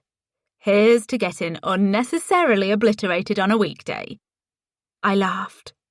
It felt good, welcome, and picked up my glass. Cheers. I knocked it back, coughing as my eyes stung. He chuckled and picked up his second. You're not chickening out on me, are you, Els? Hell no! I knocked back the second and then gripped the edge of the table, leaning back and letting out a sharp breath. Damn, that really was unnecessary. He chuckled, and then I was giggling, infecting each other with our laughter, our eyes meeting as we gave ourselves over to it. I wasn't sure what was so funny, but it didn't matter. It was enough that he could make me forget, make me live in the moment, despite the past and the future trying to split me apart. If that didn't mean something, I wasn't sure anything did. I couldn't think of anybody else who could draw me out of my bad mood like this. It was like we were made for each other, which was an insane thing to think, and surely a result of the sambuca bubbling in my empty stomach. We got more shots, and the night glittered and spun. At one point, I brought a glass to my eye, sighting him as though through a telescope. Tell me, young Frederick, why on earth are you not out with a nice young thing tonight? A nice young thing? That sounded a bit weird. Weird how? He reached over and pinched my cheek. Weird like you're going to hunt down these nice young things, as you brand them, and chop them into pieces? Is that it? Are you a serial killer, Els? I batted his hand away. It's true, though. You could be out with... A group of women were walking by, their hair sun-blonde and their skirts short, showing their athletic legs, their tanned skin. Everything about them was glamorous and sexy. I waved at them. With them! With one of them! But here you are with me! Freddie almost fell off his chair laughing when the women glanced over at me. Clearly I was making something of a scene. My cheeks burned, and I stared down at the table. Are they gone? Please tell me they're gone. Yeah, but I think you made them a tad self-conscious. I glanced up to find they'd walked down the street. Shaking my head, I said, Maybe I need to keep my voice down. Freddie casually reached over and brushed my hair behind my ear, causing tingles to dance up and down my neck. Yeah, maybe. I reached up and took his hand, pressing it against my face. I was very drunk, but I didn't particularly care. That feels nice. He stroked his thumb along my cheek, my skin sizzling with the contact. When I first started at FCA, you were working on your book, right? Yeah, well, I was working on the edits. I remember because G came to tell me one lunchtime that a hunk had started. You're lucky she's married, or she would have had you for breakfast. I would have still picked you. I'll always choose you. A warning siren blared within me. Caden had said similar things, but his hand felt so right against my face. Cheesy, he shrugged. Maybe so, but also true. Anyway, I saw you on lunch break, sitting on the bench outside work with that notebook in your lap. You had this look on your face, Els. It was... He trailed off. What? I urged. It was so focused, so in the moment, so completely dedicated to what you were working on. I remember the way you brushed your hair from your face. I remember the way you smiled when you got an idea, and how quickly you scrawled it on the page. I couldn't stop staring. My body felt warm at his words. Freddie. I think maybe I'd like to go home. That's cool. I'll ring you a taxi. No.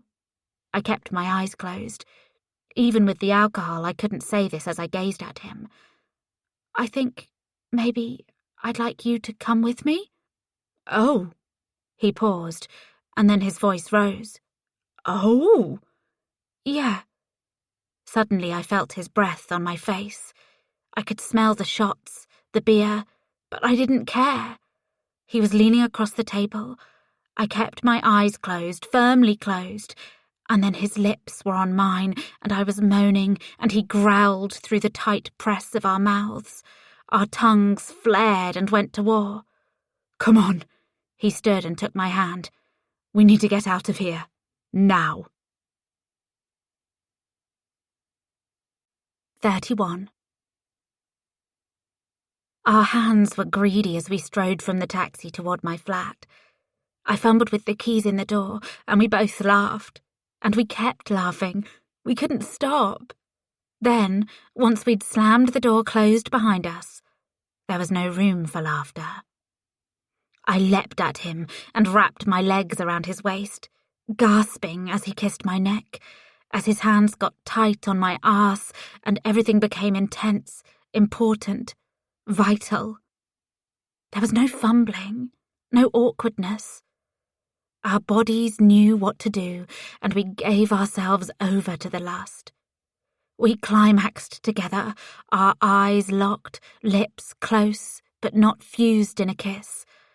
We painted each other in orgiastic breaths in those final moments. Afterward, I lay in his arms, exhaustion catching up with me, as I felt his heartbeat slamming in his muscled chest. "Will you stay here tonight, Freddie?" I murmured, already half asleep. "Of course, Els." He kissed the top of my head. "If I had my way, I'd never bloody leave." 32. Charlotte Salter's Journal, entry number 5. I have reached the part of my story I do not like to think about. I have spent the years following that summer purposefully putting this far back in my mind. First, I consumed myself with getting better, with therapy and medication, and then, once I'd met my dear Zachary, and we conceived Eleanor, I dedicated myself to my family. I often wonder what my life would have been like had cancer not cruelly struck my husband, or if, after his passing, I hadn't allowed myself to fall into a pit of despair. I'd talked myself into believing my medication was dulling my grief, and I had to feel my grief if I was going to care for Ellie. I can see now this was my illness, battering at the walls of the antipsychotics, desperate to be allowed back into my consciousness. But at the time, the logic seemed trustworthy. I've wished I could blot this summer from my memory ever since it happened. But if the mind will sometimes wipe away the past for a person, I know that far, far better than most. It turns out a woman cannot trigger it herself. Or at the very least, I cannot trigger it. I replay those moments over and over, hating myself with more bitterness with each recollection. Caden kept his promise to start bringing me food. Every day at around lunchtime, he'd stand at the end of my lane and wait for me to peer out of my window and see him. We'd arranged this after his first visit, when he'd knocked and sent me into a manic hunt for a hiding place. I'd felt sure the knocking was them, whoever they were. The people, the endless people who were out to get me, who were going to kill me and rape me and steal my book idea, a book I hadn't written or started to write. It didn't matter if there was no logic in the fear. He'd whistled twice. I still hear those whistles sometimes, like music that is far too welcoming, when I should remember them as sharp and ugly. Once I'd waved at him, he would swagger up the garden path with his hamper under his arm. More often than not, he was shirtless. Sometimes I saw the other taking off his shirt. He knew exactly what the sight of his bare torso did to me, and he was never surprised when I threw the door open and leapt at him. I cannot say we made love, because that would not be strictly true. We fucked. We fucked like rabid animals, as though fucking would bring us some sort of absolution. Or rather, I fucked like an animal. For all his swagger and bluster, Caden was very shy in the bedroom. He would lie back and stare up at me with his wide blue eyes, brimming with fascination, as I rode him as though my life depended on it, as I screamed as though I desired the whole world to hear how much I was enjoying it. Sometimes he would weep after we did this. He would bury his face in a pillow and weep. And what did I do? What was my response to these strange and incongruous tears? I would prance around the room, munching on an apple or whatever else he'd brought me, ignoring the shivering lump in the corner of the room, ignoring the pain gushing out of him, and ignoring the other, the pale shadow who would sit in the opposite corner and watch it all. Always watching, always there. Shimmering and fish-pale, this other had become one of my most vivid hallucinations, and the mere sight of it caused vomit to broil inside of me. In hindsight, I can see why Caden was crying. Of course, sex was a very confusing thing for him, tangled as it was amongst the abuse he'd received at the hands of his sick mother since he was a child. Again, I knew about this, I believed, because I had peered past his veneer to the fragmented boy beneath, exploring his memories and hate and pain. The first time she kissed him a little too long, the first time she held him a little too tightly. I didn't question his tears, or the pale shimmering other, or any of it. I pranced around and spoke of my book in half-formed sentences, gorging on the food he'd brought me, or sometimes, I hate myself. If there is a reader of these words, if it's you, sweet Ellie, or anybody else, you have to know I despise myself. But I have to tell the truth. I can only exorcise these demons if I name them specifically, truthfully. Otherwise they will remain in my mind and continue their torture. Sometimes, when Caden was crying after our sex, I would go to him and lick the tears from his cheeks. I would lap them up and swallow them and grin in his face, telling him I was consuming his soul. And didn't he like the idea of me consuming his soul? Didn't he like that? As I spoke, I would smooth my hand down his body. I'd grip his limp penis, and I would stroke until it wasn't limp anymore. I saw in his eyes he didn't want to become erect. But he would, and then I would sit atop him and take what I thought was mine. But it was only the sex that seemed to confuse him. Other times, we would simply lie together, and the cheeky, confident Caden would return. He'd move his fingers through my hair, and I hate to admit it, sometimes I still feel the sensation of his fingertips across my scalp. Phantom remembrances. Oh, how I detest myself. We could build a life together, he said once. Me and you, Lottie. We really could. I think we're the only people alive who understand each other. You said it yourself. Everybody judges you. Everybody's out to get you. But not me. I'd never do anything to hurt you. I love you, Lottie.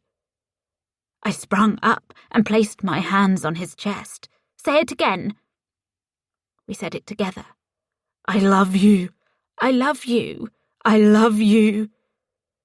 That became our favourite topic of conversation. This imagined life we'd start together. I would use my parents' money and the fortune I'd undoubtedly get from my masterpiece. Lunacy. Just lunacy. And buy us a beautiful house far away from his parents. He was very forceful about getting as far away from his mother as possible.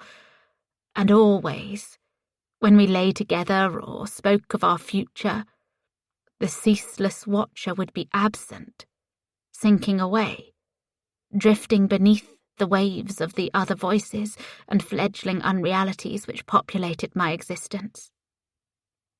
The plan was, I'd spend my days writing, and Caden would have time to work out what direction he wanted to take his life. He was a young man, 18 years of age, and he still had plenty of time to find his passion. Maybe I'm a painter, he would say, or a writer, like you. Or maybe I'm meant to be a builder or work in a shop. I don't care, Lottie, as long as we're together. I told him I didn't care either. He was my Caden. He was my dream man. He was the love of my life. 33. I woke to Freddie leaning up on his elbow, looking down at me with a soft smile on his face. His hair was ruffled and his eyes were the least sarcastic I'd ever seen them, brimming with something real, something significant. Morning, Els. What time is it? He grinned. Phew. Few? A few what? Not few. Few. As in, I'm relieved you're not awkwardly telling me to leave because last night was a mistake. I ignored the warning siren blaring in my mind and reached up, running my hand through his hair. Not every drunk sexual encounter is a mistake, and ours certainly wasn't, unless you think so. No damn way. He leaned down and kissed the edge of my mouth. I wanted to know you felt the same. It's just gone 7, by the way. You've got plenty of time before work. I sat up, rubbing sleep from my eyes and leaning against the bedrest. Freddie shuffled up with me, putting his arm around my shoulder and hugging me close to him. I sighed contentedly and let my cheek rest on his shoulder. Hang on. You said you've got plenty of time. Me, not you. Are you not going into work? Well, here's the thing.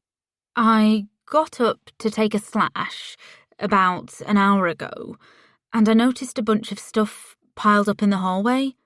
Now, being the curious bastard I am, I unlocked the door to your office. The key was in the lock. Please don't be angry. And I saw the state of your window. I'm not angry at all. But I don't see how that relates to you not going into work. Obviously, I'm going to be an absolute gentleman and get it sorted for you before you get home tonight. I mean, shit, Els. Anybody could break in here. What happened anyway? The hockey mask man and the chase through the park felt too ugly to bring up now. It was poisoning what we'd shared, this beautiful thing we were beginning together. Freddie's phone buzzed from the side table, and he glanced at it. For a second, I was sure I detected anger in his eyes. Then he smiled, and left me wondering if I'd imagined it. Aren't you going to check that? Nah, it's probably a marketing email or something. I'd much rather enjoy my time with you. He kissed the nape of my neck.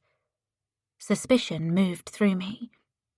Just like our first date, I wondered if it was another woman. But I didn't ask. I didn't have the energy for an argument, especially when I was probably being paranoid. He leaned up. Sorry. Got distracted there. My skin tingled from where he'd kissed me. No need to apologise for that. As for what happened to the window, it was kids, I guess. Freddie nodded. I wasn't sure if he believed me, and I wasn't sure why I'd lied. Why hasn't it been fixed yet? My landlord, you know how they can be. Hey, that's racist to landlords. I laughed. Fine, my landlord is a selfish, cheap prick. Better? Much. Let me sort it for you. Go to work, endure that bullshit, and you'll come home to a brand spanking new window with your office clean and ready for you to write your next masterpiece. Are you sure? What about work? Nigel will have your head on a stick if you don't give him a sick note. Fuck Nigel. Fuck FCA. I don't care about that place. Neither do I, but we all have to make a living. He shrugged, running a hand through his hair. For a terrifying moment he reminded me of Caden. Caden had demonstrated the same cavalier attitude as far as money was concerned. During our marriage, he'd rarely worked, but he always had ready cash, from his past employments and the money from his dad's life insurance, he'd said, which he'd invested wisely when he was young. Despite his lack of employment, he was able to support us even when he wouldn't allow me to get a job. He'd still leave the house most days, though, to go to the pub or a football match or the gym. His lack of a job was one of the reasons it was difficult to navigate around him, because he'd appear at the most random moments, popping up when I started to get comfortable. But Freddie wasn't Caden. He was offering to do something nice, which by itself made him Caden's utter opposite. So, he said, are you going to let me do this for you or not? Obviously, I'd prefer to have a window than a piece of cardboard, but Nigel really will freak if you don't show up. Let him. I've got that prick in the palm of my hand. How, Freddie? I don't get it. Did you and Nigel know each other before you started at FCA? Do you have something on him? Have something? He grunted out a laugh. Sorry, Els. I didn't realise we were in a spy film. What could I possibly have on him? Don't be a dick. I'm just saying. It doesn't make any sense. He's like a military drill sergeant with everybody else, but you seem to get away with murder.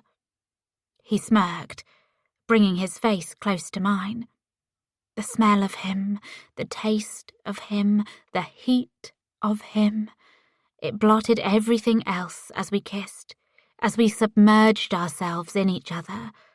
And then we were gasping and exploring each other's bodies, desperate to be naked again, hungry to feel, while sober, what we'd experienced while intoxicated.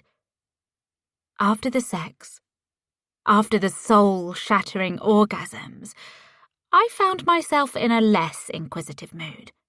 And anyway, I had to get ready for work. Freddie clearly wasn't going to tell me why Nigel had marked him out as a favourite, and maybe I was reading too much into it. I should have asked more questions. Of course I should have. I feel like your stay-at-home husband, he teased when I was stood at the door in my work clothes. I'd given him my only set of keys, relying on him being there when I returned home. I knew it could be a mistake, but even if it was mad, I trusted him. I'll have dinner waiting for you, honey. I laughed, and we kissed again. I might have been wrong before. I still felt drunk on him. You better, or there will be dire consequences. He chuckled and stepped back, snapping off a salute and then standing rigid with a military posture. Yes, ma'am. You really are a dick, and you wouldn't have it any other way. Annoyingly, you're probably right. Please don't burgle me. See you later. I'm promising nothing, he called after me. I was smiling as I walked down the street. It was a stupid thing for me to do. I'd been assaulted, and I was being targeted by Paisley and possibly Caden if she'd lied about his death. An evening and a morning with Freddie shouldn't have been able to blot all of that. I should have been cringing at every noise, made anxious by the tiniest movement at the edge of my vision. And yet, miraculously, my smile remained fixed as I made my way to the bus stop.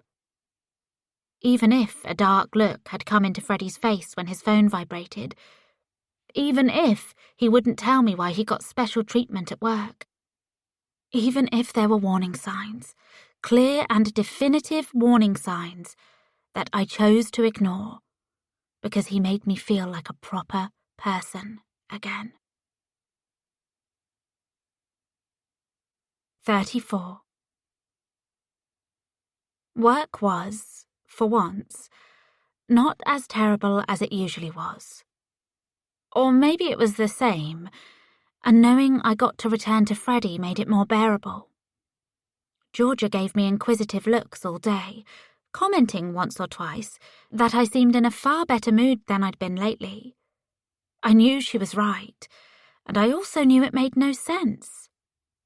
It could have been possible I was tougher than I gave myself credit for, that the hockey mask man and the rest of it weren't enough to break me. But truthfully, I knew it was the 25-year-old from Wolverhampton, with his skin-fade haircut and his powerful hands. I almost ran up the hill on my way home, wondering if I was going to return to a ransacked house. It would be another lesson not to trust men, one I should have learned the first time Caden laid his hands on me. But when I rounded the corner and saw the brand-new window glinting in the summer sunlight, I knew Freddie had kept his word. I opened the door to my flat and immediately smelt flowers, their sweet scent lacing the air. The wall at the end of the hallway flickered with candlelight, and rose petals were scattered over the floor, making a vivid red passage from the front door to the living room. As I rounded the corner, my breath caught as I drank in the scene. He'd cleared away the sofa and folded out a small dining table, covered in more petals, with a bottle of champagne sitting in a bucket, and dozens of candles burning everywhere, the light flickering. Freddie was standing on the far side of the room, an acoustic guitar cradled to his chest, his fingers poised over the strings. I let out a silly gasp, a romantic's gasp, the gasp of a woman who had fallen in love twice and been disappointed twice. And there I was doing it all over again. "Freddie," I whispered. He plucked at the strings, and deep music filled the air. His fingers moved skillfully, his lips twisting into a captivating smirk. "Dear Ellie, sweet Ellie, Ellie who is mine. Dear Ellie, sweet Ellie, for Ellie I'd give my life." I dropped my work bag and my hands rose over my mouth. My heart was thumping hard. "Dear Ellie, sweet Ellie, Ellie who is mine. Dear Ellie, sweet Ellie, for Ellie I'd give my life." I blinked, and tears flowed down my cheeks. His voice pitched low, deep and sweet-sounding at the same time. He wasn't a professional singer. There were quivers in his voice, notes of humanity, but that only made it more special. "On a bench, with the world in your eyes, one look at you and I'm paralyzed, hopeless. But when I saw dear Ellie, sweet Ellie, my hope began to rise. And now you're mine, dear Ellie, sweet Ellie, and our future's in the skies." He grinned and strummed a couple more times. "Sorry, Els, that's as far as I got. Do you like it?" I answered him by bursting into tears, emotion choking me, sobs making my throat tight and breathing difficult. I was crying too hard, too melodramatically, but he'd triggered something in me, something I thought had died years before. Freddie laid his guitar on the table and paced across the room, pulling me into a hug. I pressed my face into his firm chest and wept as his fingers moved through my hair and he whispered words I didn't hear, but their tone swelled through me. Their tone bolstered me, and after a few minutes, I was able to look up into his confident eyes. That was amazing. Really amazing. You didn't have to do that. I did. He cradled my face, kissing the tears from my cheeks. You deserve to know how special you are. It's only been a little while with us. Hell, hardly any time. But you can't tell me there isn't something special here. You can't tell me you don't feel it. I feel it, I told him passionately. I'm not sure how to explain it, but it's something, isn't it? It's real. Oh, it's real, Els. It's the realest thing I've ever experienced. We kissed for a long time, sinking into each other. And then he broke it off, but kept his face close to mine so I could feel the shape of his smile against my lips. Come on. He took my hand and led me into my office. I smiled giddily as my eyes moved over the room. It had never looked this neat. My paperbacks had previously sat in a clumsy heap in the corner, but Freddie had installed a bookshelf on the wall and lined them up. He'd returned my desk and my computer and everything else to its rightful place. The new windows shone, and he'd fixed the curtain rail from where the brick had caused a few of the fastenings to come loose. The only downside was the curtain being open, but I could hardly begrudge him that. He didn't know about the face in the glass. Ellie, what is it? What's wrong? Freddie was facing me. He didn't see Caden standing on the other end of the street. He had a broad smile on his face. He's there. Freddie, he's right there. Who's where? I pointed. Look! Caden darted away, disappearing from view as Freddie turned around. I don't see anybody. He was right fucking there, I yelled, pacing over to the window. I'm not making this up. I'm not mad. Who was there? My husband, my dead fucking husband. But he can't be dead. He was staring at me. Freddie turned and frowned at me.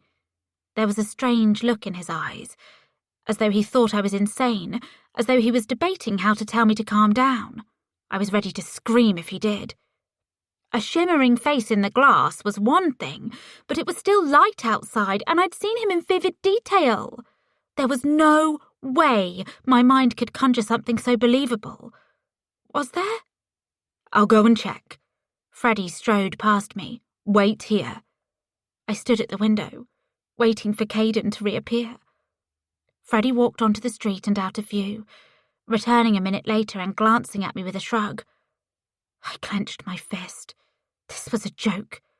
What was he doing? Just staring at me? It must have been him in the hockey mask. But what if he was really dead? What if I was mad?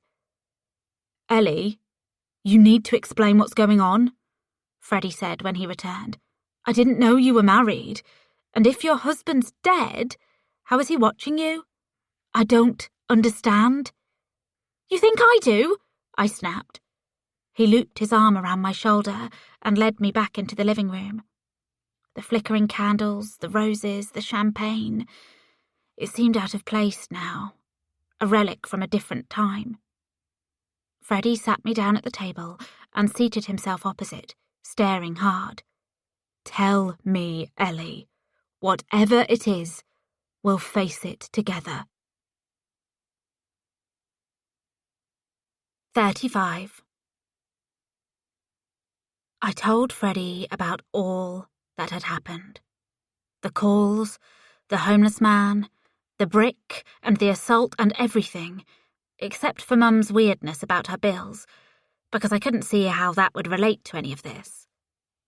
I told him about the face in the glass and how I wasn't certain if he'd truly been standing there or if I'd let my mind play tricks on me. But you saw him. He squeezed my hand, staring reassuringly. Just because I didn't turn around quickly enough, it doesn't mean you imagined him. I mean, hell. Have you ever had hallucinations before? No, but there's precedent, I guess you could say, for my mind not exactly being reliable. What do you mean? I took a large sip of champagne. It had seemed strange popping the cork in the middle of my rather macabre tale. But alcohol made all of this easier. You'll think I'm crazy if I tell you. Another squeeze of the hand, and he smiled. Try me. So I did. I told him about the missing year in my childhood, how I'd never allowed myself to question what had happened. Because if I do, I'll have to face it, whatever it is. And any time I get close, any time I glance there, I feel this... It's like my whole world's going to come crashing down. I know that sounds melodramatic, but it's also the only way I can think to describe it. I never let myself think about it. Jesus. Freddie sat back, shaking his head slowly. A whole year? And you have no idea what happened? Why your mind, erased it? Nope, none. I laughed grimly. I told you. You think I'm crazy? He nodded. Yeah, maybe a bit. I found solace in his answer. He'd been honest with me, when others would have immediately told me, no, there was nothing wrong with me. But Freddie had told me the truth, how he really felt. And that held meaning. It meant he was trustworthy and reliable. That's what I thought. What are you thinking about? I placed my glass down, apart from the fact I'm completely bonkers. I guess I'm trying to imagine what it would be like. So, you woke up? From your point of view, I mean, that's how it felt? Yes, I guess so. That's probably the best way to describe it. So, what's the last thing you remember? My mind jolted at his question, screaming to tell him to stay out of my business. Thinking about the last thing I remembered could all too easily lead to the rest of it, and yet I knew I was going to answer him. He was the first person I'd ever properly discussed this with. Theo's face, smiling at me. Theo, as in your childhood sweetheart? Yes, exactly. I remember him smiling at me. I think he had my hand in both of his, sort of cradling it, and he's talking very earnestly to me. He could be so serious for a teenage boy sometimes. He was extremely mature for his age. What's he saying? I can't hear the words, just the tone. It's reassuring. Maybe he's trying to tell me everything's going to be okay, and then, bang, Mum's asking me if I can hear her. Apparently after the event, whatever that was, I went into a sort of waking coma. I sat in the bed of the funny farm, staring at the wall. Something woke me up. Maybe it was my mum's voice. Maybe I'd decided I'd had enough of this self-indulgent shit. Whatever it was, I decided right then and there I'd never let myself think about it. Instinct, I guess. Fuck, Els. Yeah.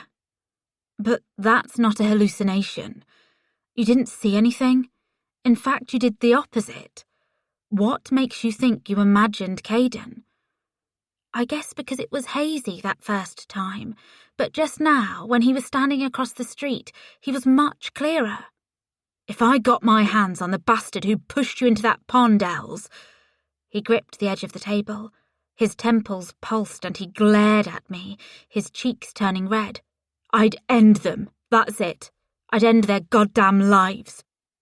But that's the thing. Paisley sounded convincing when she told me he was dead. He snorted. This is Paisley the manipulator, the woman you think abused Caden when he was a kid. Yeah, but I don't have any concrete evidence. She was always a little strange toward him, overly possessive. And there was this kiss one time. It lingered for way too long, and when she looked at me afterward, it wasn't like a mother looking at her daughter-in-law. It was like she was competing for his affection. Jesus Christ! That's sick. Yes, it is. We need to go up there. Where? He narrowed his eyes. Where do you think? Scotland. To their village. We need to go to the grave and see it for ourselves. We need to visit this Paisley woman and tell her she has the stupidest fucking name in the universe. Paisley. I laughed, stunned he could draw that out of me despite the circumstances. He chuckled, and then we fell silent. Would you really do that? Go up there with me? Of course I would. We need to get to the bottom of this. She said she went to the funeral, right? Well, let's see this grave for ourselves. Let's see if it's real. Let's see this note, if the police have let her keep it. Let's see. Because what other choice do you have, sitting around here wondering if you're going crazy? We'll go this weekend. I rallied at the thought of taking action instead of waiting for things to happen to me. But I don't drive. Do you? I'd never seen him arrive at work in a car. Getting there without a car would be a nightmare. Even with a car, we'd have to find somewhere to stay. The drive's 8 hours, if the traffic's good. I've got a licence, but no car. But I can rent one, and we'll rent a nice cottage somewhere, make a weekend of it. What a holiday, I commented dryly. He threw his champagne back in one giant mouthful and then wiped his mouth. Don't knock it, Els. A weekend away with you is a dream come true. And if we have to go skulking around a graveyard, well, that's just a necessary evil. It would calm me down somewhat to lay my eyes on the grave. Once I'd seen it, I could attribute my visions of Caden to stress and sleeplessness.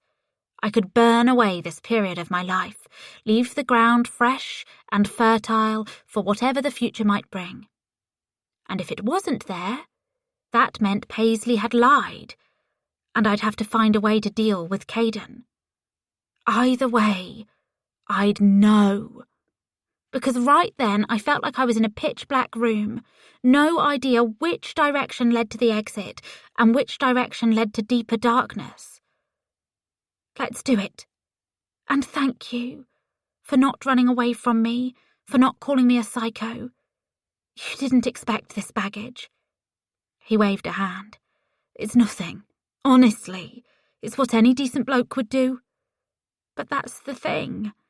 There aren't many decent blokes around these days. At least in my experience. Then your experience is a damn shame. Because you don't deserve any of this, Els. I mean that. His words heartened me. It felt so good to finally have an ally. 36.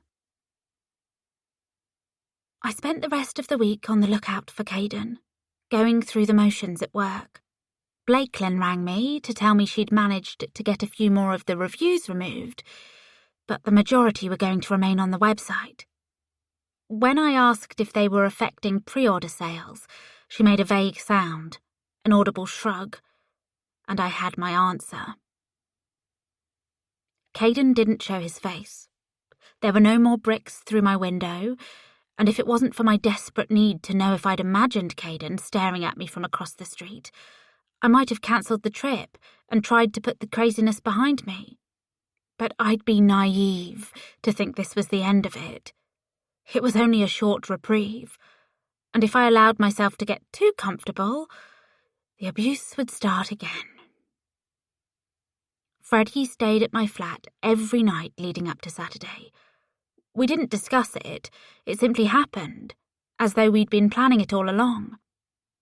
It was easy to forget, at least for hours at a time, about all that had happened when I had him to focus on.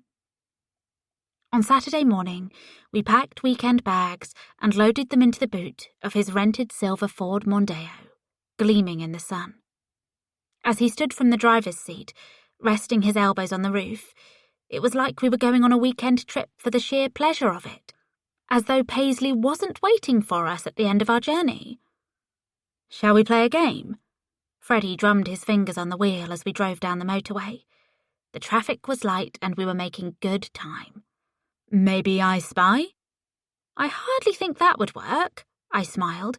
"We're passing everything too quickly." "Nah, we'll play it with stuff in the car." "Then it'll be too easy." "All right, clever clogs. What game shall we play then?" I thought for a moment. "What about I say a sentence for a story and then you say one? I used to play that with Mum when I was a kid." I swallowed and glanced out the window.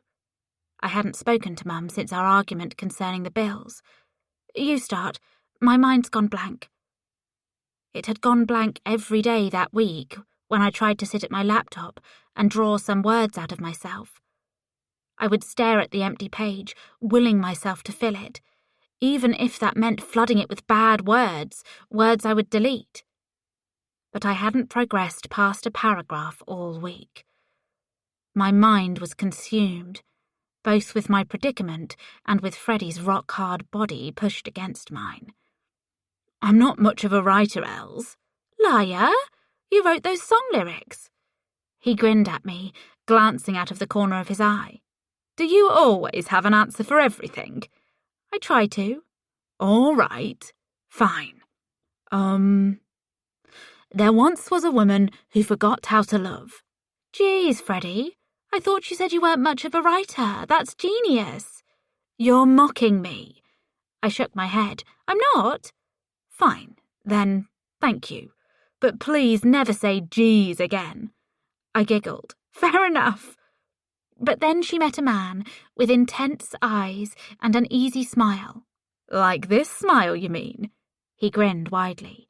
"I'm not talking about you, if that's what you're trying to imply." "Course. Keep telling yourself that." "Anyway, it's your turn." He tapped his chin in a melodramatic thinking pose and then nodded. "We're allowed long sentences, right?" "I don't see why not."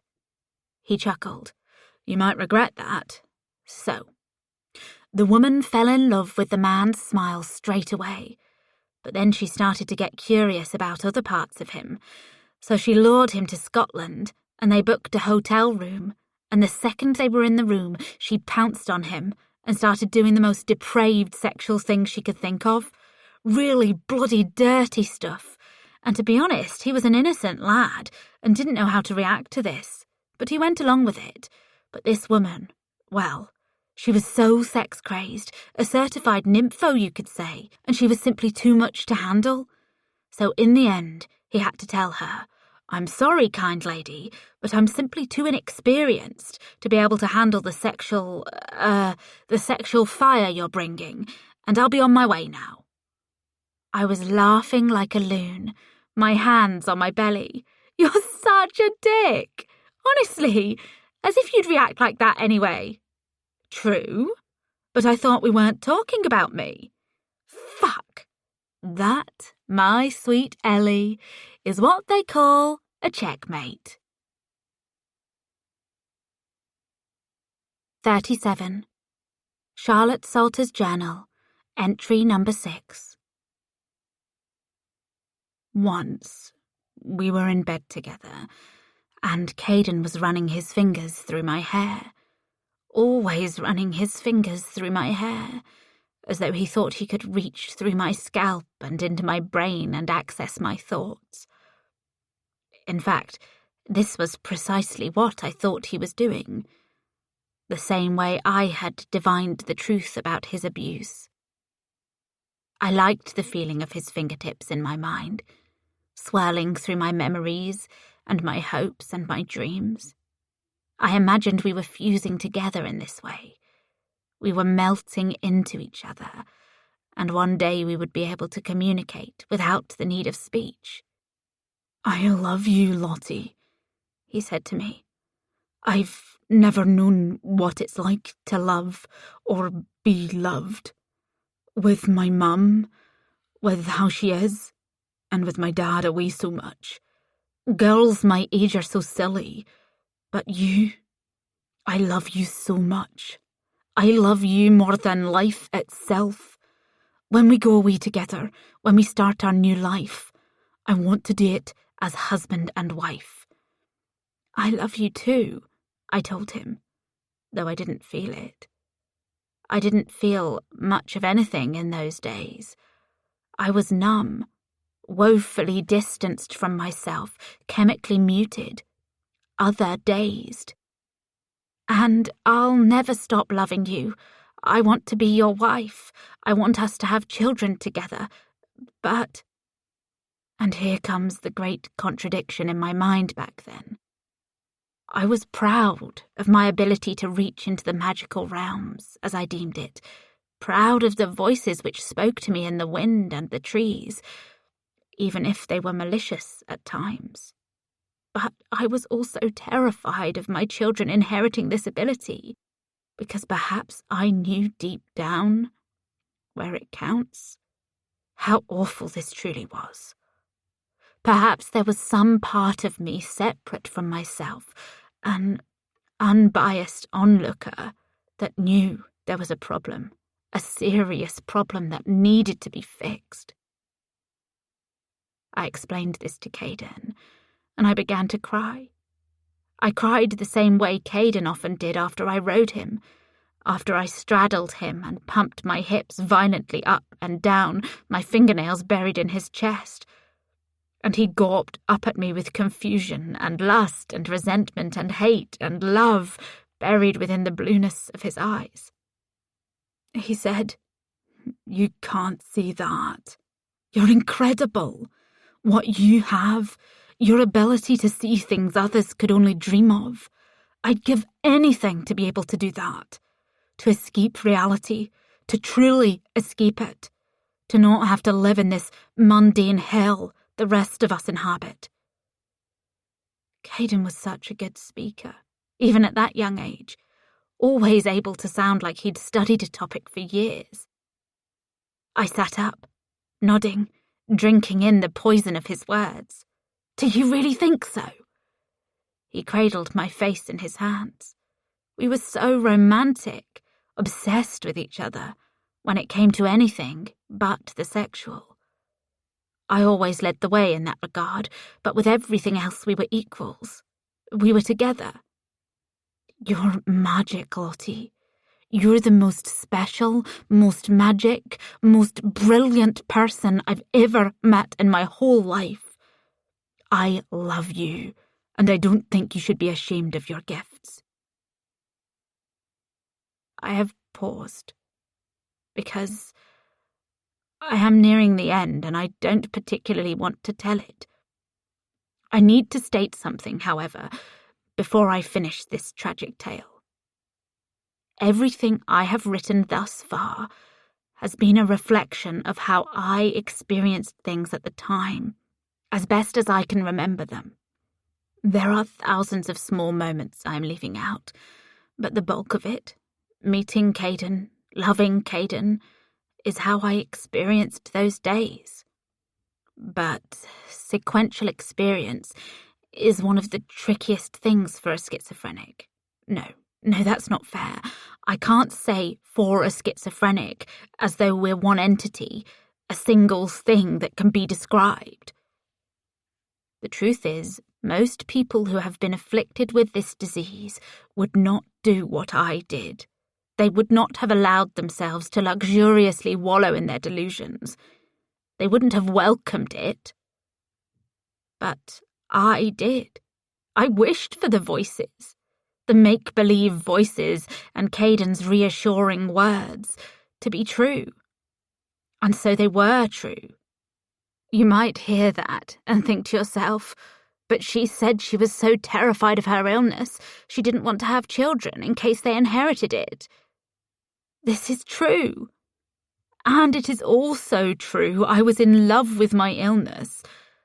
and thought it made me special. I can only state how I felt, because trying to make sense of it is impossible. I was, being frank, a madwoman. And the other enjoyed my madness. The other relished in it. I am sorry if there is a listener of these words. I am sorry for being obtuse, but I refuse to extricate this in words before I extricated it within myself. I think I should write about the one major argument Caden and I had before I reveal the truth of the matter, or at least some of the truth, because this argument was real. It was the realest thing we'd ever discussed. It lasted hours, and it got physical, and I can't understand why he was adamant about this, especially after what came after, especially after all I learned. It didn't make any sense, but I suppose it is often the way with abusers and their victims. As with my illness, they hate them. Of course they hate them. They rightfully hate them. But they love them too. They love them in a corrupted and impure way, a brand of emotion that should never exist. But it's there, nestled deeply and twisting its way through the person until they can't remember what it's like to be unscarred. 38. After a 9-hour drive, we arrived at our accommodation at the edge of the village. The sun was a stubborn white orb in the sky, casting its rays over the loping hillsides that surrounded the picturesque cottage where we'd rented a room. "What do you think?" Freddie said as we sat in the car park outside this fairy tale place. "Shall we go and see her tonight? Go to the graveyard? Or get some dinner and sort all that tomorrow?" "Let's handle it tomorrow. We'll get up early and see her, swing by the cemetery, and then drive back. I need to be back tomorrow evening for work on Monday." "Sounds like a plan." We left the car and checked in, and then went to our room. It was a lovely, cosy slice of the cottage, with rustic rafters and a window made of wrought black iron, the glass clouded so it distorted the sunlight as it shafted downward. I stood at the window, looking out upon the garden, wilder and less meticulous than Mum's. Vines and ivy and flowers of every colour proliferated. It was quite beautiful. Freddie walked up behind me, wrapping his arms around my waist and pressing his body against my back. "How does it feel, being back here?" "Not as bad as I thought it would be, but I think that's because you're here." I turned and kissed him, hard, passionately, kissed him like I'd never been hurt before and would never be hurt again. The following morning, I stared across the street at Paisley's house, a building comprised of cobblestones that appeared to have been hastily thrown together. Creepers covered it from bottom to top, and the lane leading to the front door was a jungle. I imagined Mum cringing if she'd ever had cause to set eyes upon it. It looked like a forgotten place, a dying place.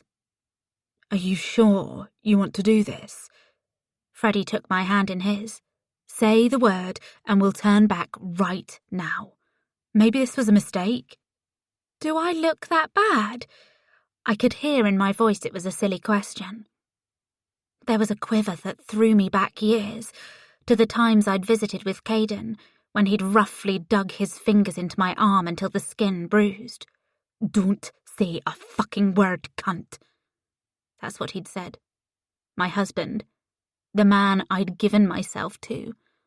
And what did I do? I took it. I nodded meekly, a veritable mouse. I let it happen. "Els," Freddie smoothed the hair behind my ear, tickling me. "Yeah?" I said, "It's your choice.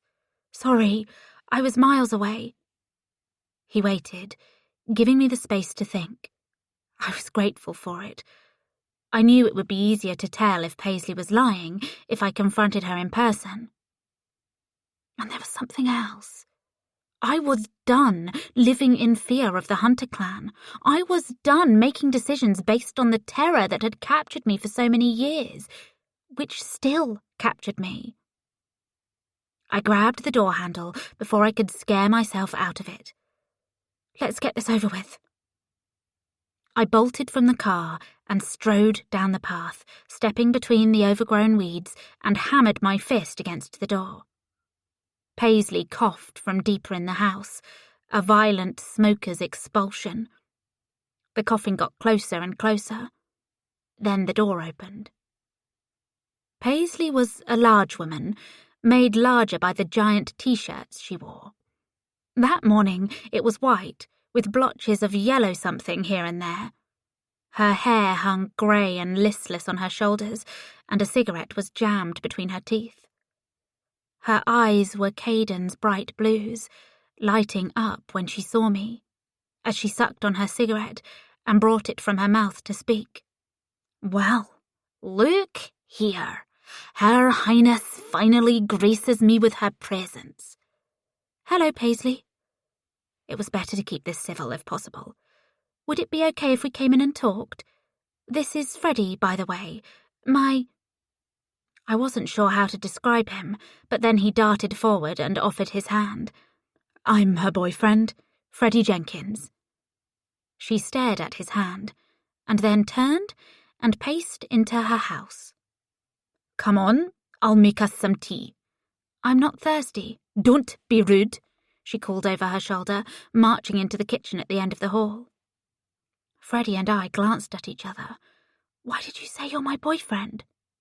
"Do you have a problem with it?" I thought for a moment. "No, I don't think so." "Good," he grinned, waving a hand. "Then after you, girlfriend." We walked into the house, which reeked of cigarette smoke and a general staleness, as though she hadn't hoovered in weeks, months, years. The walls of the hallway were covered in photos of Caden.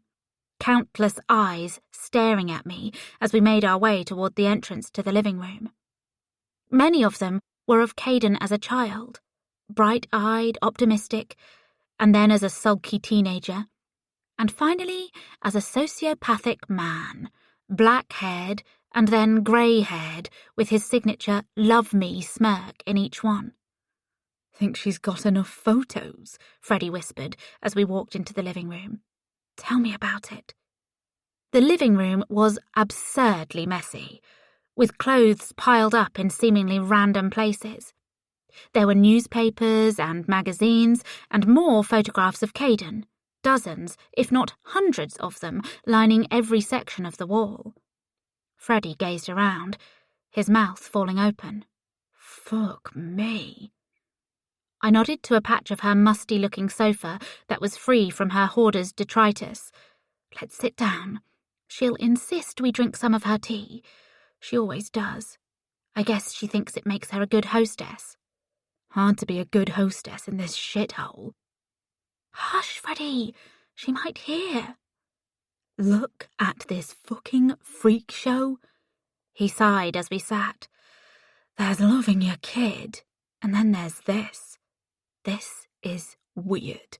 "Fine, but we're not here to give her a psychological evaluation." "Thank God for that." Paisley returned with a tray, holding 3 mugs of tea and a plate of shortcake biscuits.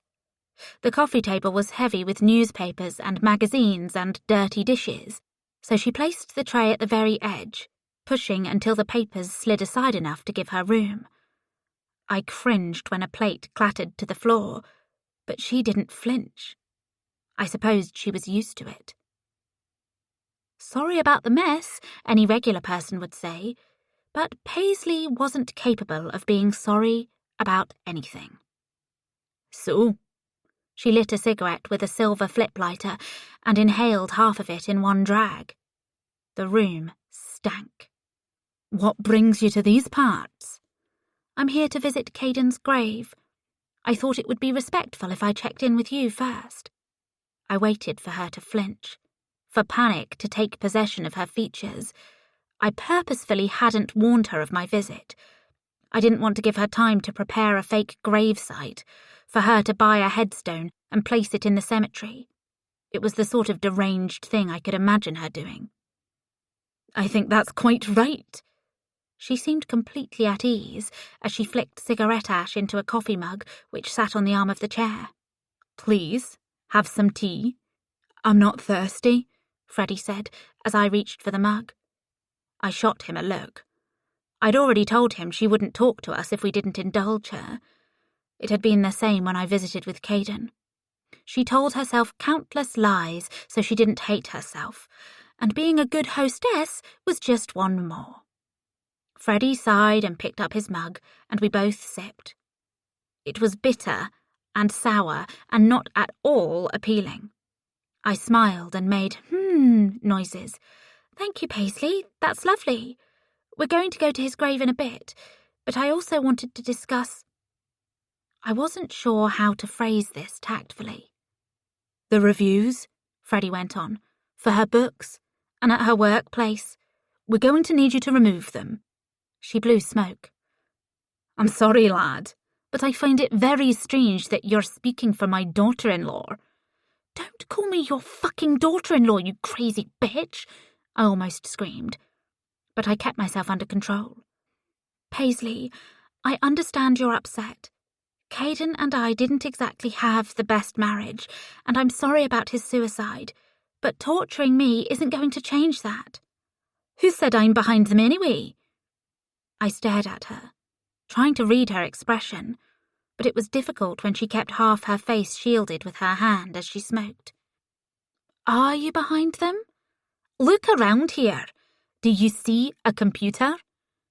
The smoke was shimmering strangely around her face, as though there was too much of it.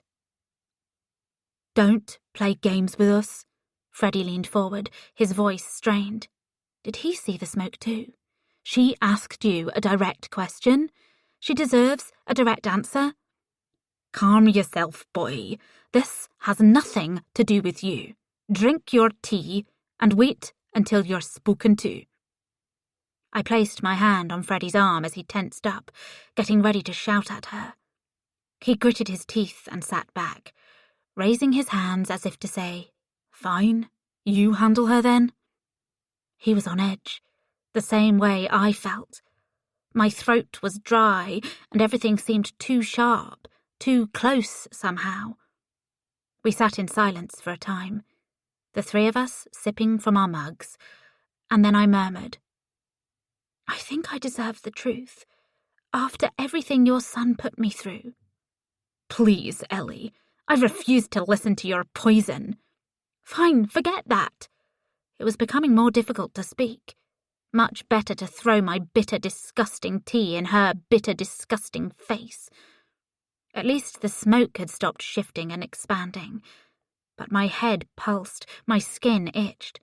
"But I deserve to know, at the very least, if you plan on keeping this up. Hiring people to ring me at work, hiring people to fucking attack me in parks, hiring people to sabotage my career, my dream career and my regular job. It's wrong. I don't think I deserve it." A liquid smile spread across her face. Her eyes glimmered with the same wetness. For a moment, the glimmering seemed to dance, the same way the smoke had. I blinked and willed it to return to normal. "You silly girl. This isn't about what you deserve." "What's that supposed to mean?" "You'll see. Sooner or later, it will become clear." "So you're admitting you're behind it?" My voice rose, and Freddie made to touch my shoulder, but I moved away from him. "I'm sick of your snide hints. Tell me the fucking truth." "I won't be spoken to like this in my own home. Either keep your tone civil, or get out. Your choice." I bit down another wave of vitriol, knocking back the rest of my tea and slamming the mug onto the tray. Delicious." "Oh, Ellie, I do feel sorry for you." "I'm dying to know why, Paisley." "Because you truly have no idea what's going on here. Not in the slightest. You think you could cause my son's suicide and go on with your life as if nothing had happened? You think you can come up here and disrespect me in my own home and there won't be any consequences? But there will be. And when it happens, when you learn the truth, it's going to break you. It's going to shatter you into a million pieces. And I'll be laughing. You took my baby from me, my Caden. You need to pay. I bolted to my feet, picking up the mug and throwing it at the wall. It smashed loudly, shattered, pieces flying everywhere. I waved my hand in her face as she sat, unperturbed, taking a casual drag of her cigarette. My feet were unsteady beneath me. Simply standing was difficult. You're going to have those reviews removed. If you don't, I won't go to the police. If you don't have those reviews taken down immediately, Paisley, I'm going to kill you. Do you understand, you disgusting woman, you deranged pedo cunt? I'm going to sneak in here one night and stab you until my arm is so tired I can't move it anymore. I swear to God. Whatever you say, Ellie. Whatever you say. Come on. Freddie's hands were on my shoulders. She's not worth it. He led me out of the house. I was trembling, ready to march in there and bury my fingernails in her eyes, which had reminded me too violently of my husband. I marched toward the car. The cemetery. I have to see it. Oh, and Ellie! I turned to find Paisley standing at the door, a sick grin on her face. I really hope you enjoyed the tea. I ignored her and climbed into the car, squeezing my knees hard, fingernails stabbing into skin. What the hell did she mean by that? No idea. Freddie started the engine. I looked up at the country road as he guided us down it, and then the road was splitting right down the middle, like paper, and thousands of insects were crawling out from the cracked concrete and skittering over the surrounding hills. The hills were teeming and black with them. The faces of the insects magnified, expanding across my vision, and they were Caden. Every single one of them was Caden. He was laughing and frowning and baring his teeth, and blood was dripping electric red over his gums, pulsing with light. I'd never seen a red so stark and bright and ugly. Another face opened its mouth in a twisted giant scream. I clamped my hands over my ears, blocking it out. And then it hit me. I remembered the weird shifting of the smoke and the glimmering in her eyes. The pulsing in my head became more intense. That bitch! That lunatic! Are you seeing this? Freddie's voice was jagged. Els, what's happening? She drugged the tea. She drugged the fucking tea! Freddie roared and jerked the wheel to the side, the car snapping sideways. We veered off the road and skidded onto the grass, and then we were spinning around and around and around. 39. Els, calm down. Open your eyes. I was screaming. It was a reasonable thing for me to do, because the car was spinning and we were about to crash and die. But then I realised we weren't spinning at all. The car had come to a stop at the side of the road, and the motion had ceased, or it had never existed at all. I opened my eyes, risking a look at the fields. The creatures had gone. But the sunlight was doing bizarre things, whispering across the sky like a giant invisible hand was cutting a knife across the heavens, the harsh metal catching the glinting yellow. I looked closely and saw it was spelling words. Mother. Death. Sorry. Caden. I blinked and rubbed my eyes. The words vanished. Everything seemed too close.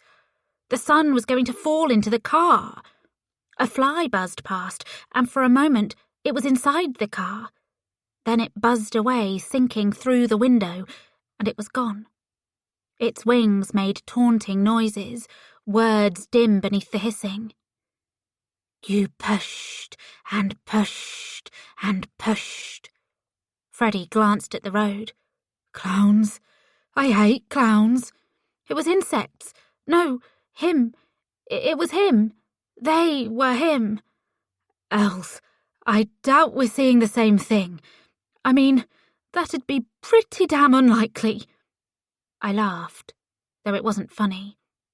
I kept laughing, and the laughter grew in my belly until I was sure it was going to burst out of my skin and rupture me. The jagged feeling tore through my middle, and suddenly the car was a room which reeked of bleach and sweat, and there were faces staring at me from the car's front window, and red hair, fire-red hair, flickering as a mouth shaped an uncertain smile. What the hell is this stuff? No idea. Not shrooms. At least, not any sort I've ever done. Maybe acid? What do we do? There's nothing we can do, except ride it out. I shivered, wrapping my arms around myself. I don't like this. I thought we crashed. I thought we were spinning. He pulled me into a hug, stroking my hair. He kissed my cheek and whispered in my ear. I pulled onto the side of the road and parked. That's all. The car's fine. We're fine. I think we'll leave the car here, go back to the room, sleep this off, and pick it up later. We might have to get another night at the hotel, and you'll have to pull a sickie tomorrow. See? Sorted. No need to panic. No need to panic, I repeated dully, as I felt doors trying to open in my mind. Caden reared up in my imagination, his lips pressed into a knife-sharp grimace, his eyes blazing like the hair from the room with the bleach, like the sharpness of the knife in the sunlight. Everything melted together. Caden captured it, and his eyes became aborted children, two pink grotesques with umbilical cords wrapped around their necks. Did you really think you could escape me, you wee slut? Do what you were made to do and get on your fucking knees. I tried to suck in air, but there wasn't enough. I was sure somebody somehow had siphoned the oxygen out of the atmosphere and I was going to choke. I turned and clawed at the door handle, fumbled, pulled it open, and stumbled out onto the country road. Where are you going? Freddie trailed after me. I can't. Stay here. I have to walk. Yeah, me too. But which way was it? I can't remember. I looked up and down the road. Paisley's house was still within view. I thought about going back there and mutilating her for what she'd done, but the overgrown plants in her garden were shivering and beckoning. Something was crawling through the foliage. It would leap out at us the moment we came too close. A baby, on all fours. An abandoned baby disturbing the leaves and making them dance. I think if we go this way, I pointed in the direction opposite her house, we should be okay, because that's the way we drove in, right? Freddie nodded seriously. I think so. Yes, that makes sense. He took my hand, and I squeezed it too tightly, desperate for the contact. Maybe we should go back and hurt her. Paisley. Maybe we should kill her for this. It's fucked. He laughed darkly. Yeah, but then we'd end up in prison, Els, and I've got no desire for that. Well, unless it meant protecting you. I think I'd go to prison for you. Don't say stupid things. It wasn't his fault his hair was not red.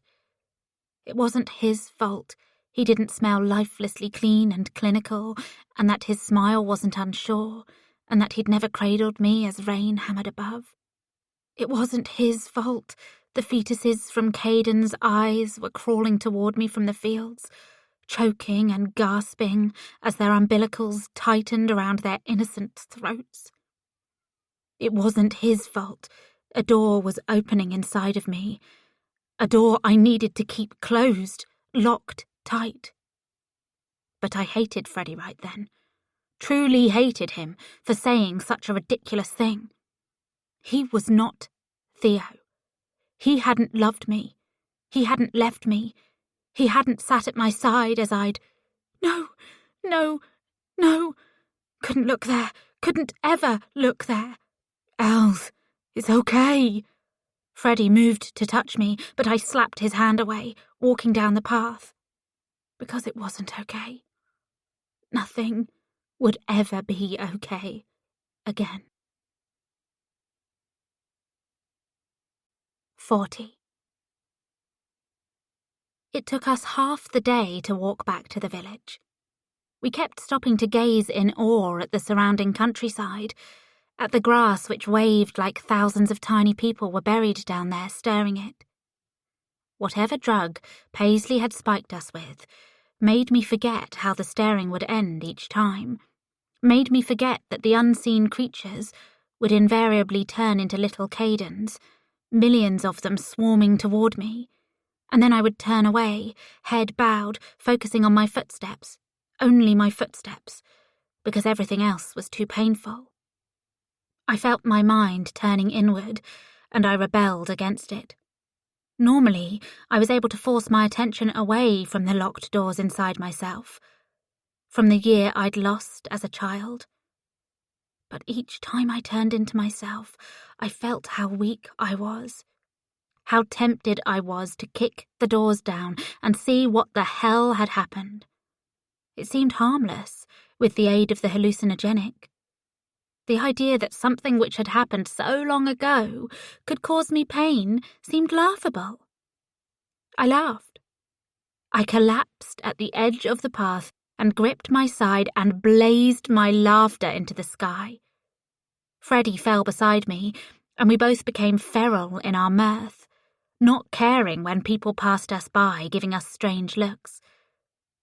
But then the laughter broke into a sob, and I was weeping without knowing why. No, that wasn't right. I'd always known, always felt it, and maybe that was why Caden had found me such pliable prey. Maybe it was the guilt of what I'd done, what I'd lost, which caused me to lie beneath him silently as he fucked me, as he raped me, as he collapsed atop me and drove inside of me, and I lay there, brain dead, because the woman I could have been could never be. There was no going back, so fuck it. Let him use my body in whichever way satisfied his sick hunger. Let him punch and kick and bite and humiliate me. I'd never thought of it in these terms before. But then, I'd never let myself come into contact with this particular piece of misery. With the crying, the squealing, and the legs kicking, and I was falling, and then Freddie had his hand wrapped around mine. Ellie, you have to stop crying. You need to calm down. Calm down. Calm fucking down. He pulled me to my feet when somebody approached us. Seriously, somebody might get angry. Somebody might try to hurt us. I glanced over my shoulder. It was an elderly man with his hands stretched out, speaking, but silently, opening and closing his mouth like he was trying to freak us out. His hair was grey, Caden grey, and Freddie was right. He was dangerous. He held 2 bones, the ends carved into sharp points. He'd killed somebody and ripped out pieces of them, as Caden had torn out pieces of me, as Theo had ripped out pieces of me, as I had ripped out pieces of me by letting it happen. We fled, walking until we came to the outskirts of the village, and then Freddie tugged on my hand. He pointed off to the left. I'd been staring at the ground, counting the stones for some reason, thinking it was very important. Perhaps because counting was easier than focusing on the tiny death-blue fingertips attempting to claw up between them, the fingernails splintered and weeping with blood. It was the cemetery, its doors thrown open, as though an invitation. What? Caden, remember? We might as well check. I nodded vigorously, as though I could push past the fear of what we might find, or not find. Let's go. Maybe I'll piss on his grave if it's quiet. Freddie tilted his head at me, a soft frown touching his lips. I didn't like the way he was looking at me. It was too intimate. And I wondered what Theo would think. My dear, sweet Theo. If he knew a man was looking at me with so much concern. But no. I had to remind myself, keep reminding myself, that Theo was a boy from a long time ago. He had nothing to do with me. The past and the present were collapsing together, time shortening, as though the clean room and the regret and the soft eyes had happened only yesterday. Holy shit. Look. Are you seeing this too? Without realising, I'd been walking next to Freddie, my legs moving without my say-so. I forced myself to look up, ignoring the 1,000 spectres of the past which haunted endlessly at the periphery. Freddie had stopped in front of a brand new marble headstone. I walked up beside him and stared at the words. Caden Hunter, beloved son, 1970 to 2021. Read it. I had to force my words past the tears. I remembered Caden in the glass. I remembered him in the street. I remembered his eyes behind the hockey mask. Freddie, I have to hear you read it. Caden Hunter, beloved son. I fell to my knees and buried my fingers in the earth. The headstone was shivering with my tears, the words distorting, but they refused to change. There it was. Evidence of his death, which meant I was as mad as Mother, like Paisley had branded me. No! I clawed at the mud, scraped it under my fingernails. We have to dig, Freddie. We have to dig. This isn't Caden. I saw him. Not just in the glass, in the daylight. He was real. I wasn't on acid then. I began to paw at the dirt. Freddie fell to his knees beside me and joined in. If he'd been sober, perhaps he would have realised how insane this was. But neither of us cared. We were in this together. We clawed and got nowhere. Somebody yelled at us, their voice deep and booming. It was a doctor, a man in a long white coat, too clean for the surroundings. Get away, will you? What's the bloody matter with you?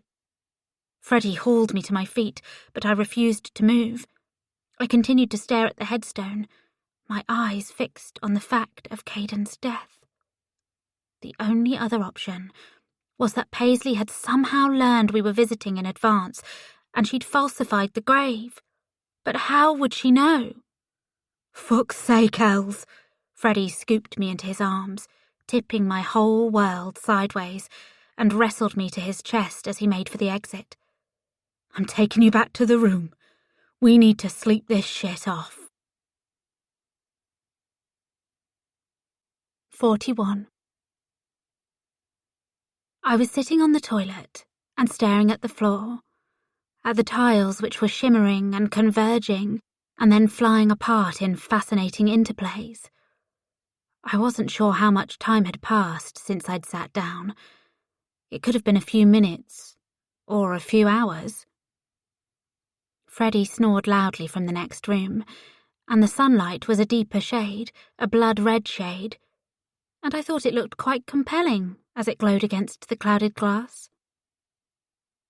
I stood on shaky legs, wandering over to the sink and running the water. I splashed cold water in my face, quickly looking away when the water turned dirty and brown as it swirled down the plug hole. I gazed at myself in the mirror. But then my reflection shimmered, and the mirror became a window. A little girl, with her hair messily brushed and a nervous look on her face. It was a few years after Dad died, and things were not good at home. A young boy skipped over, his hair a tangled and messy red, constellations of freckles across his cheeks, and a brave, nervous smile on his face. Hello, I'm Theo. The girl toed the ground. With a jolt of shock, I realised something. The girl was me. "I'm Ellie." The girl bit her lip, debating, and then reached into her pocket and took out a daisy bracelet she'd wrapped in a piece of tissue paper. "Do you want this? I made it, and I wanted to give it to somebody, but there's nobody to give it to. But you can have it." The boy's grin widened. "Yeah, cool. I like your voice." She giggled. "Why?" "It's posh. It's cool. Thank you." He took the daisy chain and tucked it into his school bag as though it was the most precious thing he'd ever encountered. The mirror shimmered, and they were older, this boy and girl, crouched inside a bus stop as rain slashed against the plastic covering and became hammers above them. The girl laughed and handed the boy a glass bottle. "You're such a lightweight," she prodded him when he groaned and waved it away. "Come on, Theo, one more sip." "You're a bully." The boy laughed and took it from her. "If I didn't love you, I'd hate you." "Wow, that's like poetry. You're talented." "You're taking the piss." "A little, yeah, but I mean it. You're the most talented person I know." The boy and the girl converged on each other. I wondered if I should look away in shame as they ravaged each other, not caring they were in public, not caring somebody could pop their head into the bus stop any moment. I felt Theo's breath on my neck. I felt him inside of me, and I cringed, because I never thought about Theo in a sexual way. I never allowed myself. He'd been a boy when we were together. "I love you." His lips smeared the girl's cheek as he finished. "I love you so fucking much." "I love you too," the girl gasped, clawing at his face. "Promise you'll never leave me, no matter what happens. Promise." "I promise. It's me and you, forever. Look." The boy leaned down and reached into his bag. He brought out a plastic wrapping. The girl giggled because she thought it was weed. She was excited. But she was more excited when she saw what it truly was. The daisy chain, crumbled with time, its outline imprinted upon some tissue paper. I gripped the edge of the sink and let out a jagged cry, tears streaming down my cheeks as the mirror window shifted and I saw the girl sitting in Theo's bedroom. She had her legs folded on a rickety wooden chair, sun dappling her face, as he moved his paintbrush over the canvas and smiled at her occasionally. "Stop moving," he said. "I'm not moving." "You're talking. That means you're moving." "I'm only talking because you spoke to me first." He laughed. "You're too smart for me." She sat as still as she could as the sun tracked the day across her face, and finally he was finished, and she skipped over to the canvas. She gasped and covered her mouth with her hand. And, standing in the bathroom in the cottage, I did the same. I clamped my hand over my mouth to trap the emotion I'd never faced, never considered facing. "You've made me beautiful." Theo turned to her, reaching up with paint-flecked fingertips and stroking her cheek. "You are beautiful."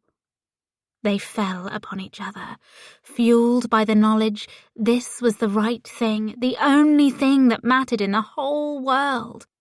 They didn't need anything else. They collapsed against each other and they tore each other to pieces, and then the mirror shifted, and I was staring at Theo and the girl in a park. The girl was staring down at something, a small white object, a pregnancy test. The girl was staring down at a pregnancy test. "Maybe it's not right," Theo said. "It's the 5th one." Fuck. Yeah. I could barely stand. But I was afraid if I moved away from the window, the film would stop. I'd spent my whole life running from this, but I couldn't ignore it now. Not when it was laid out so clearly for me. I saw the girl waddling through the hallways of the school, her cheeks blooming when the other kids sniggered and tossed names at her. Slut, whale, tart. I saw a younger Georgia throwing herself at a group of lads, waving her fingers in their faces and calling them every wicked name she could think of. And then the girl was in a hospital bed, and she was staring down at her child, at the boy she would never give a name to, because she'd agreed, and Theo had agreed, it was best to give him up for adoption. Theo was sitting beside the bed with his mother, and his father stood behind him. His father's hand firmly planted upon his shoulder, as though ready to drag him back if he tried to hold his baby. "It's for the best," Theo's father said, his voice iron and unflinching.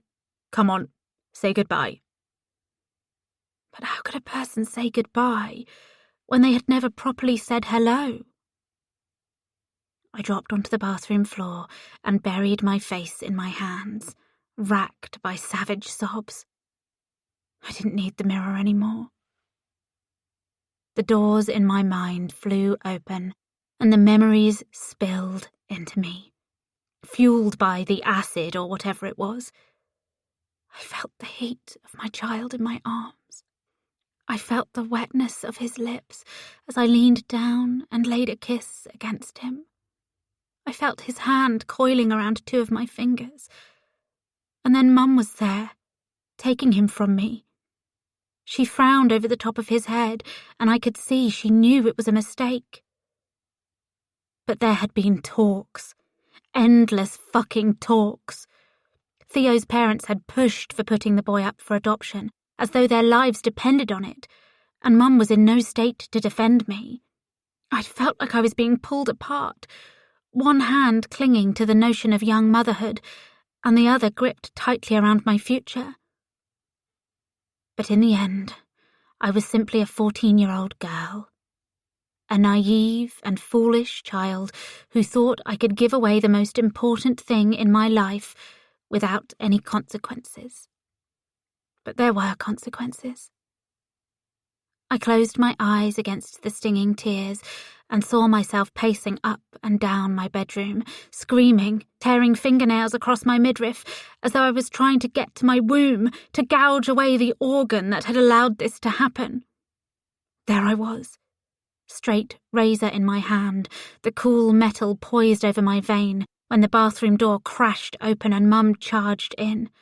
Her eyes cleared for the first time in years when she saw her daughter ready to open herself up. She dragged me to hospital, and shortly after, I was admitted to the psychiatric ward.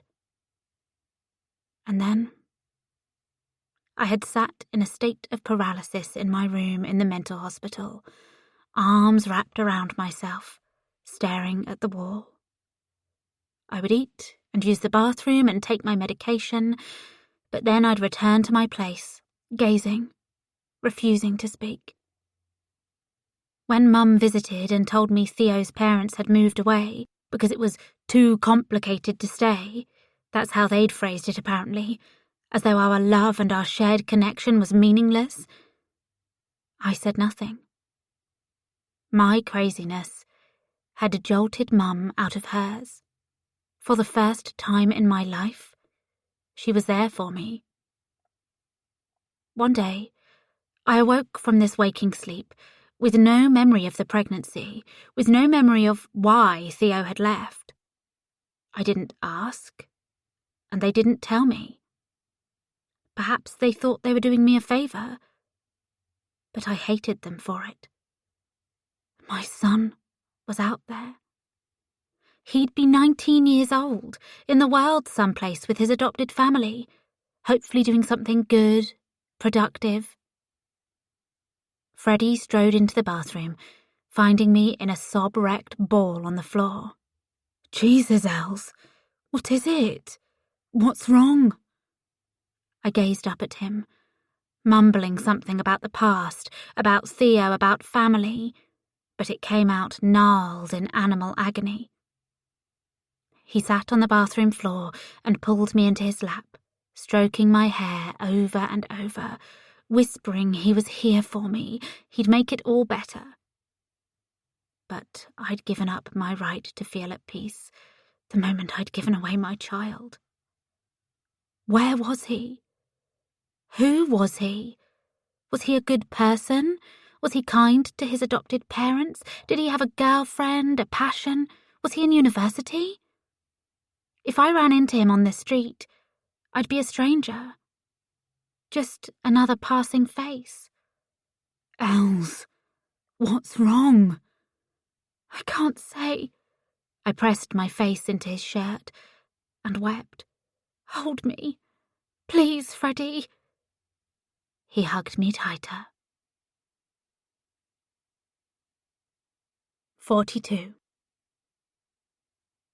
I woke with tension in my back, peeling my eyes open and staring at the bathroom ceiling. We'd fallen asleep on the floor. Freddie sprawled against the wall, his chin coming to rest against his chest as he drew in loud, shivering breaths. I smiled at his snoring for a moment, staring at the way his smirk twitched in his sleep, reveling in how handsome he was. And then I remembered. The tea, the hallucinogenic, the past. I stood and stumbled over to the sink. My mouth was bone dry, and I lapped water greedily, splashing big handfuls in my face over and over. I stared into the mirror, into my wide, panicked eyes. I peered closer and tried to make the glass shift again, the way it had last night. Or had that been a dream? It was difficult to disentangle the events of the previous night, when my head felt so cloudy, my thoughts spiralling here and there, impossible to catch. I closed my eyes and willed myself to relive it all. Meeting with Paisley, the car crash. No, the car hadn't crashed, I'd imagined that. The walk. We'd walked to the gravesite, and Caden's stone had proclaimed his death. And then we'd returned, and I'd seen it all, as though my memory was playing a film for me. I saw Theo and our child. Our fucking child! I walked over to the toilet and sat on the closed lid, wrapping my hands around my knees and trying to convince myself it had been nothing more than a mad hallucination. Perhaps I could have believed that, if it didn't feel true, as though I'd always known this. It had always been waiting, but I'd simply refused to look there. Theo's parents convinced him to convince me to give the child up because it was the best thing for our futures. I remembered that now. Theo's serious face, his apologetic eyes, as he nodded and repeated words his father had hurled at him. We can't sacrifice our lives for one mistake. We can't give away our futures. Well, this was my future. A madwoman who'd blotted out the most important thing in my life and who'd dreamed up my ex-husband. I could forgive myself for the face in the glass, but seeing him standing across the street grinning at me, as real as any alive person, it meant my mind was more cracked than I'd ever realised. It also left me with the question of the hockey mask man. If it wasn't Caden, then who? I let out a whimper as my gaze turned, taking in the sight of Freddie. I thought about how strange he'd acted when his phone rang, and how he always got special treatment at work, got away with things nobody else ever could. But I failed to see how these suspicions were connected to my assault and the rest of it. No, I was letting paranoia get the better of me. If Paisley was behind the reviews, which she'd basically admitted the previous day with her snide remarks, she was behind the assault too. She was behind all of it. She'd drugged us, for fuck's sake. Freddie looked so young in his sleep, so content. He was only 6 years older than my child, 6 small years. The thought sickened me and made me question our age gap again. I needed to speak to Mum, to confirm my hallucinations hadn't lied to me. I forced myself to stand and pace across the room, nudging Freddie with my foot. Wake up, Freddie, we have to go. He started as though emerging from water. Shit! What time is it?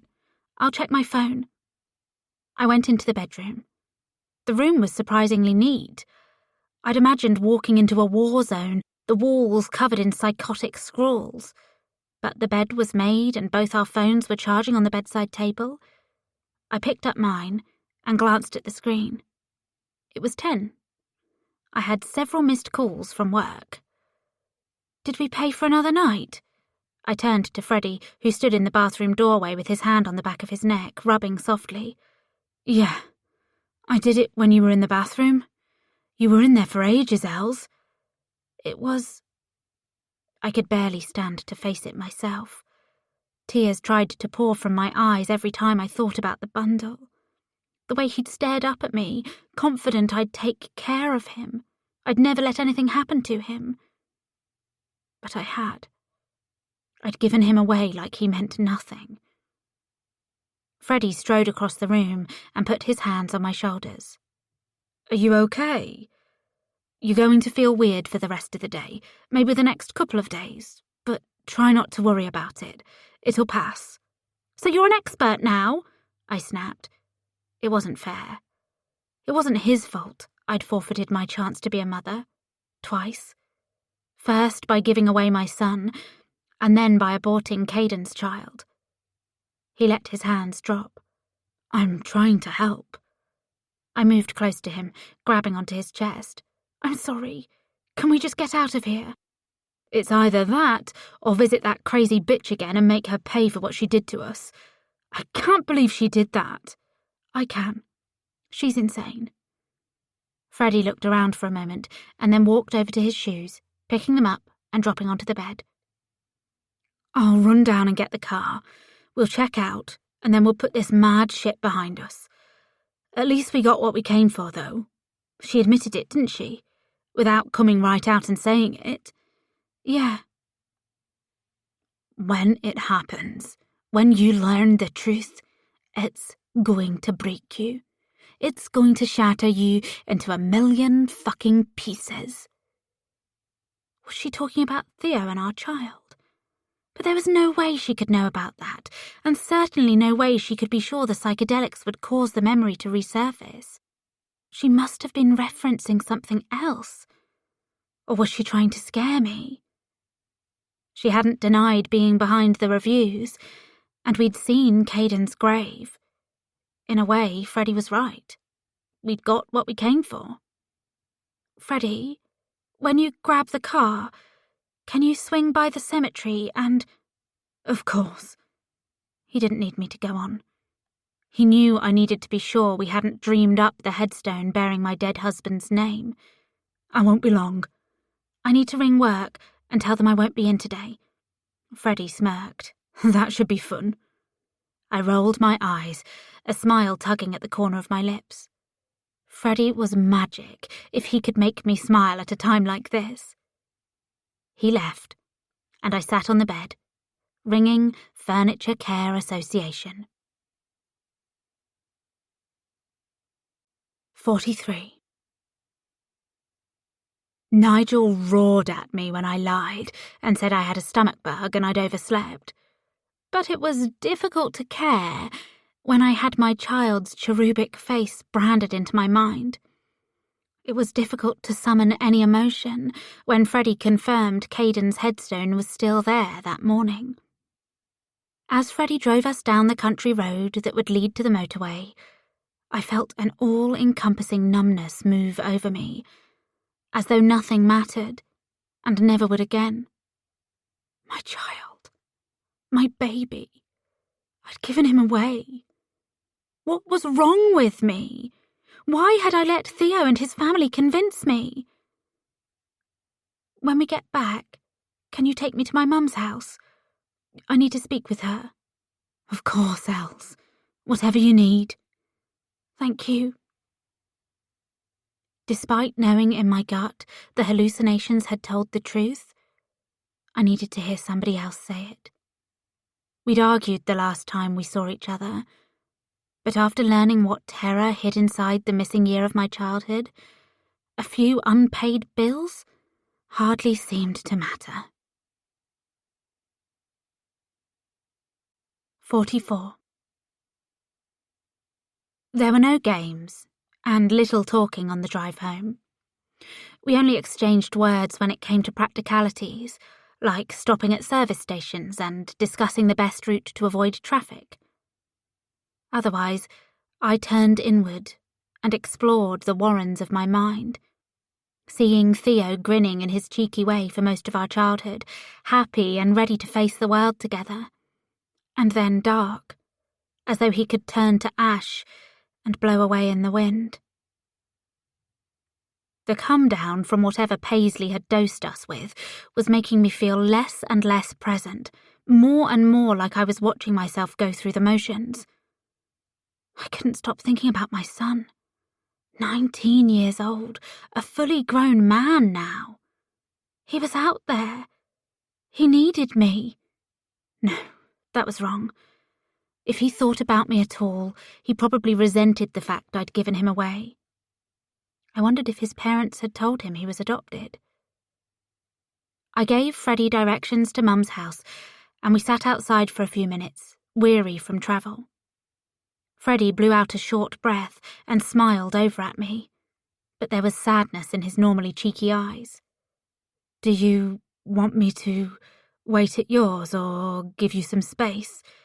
You were in quite a state last night, and what? I took his hand, squeezing it tightly. Something's going on? Maybe you're freaked out about the headstone, about Caden. Maybe it's something else. But whatever it is, I'm here for you. I leaned over and brushed my lips against his cheek. I didn't have it in me to kiss him fully, passionately. You can wait at mine. I'll get a taxi back.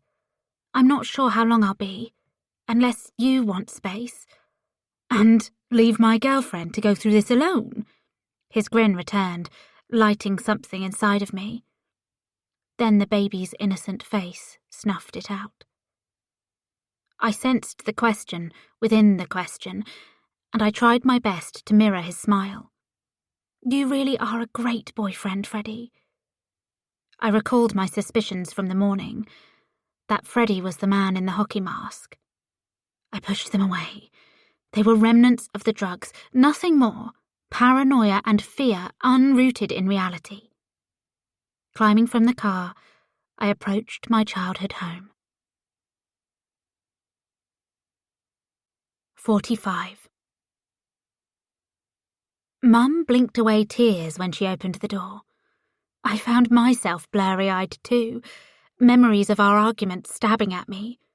I rushed forward and wrapped my arms around her. Oh, Mum, I'm sorry. I shouldn't have shouted at you.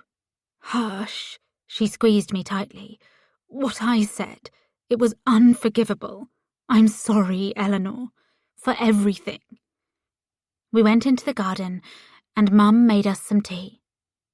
For a while we sat silently and watched butterflies dancing in the air, listening to the buzz of insects. One of the neighbour's cats sprung down from the fence, a gorgeous jet-black beauty with startling yellow eyes. It glanced at us, tilted its head, and then leapt away. I glanced at Mum. She was fiddling with the knot on her bandana. Mum, I remembered what happened when I was a kid. Her hands paused. They dropped. You remembered? How? It doesn't matter. But it's true, isn't it? I had a child with Theo, and we gave him away. Did Georgia tell you? Mum! Bitterness snapped into my voice. I haven't once mentioned your overdue bills. It's clear you don't want to tell me what's going on. I only think it's fair you give me the same respect. It's true, she said.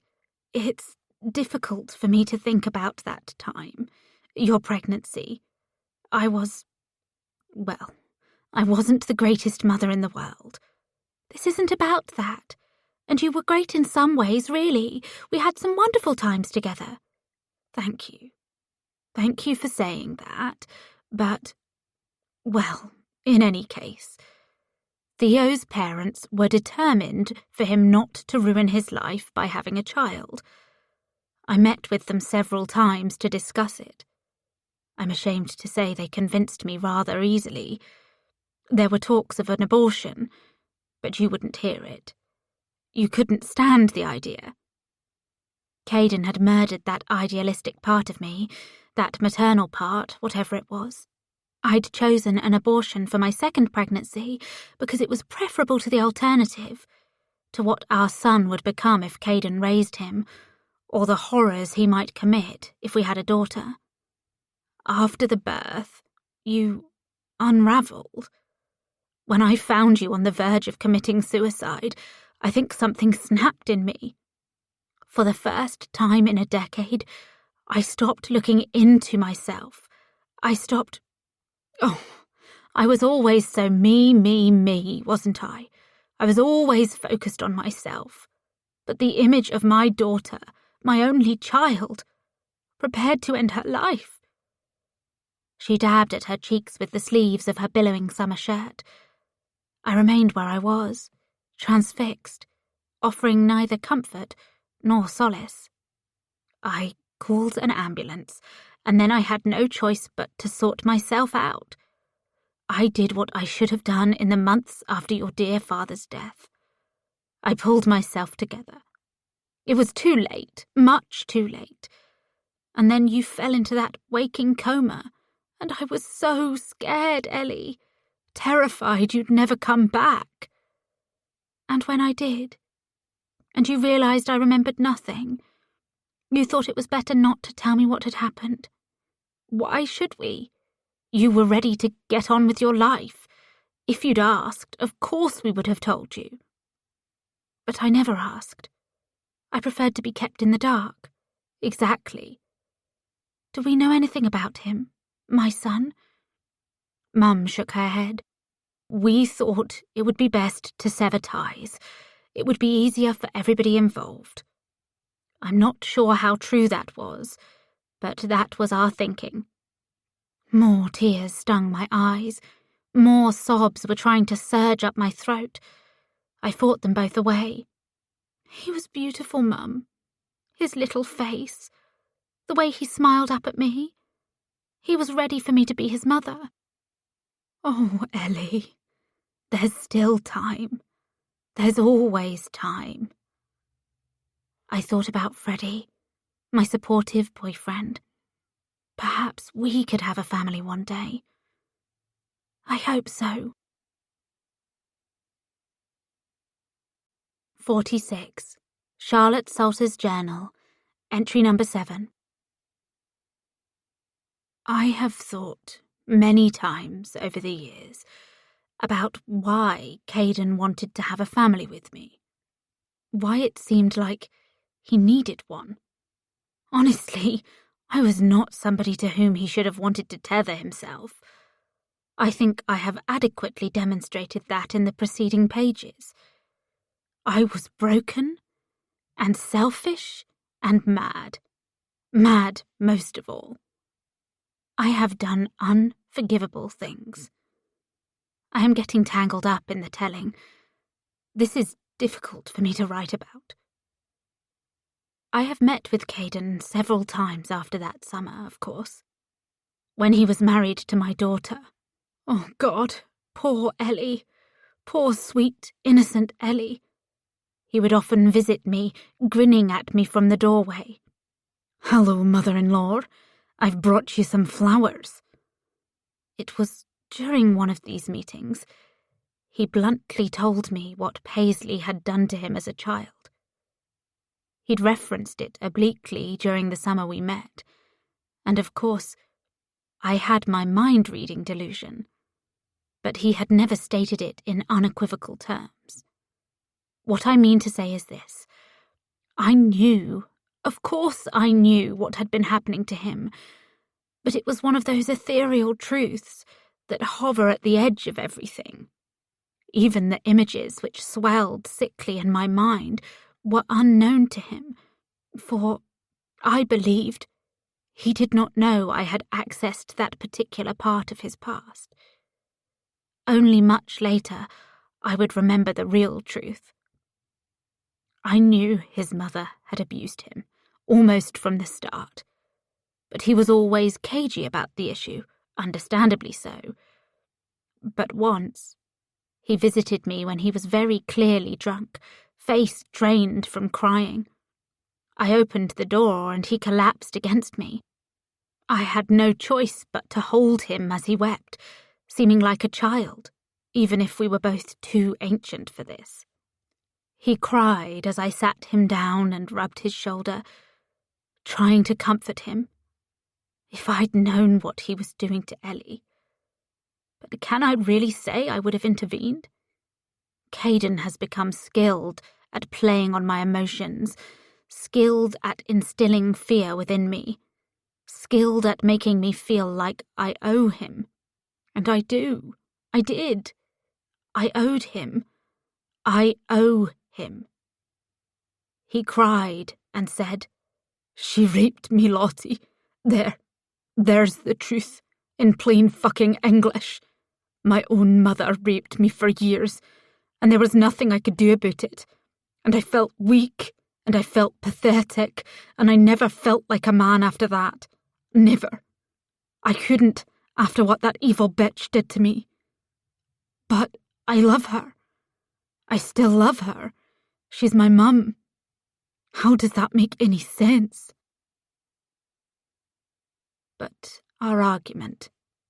The summer I was young and he was younger. I was going to write about our argument, wasn't I? He wanted us to have a family.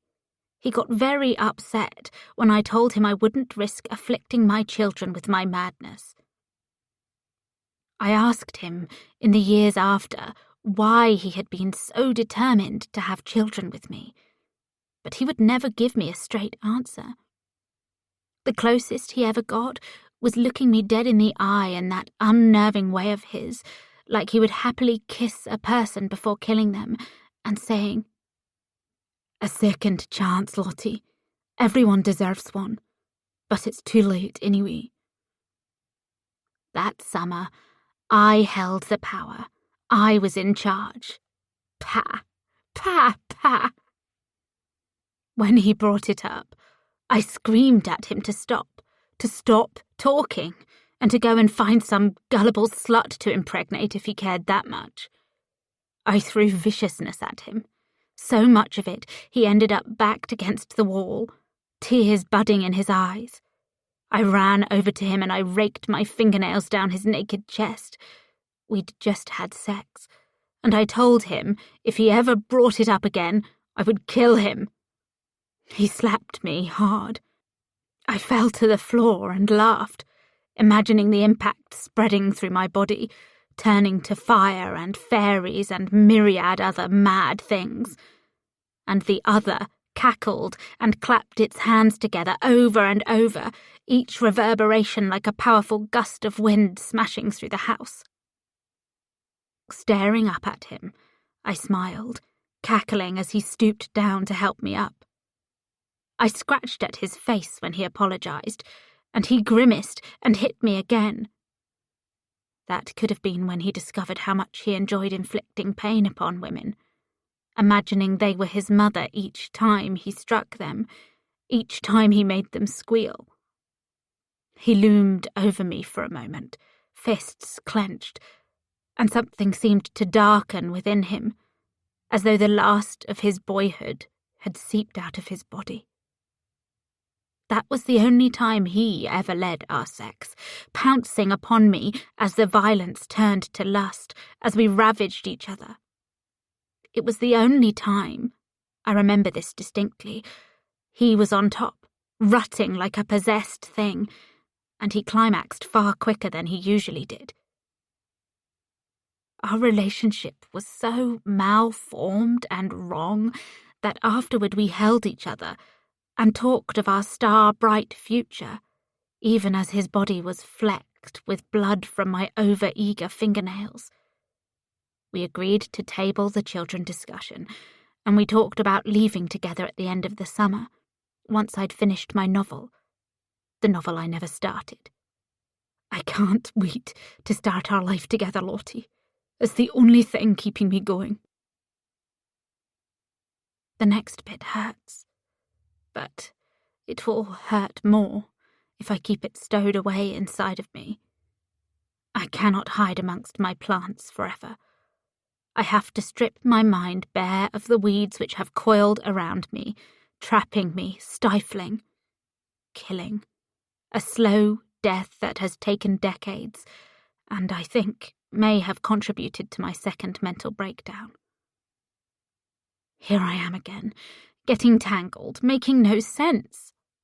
It is time I told the complete truth about what I did to Caden Hunter. 47. I felt like I was living inside a glass box for the next few weeks. Life went on around me, and I said and did everything I needed to. But most of the time, I was dwelling on the image of my boy gazing up at me. Even the ranting customers at work had little effect. It seemed dim compared to the startling brightness of what I'd remembered. Life, as it always does, kept going, despite how I felt. My book was released, and I utterly failed in my promotion responsibilities. I'd had plans of running giveaways and taking a day off work so I could interact with my readers and potential readers on social media. But with the negative reviews sitting on my page, and with my son's eyes watching me every moment of every day, I couldn't bring myself to care. It was wrong. It was self-indulgent. It was precisely the sort of behaviour I'd promised myself I wouldn't devolve into.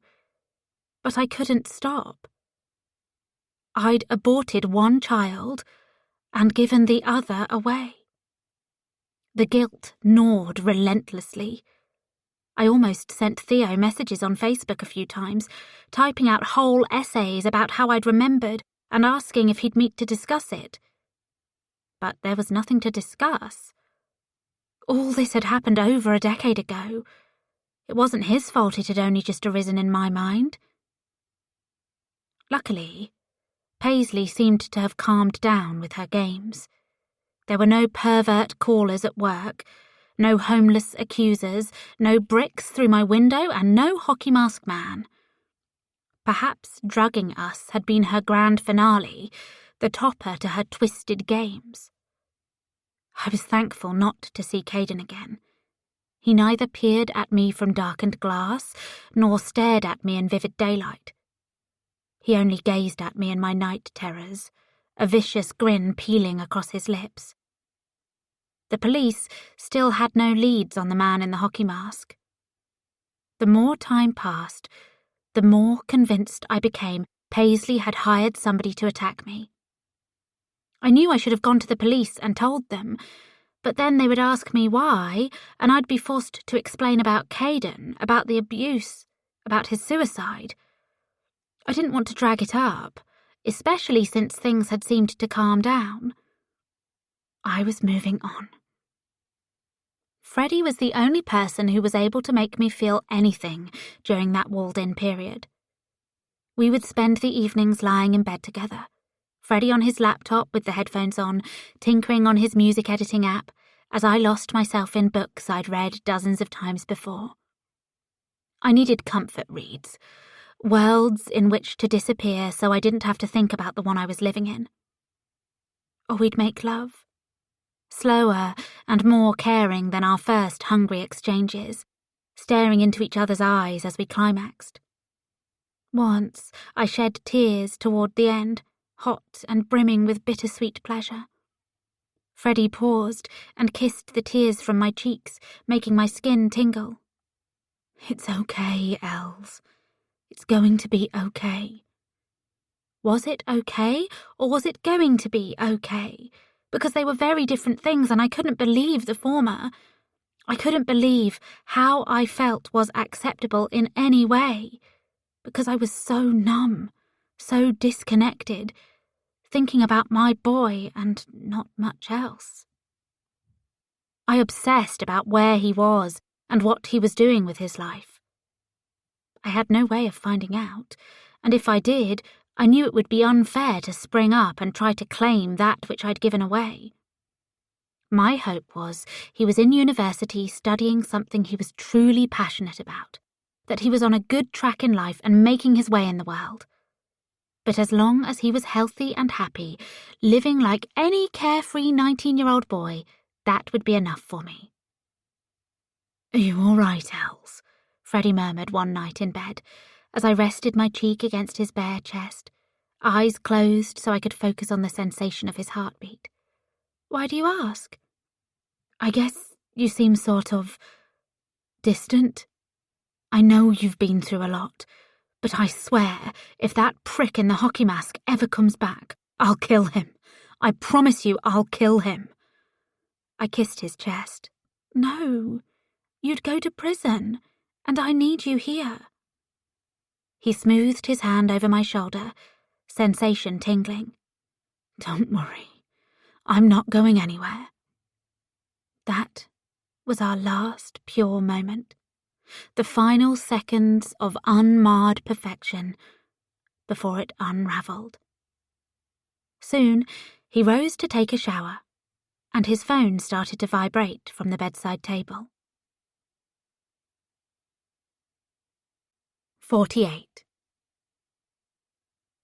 I remembered when we first started seeing each other, how a strange look had come across his face when his phone rang. I glanced at the bedroom door, listening for the shower, to make sure he wouldn't catch me snooping. It wasn't the sort of thing trusting girlfriends were supposed to do, but the phone kept vibrating. Or rather, it would vibrate, there was a pause, and then it would vibrate again. Somebody was sending him text after text after text. Who? What did they want? I turned the phone over and stared at the screen. I couldn't unlock it, I didn't know his passcode, but I could see snippets of the texts in the notifications window. They came in almost too fast for me to read, all from a contact called Joe's Pizza. It was clearly a fake name. I stared, a hole opening in my gut, sucking away thoughts of a future with Freddie. I'd done it again. I was an idiot. I'd trusted the wrong fucking man again. "You have to tell her. Don't make me force you. I will rape her in front. I will end you both. Tell her the truth." "Ellie?" I spun to find Freddie standing in the doorway, a towel wrapped around his waist. "What are you doing?" He asked the question as a reflex, but I could hear the resignation in his voice. He knew what I'd seen. He knew I'd caught him. I just had no clue what I'd caught him doing. "What do you need to tell me? What is going on? The truth? What truth?" 49. He walked across the room, reaching out to me with the hand that wasn't clasped onto his towel. I shifted around him, pressing myself almost flat against the wall, desperate to get as far away from him as possible. "You have to tell her." My breath was coming far too quickly, threatening to bring a panic attack crashing down on me. "Els, calm down." I wheeled on him. "Don't fucking call me Els, and don't fucking tell me to calm down! What the hell is going on?" He dropped onto the bed, pressing his hands together in his lap. He stared at the floor, glanced at me, with eyes that tried to melt me, and then back at the floor. "I don't know where to start." "How about at the beginning?" I walked over to the wardrobe and grabbed some jogging bottoms and a hoodie. "What are you doing?" "I don't like being half naked in front of strangers." I forcefully pulled on the bottoms, glaring at him, and then quickly pulled the hoodie over my head.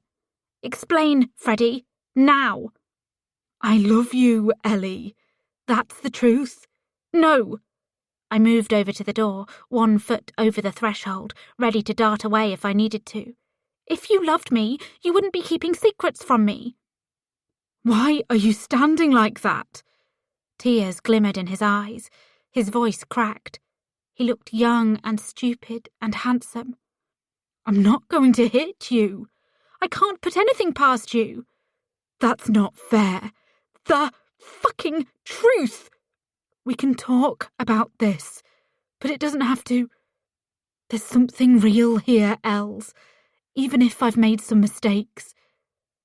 I stared at him, doing my best to keep my breathing under control. Freddie had been the one bright spot in my life after the revelation of my teenage pregnancy, the warm body in my bed to stave off the cold of everything else. What mistakes? He ran a hand through his shower-wet hair. It started with a text. It came from an anonymous number. It told me to go to a cafe, and there'd be some cash waiting for me behind the counter. That's it. Go to a cafe, pick up some cash. The text said it was a present. I thought, fuck it. What do I have to lose? Maybe one of my mates was playing a trick on me. But when I got there was 200 quid waiting for me, and a note. This proves I'm serious. Await further instructions. I leaned heavily against the wall. What instructions? There was a phone call next. I guess this person got my phone number off my band's website, Facebook. It's on lots of places online. Anyway, the phone call came through. Was it a man or a woman? It could have been Paisley. It could have been Caden. They were the only two people I could imagine doing this to me. They were using a voice changer. I still have no idea who it is. Why should I believe you? He scowled at me, and for a second I honestly considered leaping across the room and driving my thumbnails into his eye sockets. Don't fucking look at me like that. You're the one in the wrong here. I'm telling you the truth, he sulked. I have no idea who this person is, only that they pay. They keep paying. So what did they say on the phone? That I should move to Weston and apply for a job at FCA. When I told them I had no experience, they said they'd gotten some dirt on the head honcho there, Nigel. He's been cheating on his wife, and this person had video evidence of it, I guess. Freddie had always gotten special treatment, and I'd never understood why.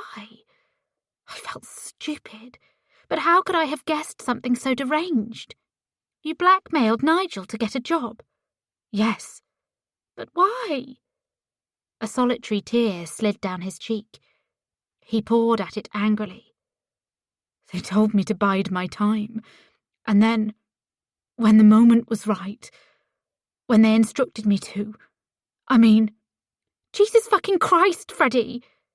My mind unpicked every moment of the past few weeks, every stupid, romantic, naive moment, stripping it bare and revealing the maggots and the filth and the nastiness beneath. They instructed you to seduce me. He stared miserably. Yes. I'd known it the whole time.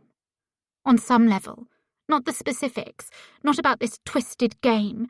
But I knew trusting him was a mistake. Like trusting Caden had been a mistake. Like trusting any man after Theo had been a mistake. They promised the sun and delivered the barest flickering candle instead. And you went along with it? For the money? Yes, but...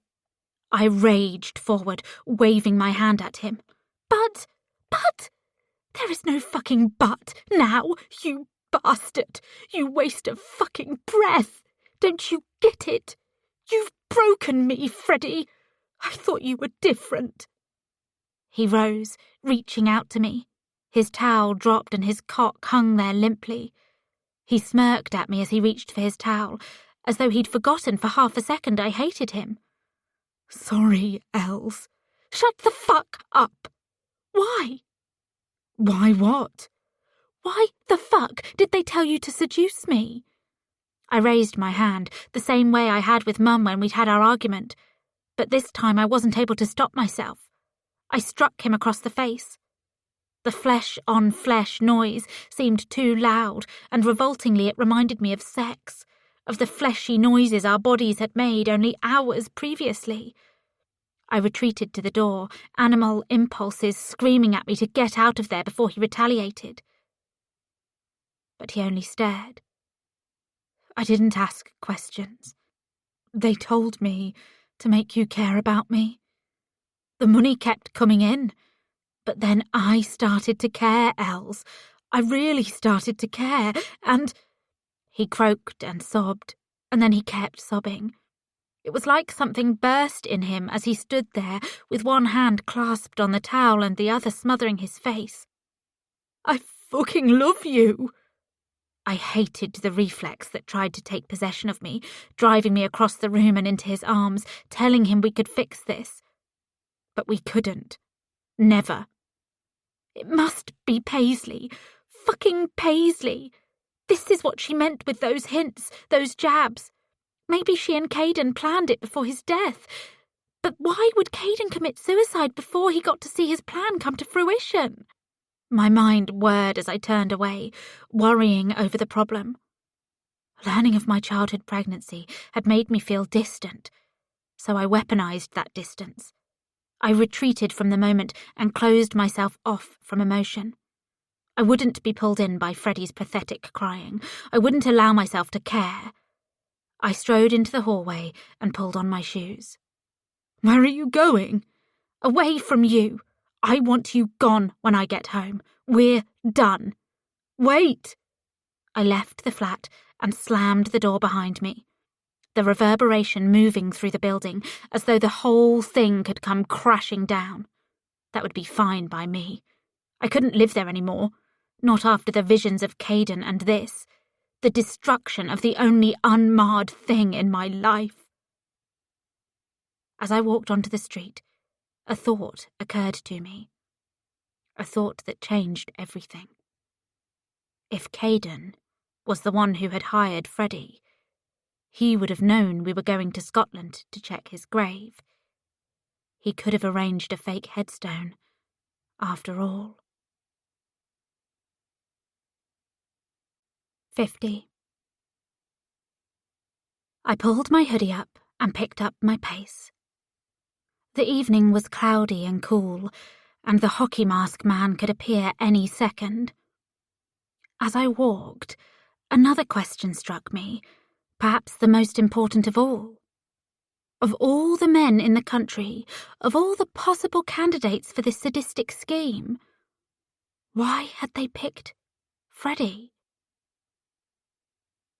There was only one place I could go, the place I could always go if I had a problem.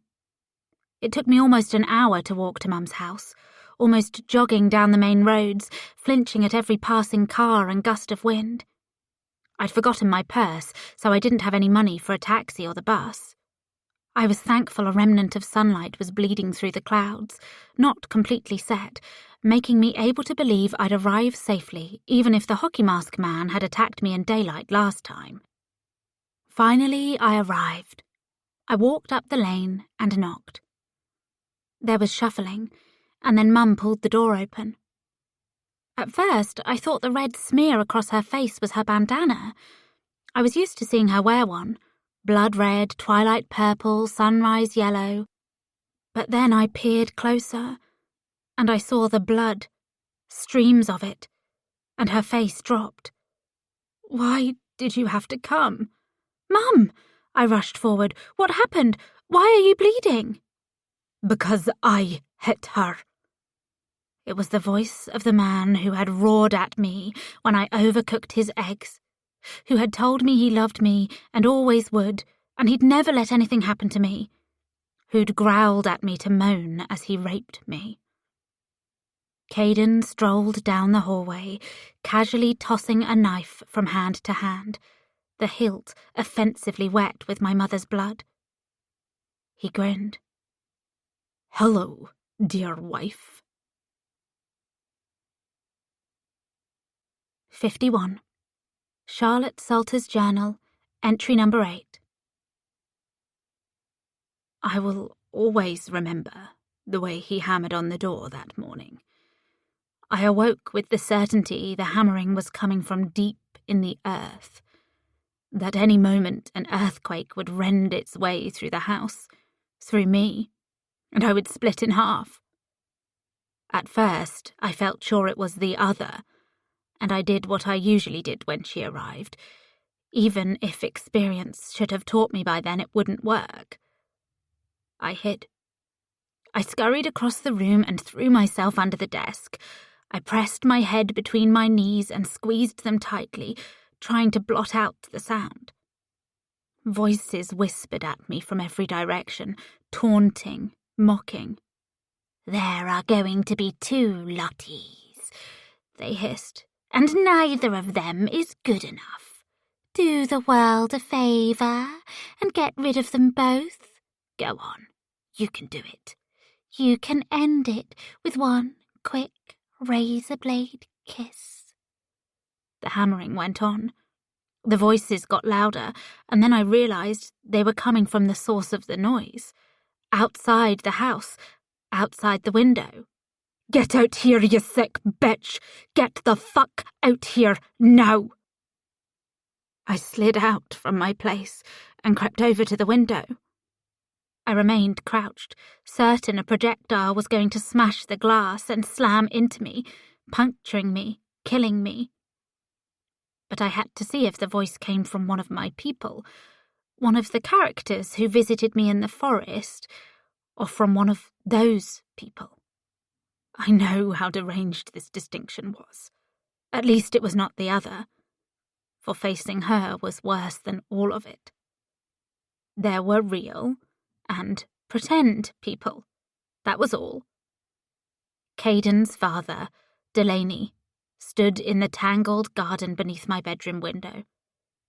The sight of him has branded itself into my mind. The weeds and the vines and the rioting nature out of control. His chest heaving, his fists clenched. "I see you! Get the fuck down here! We need to talk!" "About what?" I yelled at him. "Go away!" "No chance! You raped my son! You abused my only fucking child! Come down here, or I'm going to call the police!" His words made no sense to me then. When I looked back at what Caden and I had shared, I saw the purity, the beauty of it. I felt his fingers moving through my hair and his body pressed against mine. I felt the love. "Now!" Delaney shouted. He kept shouting. He wouldn't stop. "Or I'll kick the fucking door in, I swear to God!" "Where is Caden?" "Never mind that, you slag! Get down here!" One of my chief fears back then was being taken away by them, whoever they were, so they could torture my book idea out of me. I had no book idea and nobody cared about me, but I still couldn't stand the idea of the police charging in with their batons and their teeth and their hate. Rape? I wasn't a rapist. That was impossible, wasn't it? I opened the door and Delaney exploded into the hallway. He was a huge man, and I shrunk from him, my hands rising defensively over my face, letting out a screech that made me feel weak, not at all like the powerful empress I had tricked myself into believing I was. "Stop it," he said to me. "I'm not going to hit you, but I should. I'm giving you a chance, you psychotic slut. Leave tonight and never come back. Never fucking think about coming back. My wife and my boy don't want the police called. God knows why, but there it is." I knew why Paisley did not want the police called about anything. I have made clear in these pages what she did to Caden. I had read his mind and seen it all. That was how I thought I knew. "You said rape." I waved my finger at him. I would never do such a disgusting thing. He walked right up to me, bringing with him the stink of sweat, the presence of rage. He stopped only when his chest was almost crushing my face and pressing the back of my head against the wall. I gazed into his eyes, and I knew, in my mind-reading way, he'd killed people before, and he would again. I have no clue if this is true. In fact, I very much doubt it. But that's what I thought as I stared up at him. "My son is 15 years old. He has scratches all over his body, and I found him in tears last night. It took me hours to work the truth out of him. You forced him to bring you food. You lured him here. You had sex with him against his will. You physically assaulted him. You're wrong. He's 18. Caden is 18. Delaney slammed the wall near my head, and upstairs I heard somebody skitter across the landing. One of my characters getting ready to pick my corpse apart when he was done with me. Are you telling me I don't know how old my fucking son is? I cringed away from him. Where is he? Do you think I'm going to let you anywhere near him? Dad! Caden strode into the room. Blood poured from his eyes, rivers of it, gaping crimson holes where his startling blues used to be. I blinked, and the blood became tears. The redness was from crying. He looked like he did after we had sex sometimes. How did I not make that connection? Why had I never questioned his tears? I was ill, but it's no excuse. Most people with my affliction would never dream of taking advantage the way I did. And the other excuses, the pity-me excreta with which I could fill these pages. I do not deserve them. I have never deserved them. A person must stand by their actions. Don't hit her, Dad. It's not as simple as you think. You're a child, Caden. The sex is separate from everything else. He let out a sob that became a crackling, croaking noise. I was certain he was going to collapse and die right there, and I ducked under Delaney's arm and ran at my lover, my victim. No, you don't. Delaney grabbed my wrist and threw me to the floor. He loomed over me, his shadow making my skin cold. If you try to touch him again, I will beat you into the fucking grave. Caden, tell him the truth. Please tell him the truth. You know the truth. Caden moved up next to his father, his hands clawing at his face. I silently screamed for him to stop. Stop it now, or he'd peel away his lovely skin. Stop pretending. But I had no clue what he was talking about. I swear on my sweet Ellie's life, I had no idea. The memories would return to me in violent flashes over the coming weeks. I recalled nothing in the immediate aftermath, but I can see it now, in hateful, vivid detail. I had wiped so much from my mind. I had erased the evil words I'd hissed in his ear when he begged me to stop. If you try to tell anyone, I'll send those photos to everybody in your school. Everybody will see what a tiny, pathetic little prick you have. You'll have to run away, you cunt. Get on your knees and do what you're fucking told. I said those words. I hurled them at him. And the crying. The way he cried when we had sex. It was because he didn't want it. He'd pushed me away the first time I tried to initiate it with him, pouring at him. And then I'd cried and called him a monster, a woman-beater. He'd knelt next to me, he'd pleaded with me. I didn't mean to hurt you. What can I do, Lottie? I'm sorry. Oh, God. Why did I do this? When he asked me what he could do, I pushed him onto the floor, and I pulled his trousers down, and I took his 15-year-old cock in my mouth, and I sucked it. And I felt how it was hateful to him, and I kept sucking until his animal responses kicked in. And then the tears had started as I rode him, as I painted his chest in brutal nail marks. See? I said afterward, kissing the tears from his cheek. You like it? Tell Lottie you like it. His voice, numb, will always be with me. I like it. Good boy. Boy, boy, boy. I'd invented the moment when he told me he was 18. There wasn't much wrong with a woman of 23 years and a man of 18 being together. But 23 and 15. A woman and a child, a confused child at that. I'd invented it. But no, there is no or. I refuse absolution. I cannot make excuses. I raped him. I abused him. I manipulated him. There was reality mixed in with the fiction.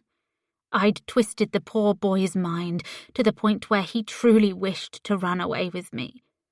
Perhaps because I'd shown him some paltry kindness amidst the torment. Perhaps because being raped by me was preferable to being raped by his mother. I'd erased so many evil moments. I tied him by his hands to the rafters, so he could only graze the floor with the tips of his toes. Stripped him naked, and spent hours and hours committing all manner of perversions on him. I collected every cylindrical object in the house to see if they'd fit inside of him.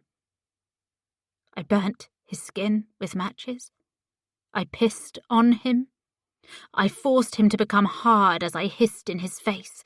"You're fucking wrong! You're fucking broken! You really enjoy this shit!" On and on and on. I'd done so much to him, and then pushed it down deep, beneath my unconquerable ego, beneath my supposed genius. But when I begged Caden to tell his father the truth, I truly believed the fiction I had invented. Caden shook his head. "Lottie, please, please. We can move past this if you're honest." "Fuck's sake, Kay. Listen to yourself. You should be trying to kill this bitch." "But I love her, Dad." Delaney's fist smashed into his son's face. Caden flew across the room, tripping over his feet, landing with a violent, bone-crunching noise on the floor. "Never see that again. Never think that."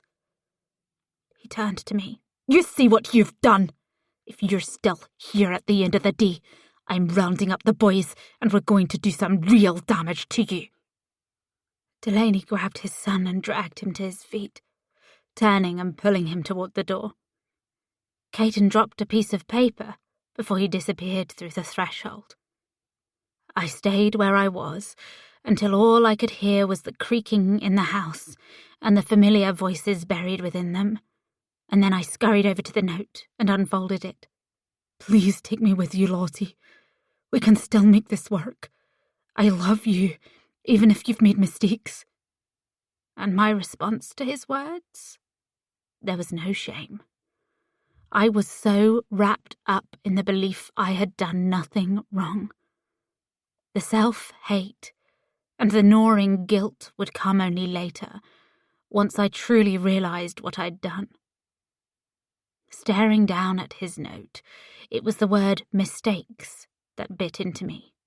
How dare he tell me I'd made mistakes when he was the one who'd lied to his father about his age, about our relationship?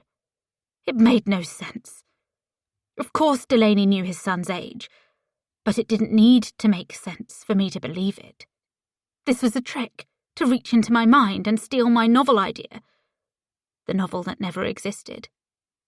That, and not the magnitude of what I'd done, was why I decided to leave the village and never return.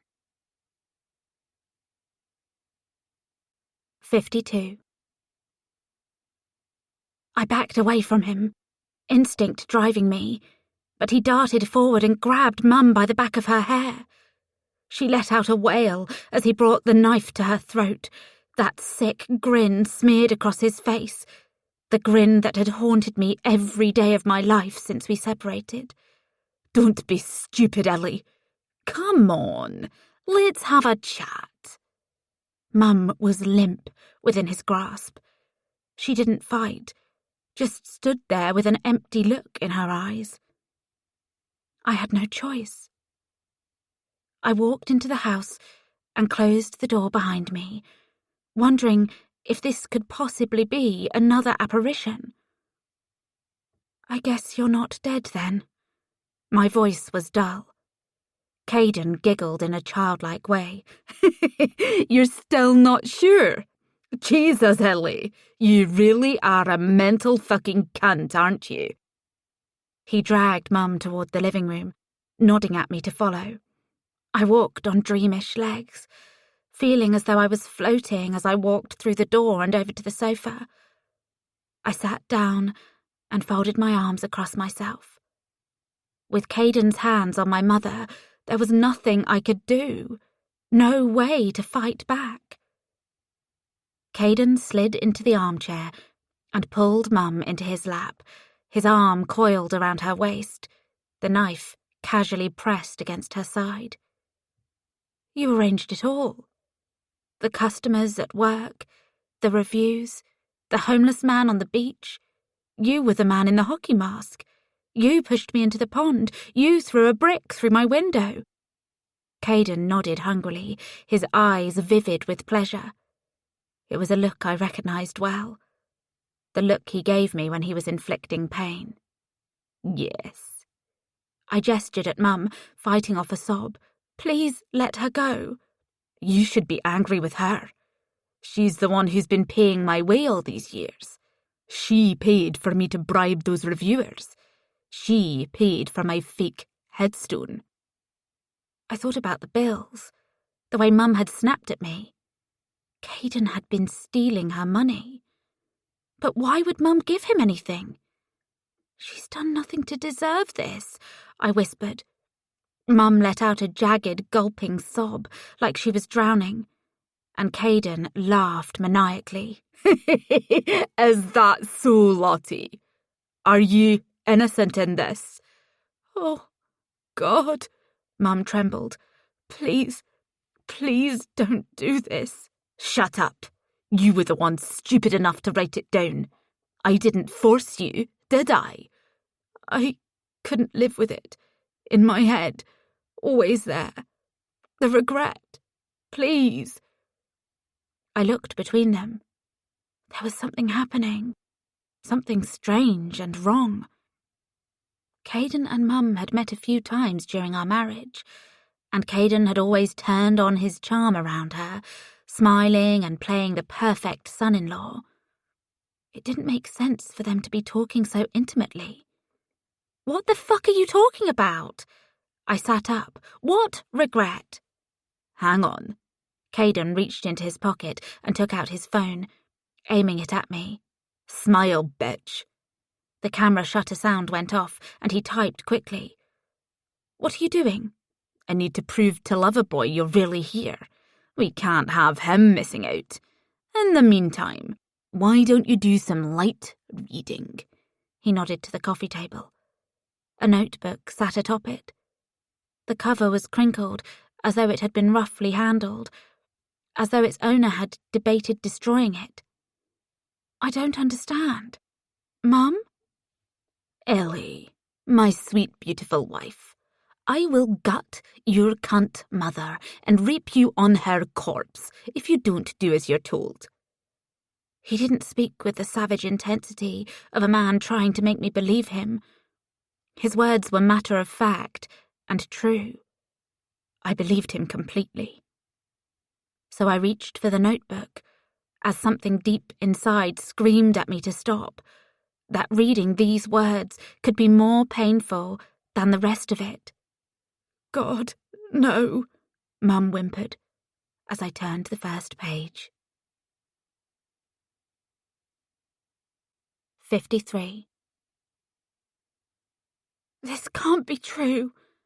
Tears burned my eyes as I closed the last page.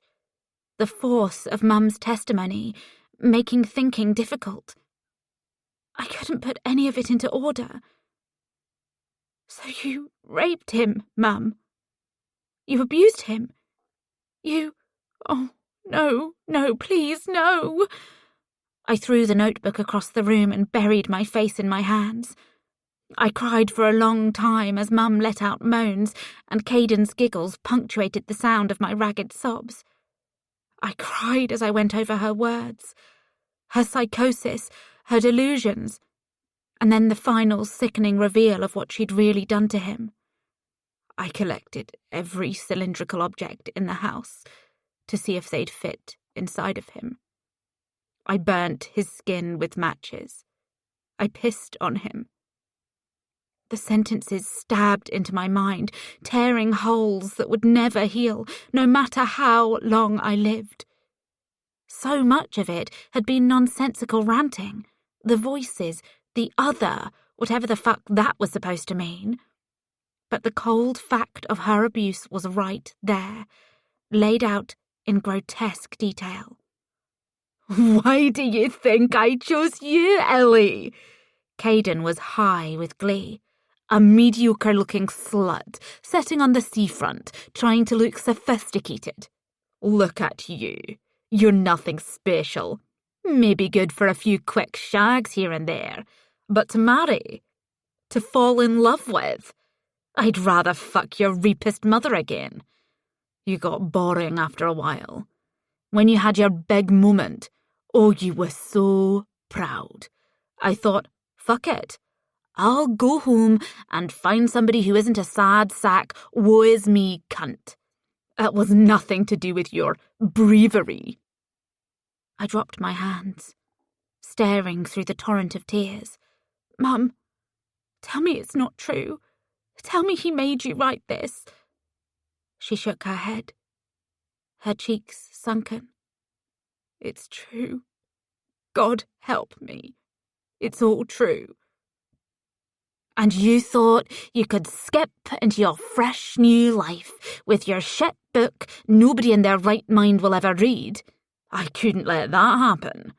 It was easy enough to use lovely Lottie's money to fund my campaign of madness.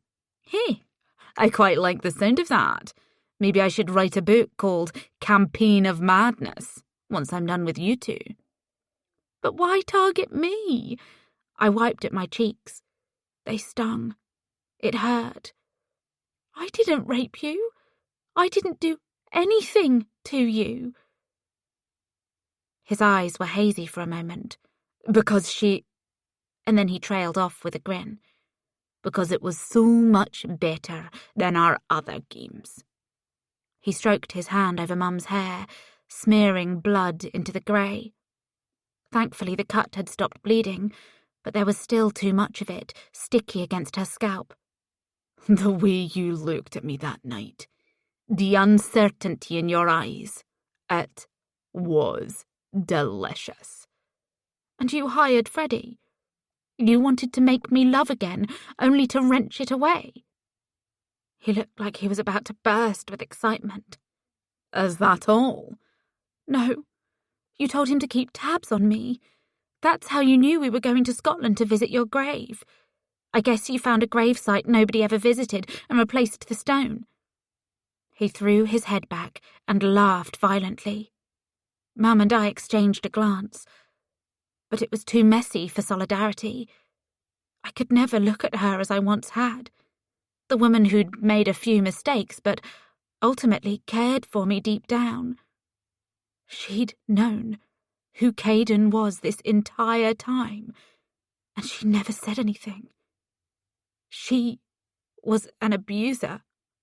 Please, please, please, Caden said between titters. Tell me you haven't guessed this last bit. Oh, God, please tell me you're that fucking stupid. I don't understand. Of course you don't. You were never as clever as you thought. You were... The doorbell cut through his sentence. The everyday sound didn't fit with the blood smeared across Mum's face and the pain in my gut. Must be lover boy. Caden stood and dragged Mum up by her arm, pausing to leer at me. I don't need to tell you what happens if you try anything, do I? I shook my head, feeling like prey. I hated it. Use your words, Ellie, and make sure to call me sir, or I might have to cut this bitch. No, I almost spat at him, and I wouldn't care if it hit Mum instead. Sir. Good girl. Come on, Lottie, He pulled her from the room. 54. I rose from the sofa as quietly as I could and crept across the room to the small writing table in the corner.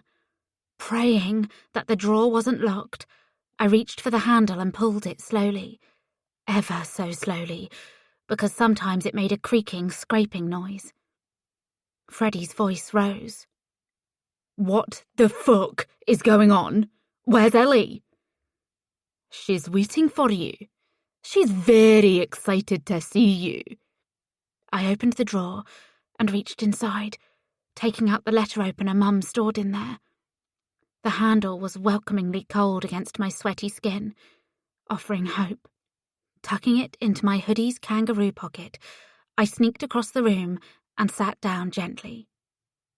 I had no idea what I was going to do with it, how I'd get past Mum to use it on Caden. But I felt better, with it pressing through my clothes against my belly. Perhaps I could find a way to stab him, to lacerate his supercilious face, to stab and keep stabbing until there was nothing left but his insufferably captivating eyes, and maybe a few chunks of his silver hair. Hair I'd loved to run my fingers through at the beginning. Memories which made me hate my old self. "Ellie!" Freddie strode into the room, relief flooding into his face when he saw I was unharmed. He rushed over to me, looping his arm around me and squeezing me close. I hated him, but I leaned into the embrace anyway. He was warm and safe, and all the things he'd been before I learned the truth. "I'm so glad you're okay." "She's far from okay, young man." Caden swaggered in, shoving Mum into the armchair and standing behind it with the knife pointed at the back of her head. "In fact, neither of you are. You're both incredibly fucking sick in the head." "How do you think this is going to end for you, mate?" Freddie wheeled on him, rising to his feet. Easy, tiger." Caden grabbed a fistful of Mum's hair and yanked it back. She yelped as her throat was exposed, baring her wrinkled skin. "Or shall I open this pedo bitch up?" I placed my hand on Freddie's back, grabbing his shirt and pulling him back onto the sofa. He sat down and let out a shivering breath. "I've already told Ellie the truth. She knows you paid me, whoever the fuck you are." "I'm her husband," Caden beamed. "And I, young man, am a genius." "Is that so?" Freddie's voice brimmed with familiar sarcasm. "Doesn't take a genius to hold an old lady hostage. Takes a coward, but not a genius." Caden's grin widened as he stared at me. I reached into my hoodie pocket, squeezing the hilt of the letter opener, my whole body tense with the need to use it. But Mum looked too tragic with her head bent backward.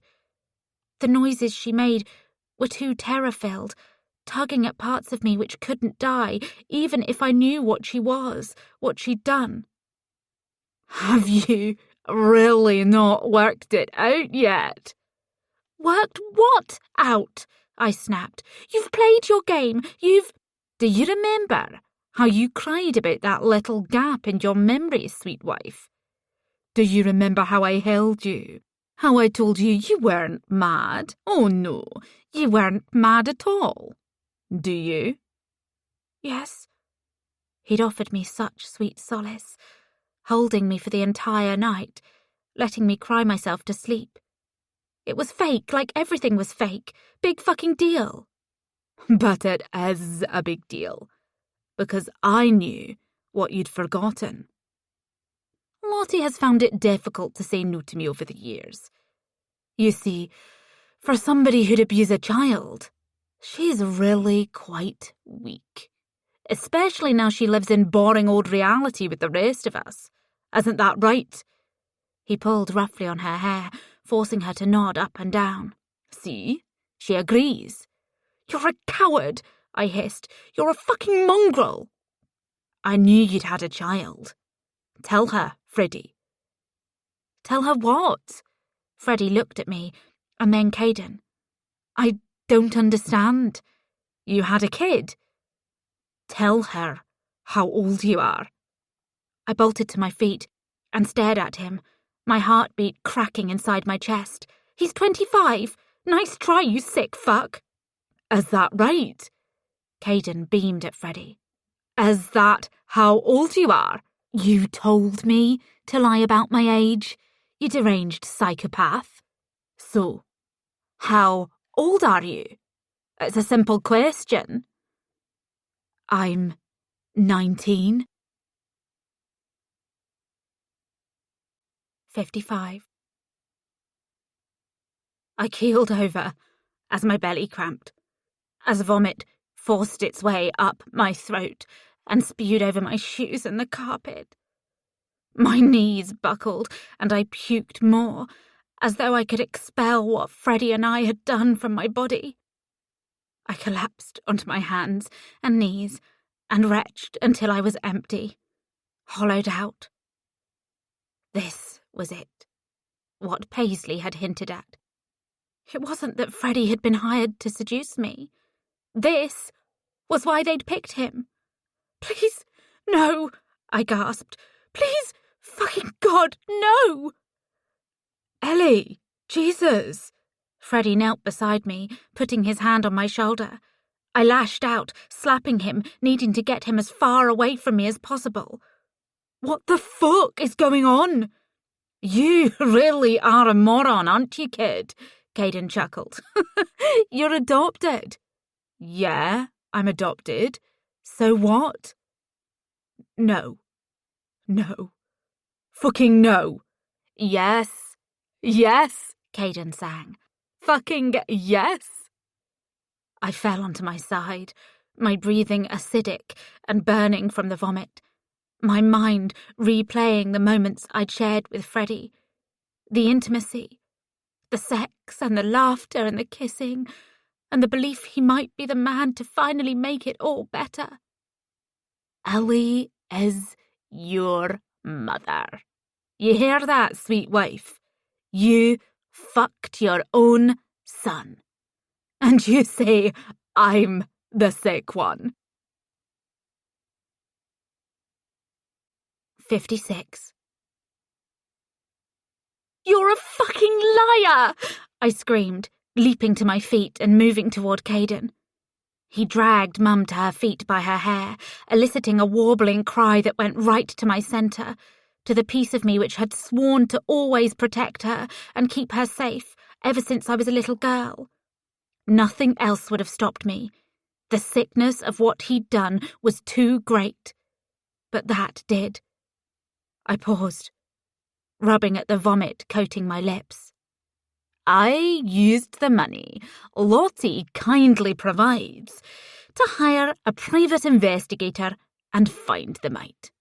He was working in a bar and trying to get his dog-shit band a record deal.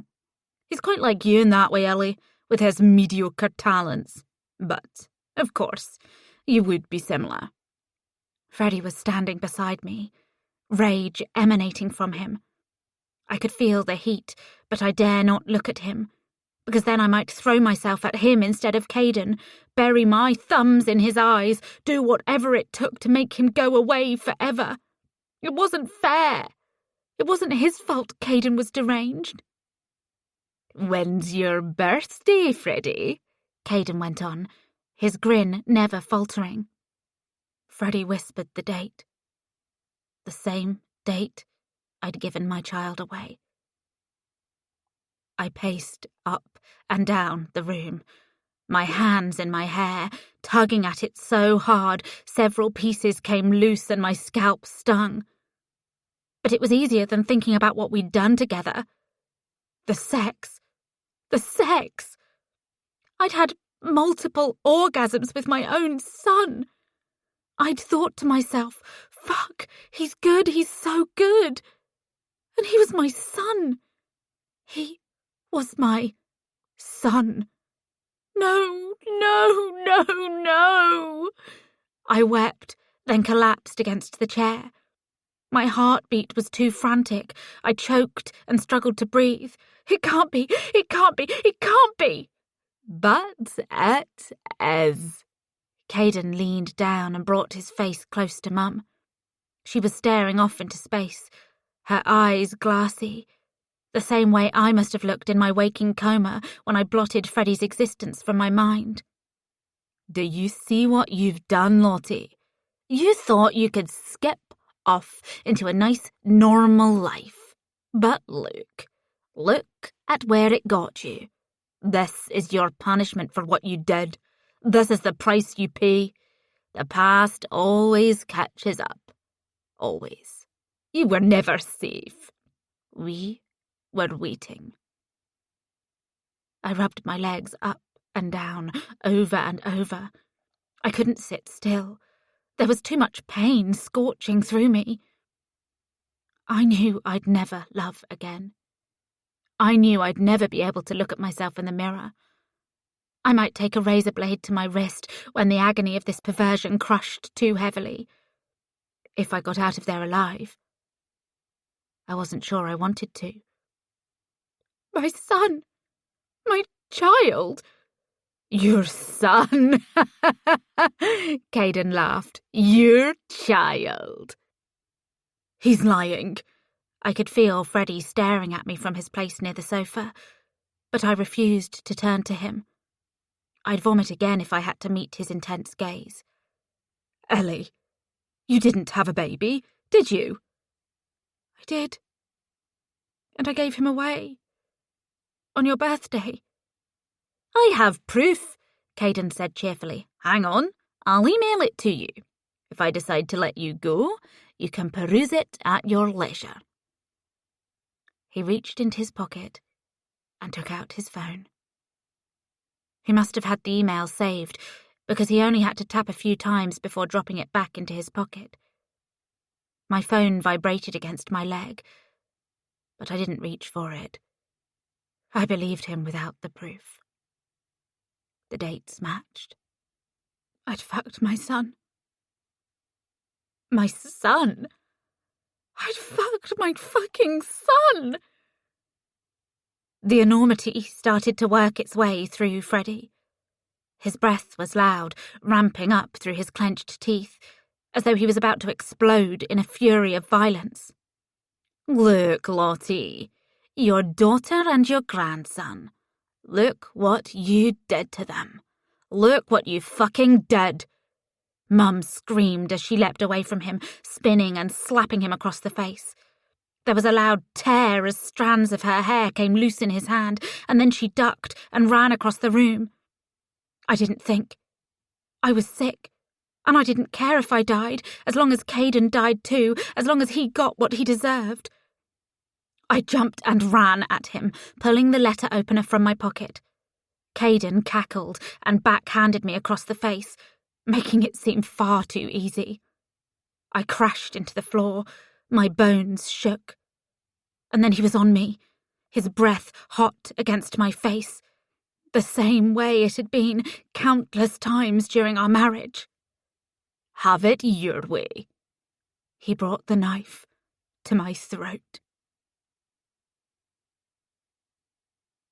57. The knife kissed my skin coldly. Part of me willed him to apply more pressure, to keep pushing until it plunged deeply and I didn't have to live with the perversion I'd committed. But my body responded as my mind lost hope. I brought the letter opener toward his side, meaning to stab him, to hurt him as he'd hurt me countless times. Freddie looped his arm around Caden's neck and dragged him to his feet. For what felt like several torturous minutes, but was truly only half a breath, I stared at the sight of my son with his arm around my resurrected husband's neck. Freddie's face was twisted in rage, his eyes blazing, and for a hateful second I remembered how he'd looked once when we were having sex. That same rage, that same obsessive expression. My son! I rolled away, panting, touching my neck to see if Caden had done any damage, which was a stupid thing to check for. He'd already hurt me more than he ever could. I didn't know how to feel when I found my skin unharmed. It would have been easier if he'd slit me open, let torrents of blood gush down my body, the body I'd thrown against Freddie's, grinding his length, bouncing and moaning, with no clue we shared everything. We shared everything. He was the boy at the heart of this. Finally, time resumed, and Freddie spun Caden around. Fucking animal! He headbutted Caden so hard he flew across the room, smashing into the wall. Fucking monster! Caden threw himself forward, trying to bring the knife in a wide arc toward Freddie, but the younger man, my son, my strong, beautiful, broken baby boy, was far too fast. He rushed him and smashed his shoulder into his chest, tackling him to the floor and then falling upon him. The attack was feral. I could only sit there, paralysed, as Freddie entered a state of pure fury. He punched Caden in the face, over and over, the sound like a baseball bat hitting a piece of meat, throwing his whole body into the strikes. Mum was suddenly behind me, her hands on my shoulders, helping me to stand and pulling me away from the violence. Caden brought the knife up into Freddie's side, burying it deep, a blossom of vivid red spreading through his shirt. But nothing could stop Freddie. He punched and punched until Caden's arms fell slack, until his body began to twitch and reverberate in death throes. He kept on, crushing Caden's nose into his face, his cheeks swelling to twice and then 3 times their regular size. Minutes passed, and Freddie kept going.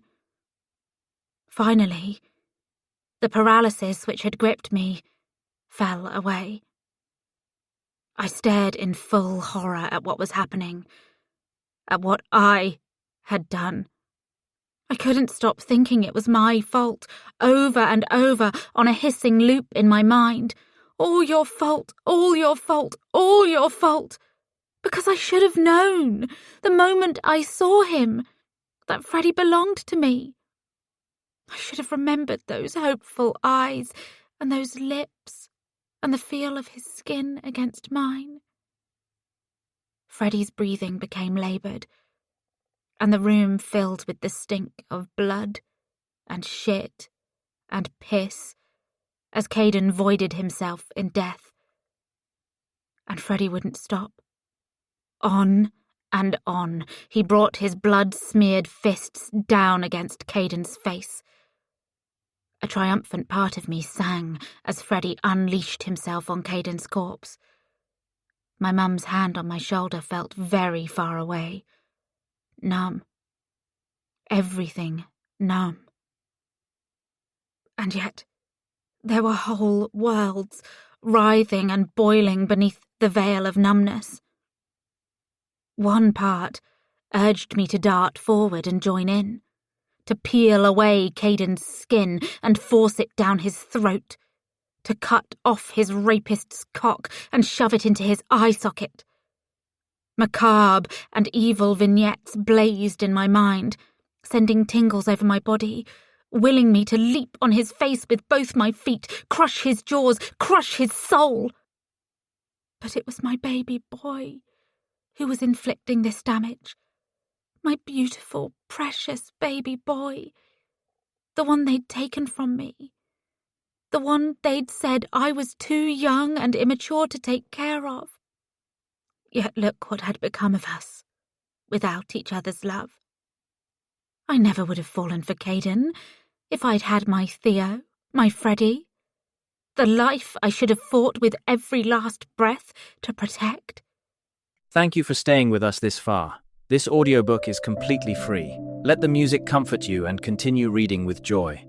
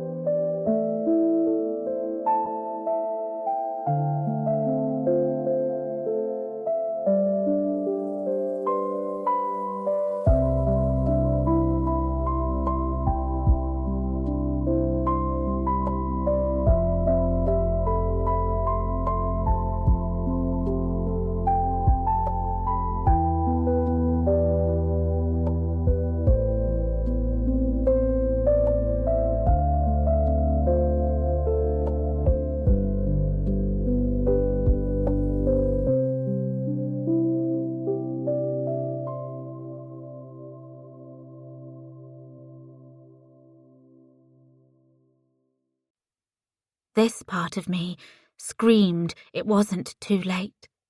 We could salvage this. He could still be my bundle of joy. What a fucking joke. Evil! Freddie hit Caden. Piece of... He hit him. Shit! He hit him. I took a step forward, hand outstretched, but I couldn't bring myself to touch Freddie. To touch him would mean to feel his flesh against mine, the confusing warmth, awakening yet another piece of me, the piece which refused to believe he was mine, refused to believe I'd committed one of the most reprehensible acts imaginable. I let my hand drop and gawped at the bloody mess he'd made.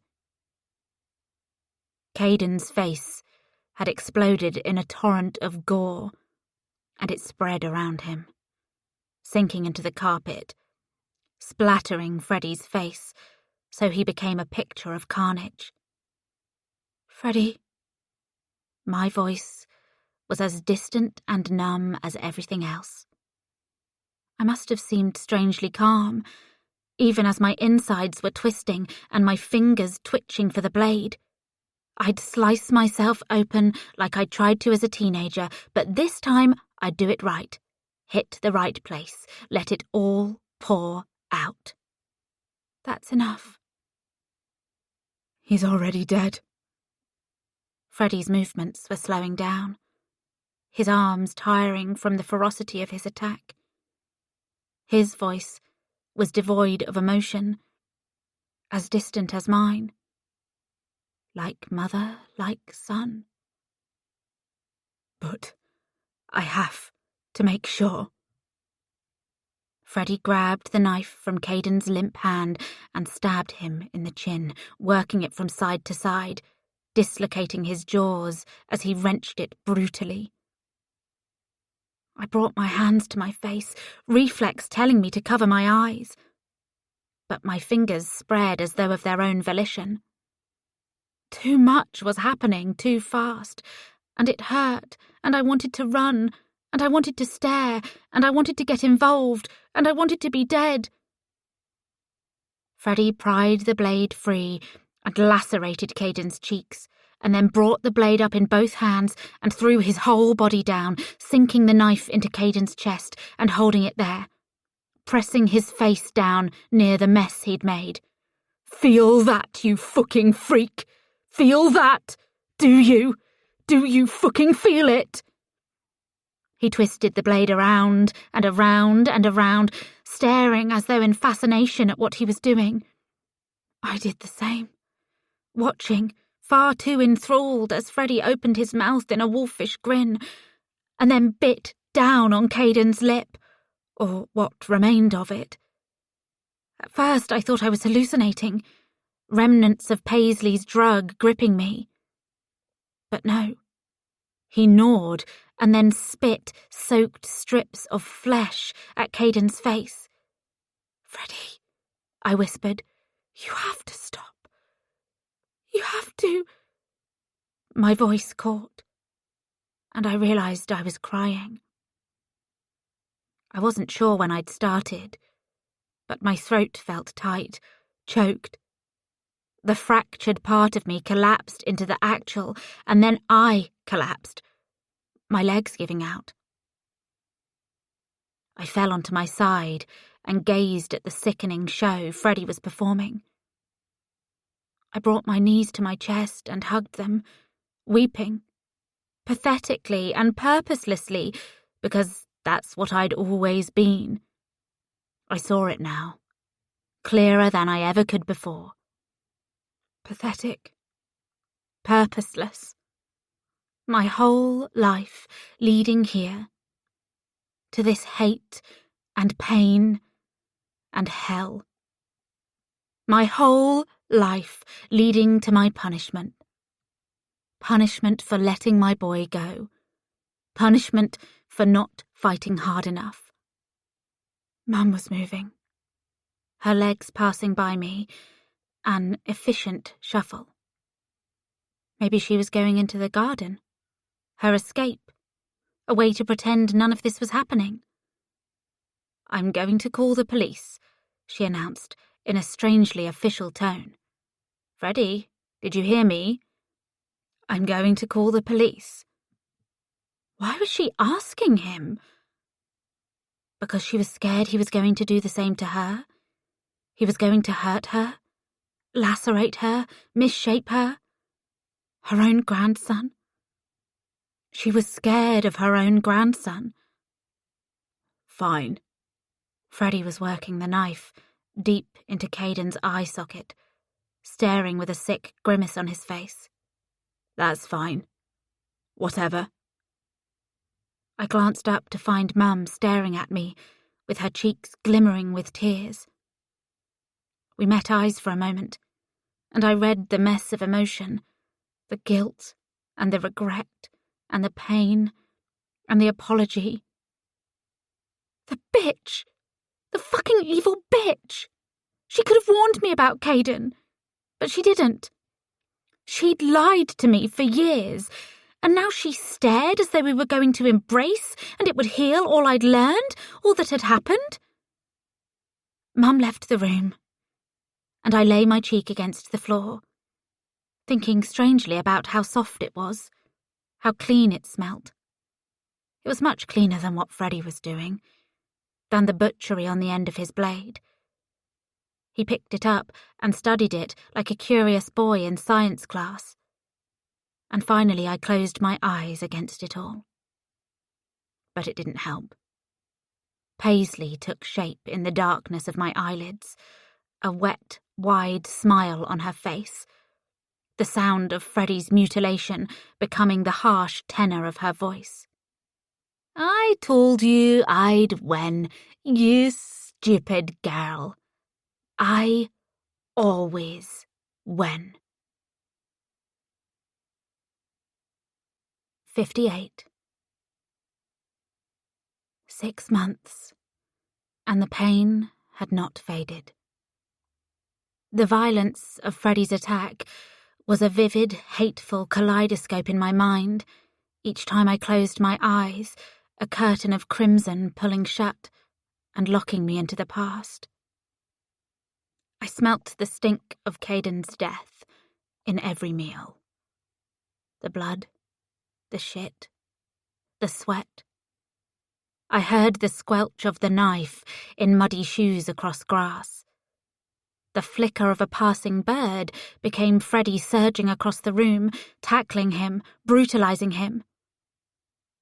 I'd moved out of Weston, quit FCA, and I was living in a nearby village and working in a shop. I'd turned myself into an automaton, focusing only on basic physical things. Stocking shelves, serving customers, with a fabricated smile if I could muster it. Walking home, collapsing and staring at the ceiling. Writing had been impossible after everything which had happened. The words, which had once flowed so easily, refused to appear. Or perhaps that was an excuse. Perhaps I knew I didn't deserve the outlet, not after what I'd done. But I couldn't keep this stowed away inside anymore. As I watched the sun glitter against Theo's gorgeous London office, I knew it was time Theo knew the truth. I couldn't live in stasis. This feeling was working its way inside of me, like a voice screaming, do something now! You can't be passive forever!" Freddie had received 17 years for his use of excessive force against Caden. Whenever I thought about him, my lover, my son, whatever I thought, it was a pitiable fate. He'd saved my life, and now he would rot away the best years of his life. He had become a shell of a person. I hated him, hated what we did, rather, and I hated myself. I never wanted to see him again, and yet I needed to hold him and tell him it would work out in the end. Caden and Paisley had stolen my right to ever feel normal again. Each time I bought a coffee, stood in line at the supermarket, I expected legions of people to turn and point their fingers at me. Son fucker, she fucked her son! Caden was dead. What about his sick mother? I wasn't at all happy with letting her live unpunished. But I wasn't sure I was capable either of what I'd have to do to make this right.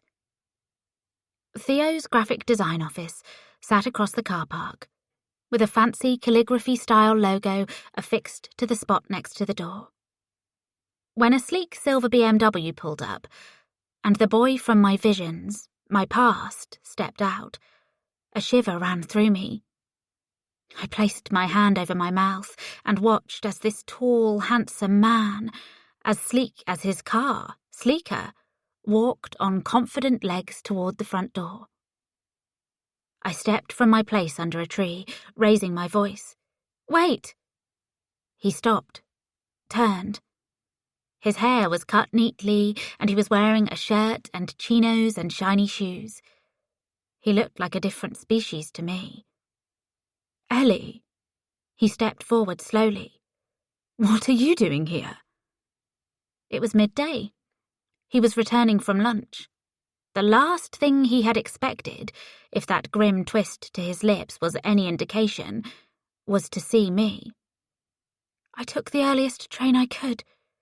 My voice sounded distant, ghostly. It was as though, reflected in my first love's eyes, I could realize how pathetic I truly seemed. And right then, as we gazed at each other, I vowed to do something about it. I vowed to do something, full fucking stop. Why? We stopped inches from each other, so close I could smell his expensive cologne, musky, a scent from a different world. Because I needed to speak to you about our son. He gritted his teeth. For a moment he looked like Caden, feral and ready to attack. Why would you drag that back up? You've done a fine job ignoring it. No, he said flatly. No, I won't let this happen. You can't show up at my doorstep, decades after it's all said and done, and start throwing accusations around. It's not like I'm the only one who tried to forget it. You've never once tried to reach out to me. Because I couldn't face it. But I have to. I can't run anymore. He glanced at the office door, glanced back to me. His fingers twitched as though he wanted to check his watch. I'd expected him to ask me inside, to show me a shred of kindness. But it was clear he wished I could go away. Fine. We'd do it here. Face what? That happened 1,000,000 years ago. We agreed to forget about it. Did you know I blocked it out? Did you know I had a mental breakdown? Ellie, why are you doing this now? Because I fucked our son, and he's in prison for killing my husband. He looked at me for a long time, as though waiting for a punchline. I returned his gaze steadily. It was the first time I'd spoken that truth aloud since that evil night. I don't understand. I'll explain it all, and then I'm gone, out of your life, forever. I don't understand, he said with more force, a shiver in his voice. You fucked our son? Again he looked at the door. I was naive for ever thinking he would want to see me. With a sigh, I explained it all right there, lowering my voice when more cars pulled up and people began to walk into Theo's office and the adjacent buildings, returning from their lunch breaks. We drifted over to the tree where I'd waited, as I told him about Caden and Paisley and Freddie. Our dear Freddie, with his wicked smile and his goofy singing voice and that optimistic, unbreakable twinkle in his eyes. Theo had tears in his eyes when I was done, but they weren't falling. They made his eyes shimmer, but it was like they refused to slide down his cheeks, as though he wouldn't let them. Why the fuck are you telling me any of this? Because he's your son, He spun on me, waving his hand through the air. Ellie, I loved you. I really did. But that was a long, long time ago. That was centuries ago. Do you understand? It was at least 5 lives ago. I've had serious relationships since then. I've made a career for myself. I've put that craziness behind me. And you come and tell me this? Finally, he let out a croak, reeling away as though looking at me would make him cry. He stood with his back to me, roughly pawing at his cheeks. You have to go. I flinched. I hadn't expected him to hold me, to console me, but it still hurt. Theo, this is nothing to do with me. That's why I came here. That's why I've never returned to Weston. That sick shit, that sick, twisted shit, none of it is my business. That boy, that poor boy. He swallowed audibly. His name is Freddie. My voice rose jaggedly, my chest cramping as I realised how truly alone I was. You can at least say his name. That poor boy. He spun back to me. His eyes were dry now. Bloodshot, but dry. He has nothing to do with me, with my life. I have a girlfriend, Ellie. We've been together for 3 years. I'm going to ask her to marry me. The last thing we need, is to get involved in any of this. But aren't you glad you know the truth? Glad? Glad? That wasn't the right word. Yeah, no shit. He ran a hand through his hair, reminding me of the hundreds of times he'd done it when we were kids. Is there anything else? Maybe a secret uncle whose dick you sucked? I gasped. Theo! That isn't fair! He ducked his head and paced toward his office. I watched him go, wondering what I should do. But I'd told him. That was the reason I'd come up here. What else was left? I could chase him, beg him to care, beg him to hold me, to tell me it wasn't my fault. But Theo had locked away the past, the same way I had before it all came crashing down. The only difference was Theo had chosen to lock it up, and he would keep choosing it, no matter what I told him. Turning, I walked on unsteady legs toward the road, toward my bus stop, ready to begin the journey home. I was sitting on the train, my forehead resting against the cool glass when my phone vibrated from my pocket. The train was almost back in Weston, and it was raining, bleak, a complete contrast to Theo's bright, sunny world. I watched the drops sleuth and dance across the glass as the train sped forward, wondering who was ringing me. It was probably Georgia, the only person I spoke to regularly these days. I hadn't spoken to Mum since I'd found out what she did to Caden all those years ago. Taking out my phone, I saw that it was Mum. She'd tried ringing me a few times a month since it happened, but I'd ignored her calls. I placed my phone in my lap and waited for the ringing to stop. There was a pause, and then my phone vibrated again, telling me she'd left a voicemail. She never normally did that. Ellie. I squeezed my hand tight around the phone as I listened to the self-pitying quiver in her words, the threat of tears. I know. A pause as she gathered herself, a "you can do this" croak in her voice. It was always about her. There's another entry in my journal, one you haven't read yet. One that explains what really happened. 59. Charlotte Salter's Journal, entry number 9. I have decided to tear out this page. I did terrible things to that poor boy, and no amount of justification will ever make that acceptable. And yet, I find I cannot destroy these words. Perhaps I'm a hypocrite. Perhaps I seek forgiveness, even if I know it will forever be beyond my reach. I have referred several times in these writings to the other, which I believed to be my strongest, most lifelike hallucination. With every ounce of reason I possessed, which admittedly was not plentiful, I thought the overlarge woman with the reek of cigarettes and the serpentine smile on her face was not real. But as the weeks and months distanced me from that evil house and my evil deeds, the truth of the matter began to reveal itself.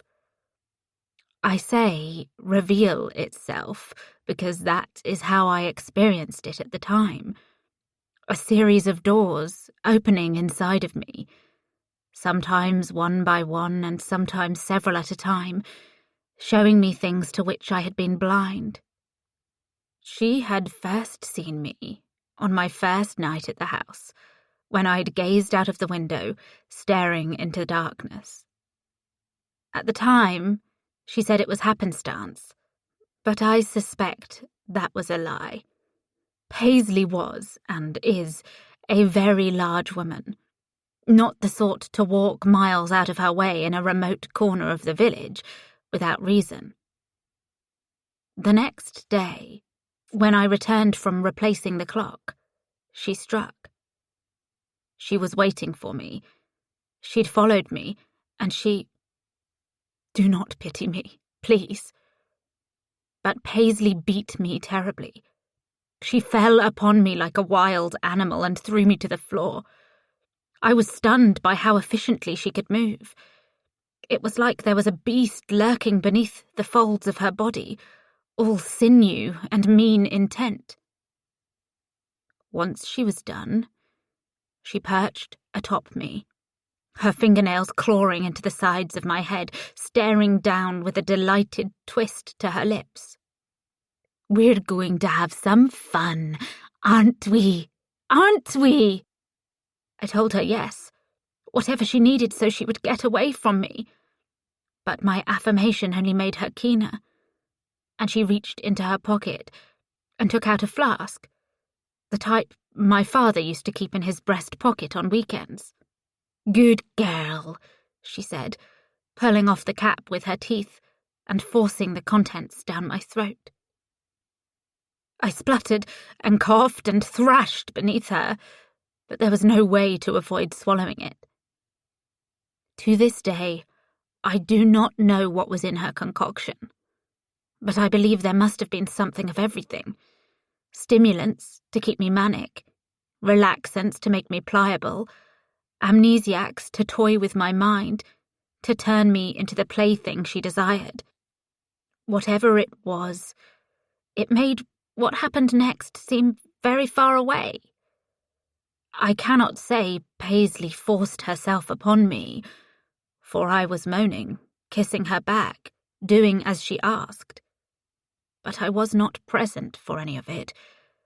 I had become a brain-dead pet, mindlessly obedient, as this witch's elixir obliterated my reason.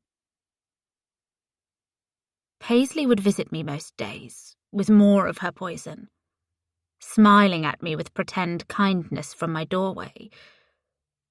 I later learned, from my parents of all people, that those in the village thought we had become fast friends. They thought we did crosswords together and that she was helping me with my garden. Paisley, despite her degradations, was a gifted gardener. I believe this was how she procured many of the ingredients in my daily dose. Then things began to fade and break apart, shimmer, and become real and unreal, as I have already related, except there are things I have left out. Here is the truth of the matter. Paisley led me into the woods the day I met Caden, and she was behind the tree with me, whispering vicious things in my ear, Look at that fit young body, eh? Look at those muscles. And think about how he'll look when he's hanging there, when he's swinging back and forth. Touch yourself. Touch yourself, or I'll do it for you. I didn't want her to touch me, and so I did it. None of this makes it okay. Remember that. I am guilty. Remember that. Though I behaved as though Paisley was not there, for I truly believed she wasn't. She must have directed Caden to pretend.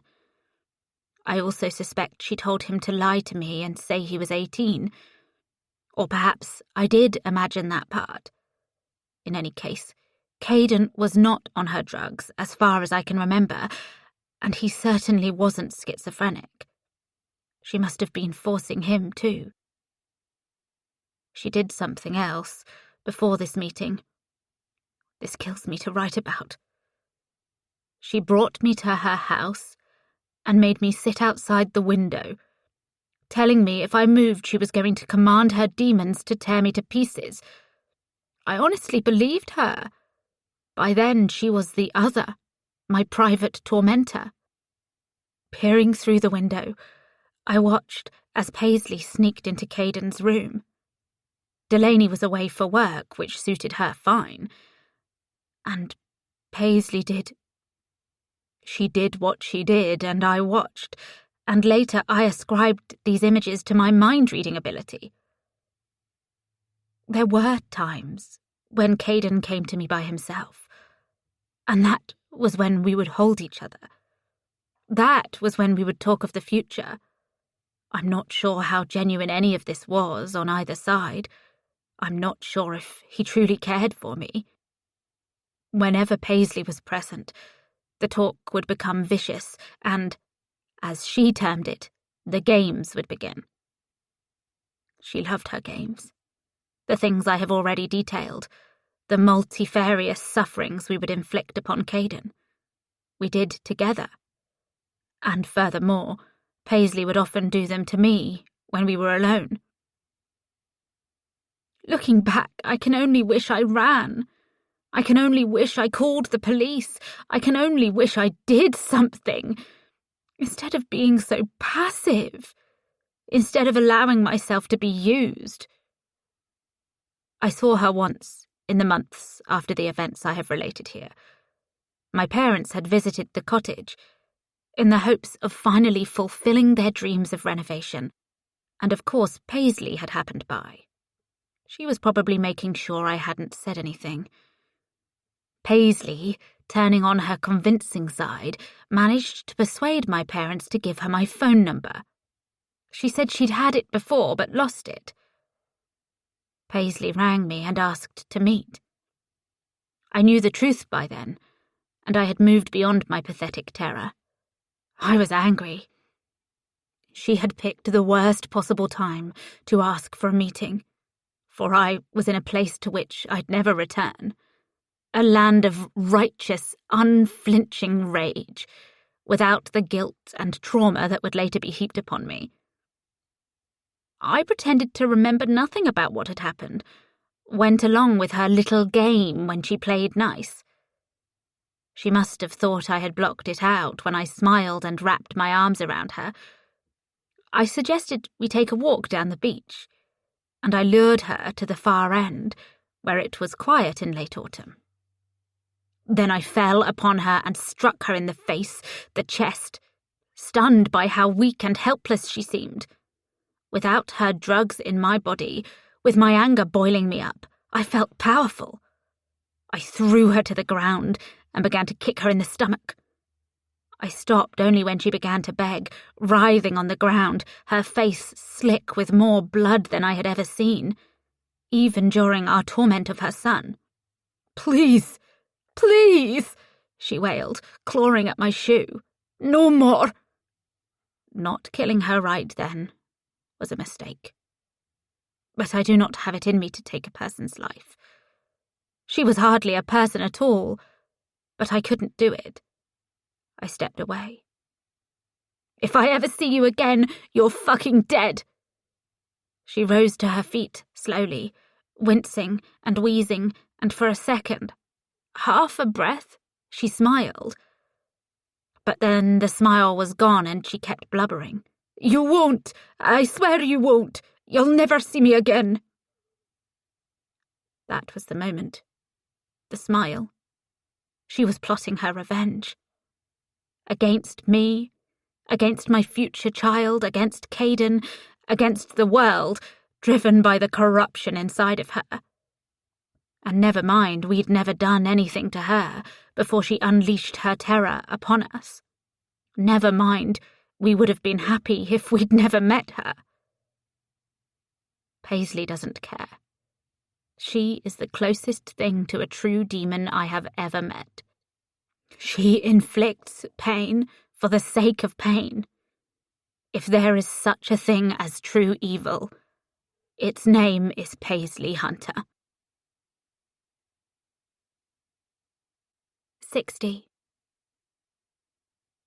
I stared down at the page, my hands shaking, the paper shaking, the words distorting as tears brimmed in my eyes and burned down my cheeks. A whole 6 months she'd let us live as enemies. She'd let me believe she'd done that evil stuff to Caden by herself. Half a year of hating her. Why didn't you tell me this at the start? Why did you tear these pages out? She sighed and turned to the window. Because I still did those things. Oh God, I still hurt that poor boy. All my life I've had to live with that guilt. I don't care. I deserved to know the whole truth, especially after what happened with Caden, with Freddie. Saying my son's name hurt. I rubbed at my cheeks, pushing the tears and the pain away, leaning forward and staring hard at my mother. So all that babbling in the other journal entries, all those hints, all that crap about the other, Paisley was there the whole time, orchestrating it. Finally she looked at me. Her face was drained. She must have looked like this when she so easily fell under Paisley's spell. Not just her spell, her potions, her drugs. Yes, she was. But that doesn't make me innocent, because I still did it. You've kept this secret so you can keep beating yourself up. I don't deserve forgiveness. I slammed my fist on the table, surprising her, surprising myself. Who said I was going to forgive you? Lying to me, pretending not to know Caden, and then lying about this on top of everything else? Jesus Christ, Mum! Jesus Christ! We were silent for a time. The rain pattering against the glass, reminding me of the times we'd sit here and read together. In my teenage years, on one of her good days, before Theo left and tore my mind apart, we would sit and listen to the rain and disappear into our own private worlds. But I'd never understood just how private Mum's truly was. So you attacked her? You beat her up? On the beach? She nodded. Yes. But then, when they came back into your life, you let it happen. You didn't fight. You didn't warn me. You disappeared into the garden and you let it happen. Folding her arms across herself, she said, Yes. Well, surely you can see that makes no sense. Where did your fight go? I could have asked myself the same question. I'd been dormant this past half year, paralysed, barely a person at all, working in the shop, disappearing into my small room, pretending the world didn't exist. I'd left Paisley alone because what good would it do to confront her, to try and make her feel guilty when she was clearly incapable of that? But this changed everything. She'd used everybody, my son, my mother, me. She'd used us all, and she was getting away with it. By being allowed to live, she was getting away with it. Mum stared and stared at me, as though she didn't understand my question. "Why didn't you fight like you did before?" I snapped. "Because I was scared." She blinked, a single tear sliding down her cheek. Thunder cracked in the distance. Paisley had Caden on her side, and Caden was so fierce, so terrifying. And he was... I couldn't bring myself to hurt him more than I already had. "So you let him hurt me instead?"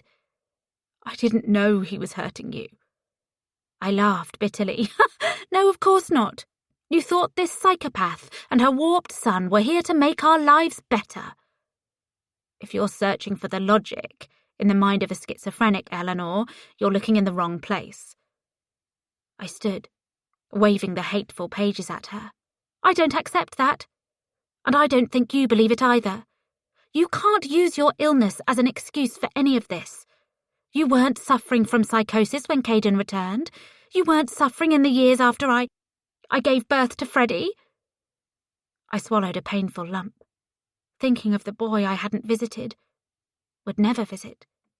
Locked up for a crime he'd committed only to save what we'd had, even if it had turned out to be grotesque and wrong.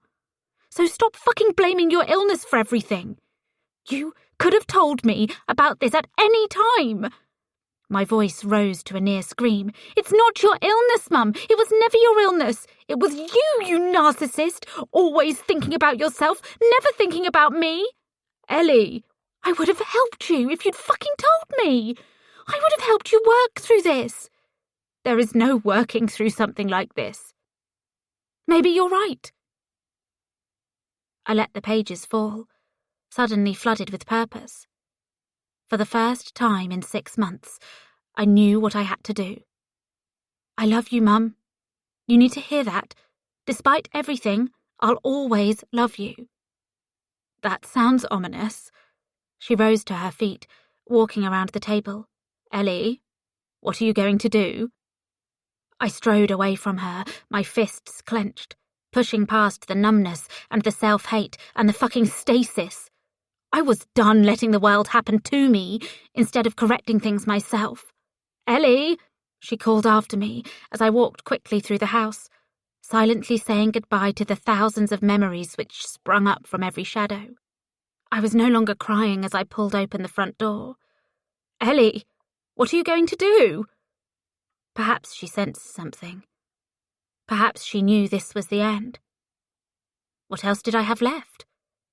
I refused to let Paisley win. There was only one way out of this. Pausing, I glanced at my mother, with her silver hair cascading down her back, with her lined and beautiful face, with her fingernails darkened with the care of her garden. I stared at her, and I loved her, and I hated her, and I knew she would try to stop me if I told her the truth. "The right thing, Mum," I whispered, hoping I was strong enough, hoping I had it in me. "I'm going to do the right thing." I turned and walked into the rain. Epilogue. Paisley Hunter handed 20 grams of good homegrown weed to the teenage boy and offered him a smile.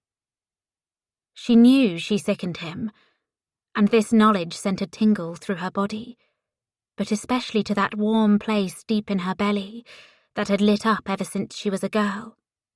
The first time she poured boiling water into an ant's nest, crushed a spider with her thumb, grabbed the neighborhood kitty's tail and gave a sharp yank.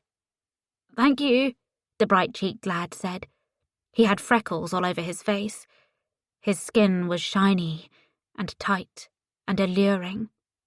"See you next time," she purred, wondering if she still had it in her to go a few rounds. She watched him leave, his long, lean legs far too gangly for his body, not like her Caden had been. So strong as a teenager, so full of life. Lighting a cigarette, she returned to the living room and dropped into her armchair. She took a deep inhale and let her head fall back, closing her eyes as the nicotine rushed pleasantly around her body, and the past rushed just as pleasingly around her mind. She'd had a good run of it, hadn't she? She'd played her games, so many games, and all of them had brought her great pleasure. No, it wasn't the search for pleasure, she mused as she took another blessed inhale. It was the staving off of boredom. All her life, boredom had been her greatest enemy. Perhaps it had led her down some unconventional paths, what with how she'd toyed with little Caden. But he had learned to appreciate it in his older years, to moan with her, to rock with her. Her hand snaked down her body, toward that tingly hot spot, as she thought about the first time he'd started to moan. "Like this, Mummy, like this." She let her hand drop, opening her eyes with a sigh. Caden was dead, and the fun had stopped, and she was simply existing, watching her shows and tending to her plants and smoking her cigarettes. The whole world had abandoned her, leaving her to sink into this hole of boredom. But there was simply no way she could top what she'd already achieved. Lottie had been a gift sent from heaven. The first time Paisley had spied her sitting in the upper window of that run-down piece of shit estate, she'd felt something new, something exciting. It was the look in the mad young woman's eyes, the frantic, defenseless look. She was practically screaming, "Please use me any way you desire." Paisley had taken her opportunity, because she would have been a fool not to. Using special herbs from her garden, her beautifully useful garden, she had turned Lottie to her will. It had been much more exciting having another involved in the game, a new aspect to the pleasure, and doubly so because Lottie was a complete nutter. Paisley giggled under her breath as she remembered it all. The long, greasy hair and the grimy fingernails and all that pacing, all that muttering. She finished her cigarette and lit another, laughing again, longer this time. Oh God, that tingly spot was properly humming now, but there was nobody around to fix it. Fucking Caden, the idiot! Why did he have to get himself killed? That had been Paisley's greatest game. Biding her time after that beating Lottie gave her, letting the plan take shape in her mind. Once that mad bitch had laid hands on Paisley, there was no way she could let it go, especially because Paisley had been forced to grovel and beg her to stop. Humiliating. Absolutely fucking humiliating that was. But some instinct told her to wait. Some finely tuned hunter instinct. That was the only good thing her husband had ever given her, the name Hunter. That, and the fresh-faced lad who'd brought her so much joy. Years she waited, nurturing Caden, telling him that Lottie had abandoned him. She hated him, she'd broken her promise. Paisley had known about their plan to abscond together because Caden had told her. He told her everything. She'd made sure of that in his early years. He would fear her above all. She would be his owner. He was her pet. She didn't phrase it in those terms to him, of course. She cradled him and stroked his teary cheeks. She comforted him in the ways he grew to relish. But deep in her heart, she knew what her son was. A tool. She always knew that. When he came of age, she would find a way to use him. And she did. She found so many ways. He would bring women back to the house, and they would engage in threesomes. Caden telling the poor drugged-up lasses that Paisley was his girlfriend. Sometimes they would give her this look, this proper slutty look, like they thought they were better than her. That's when she would give them the special dose, the one that would knock them out cold, and together she and her son would make patterns on their limp, gorgeous bodies. Caden helped her tend the garden, expand her dealing network beyond their corner of the world.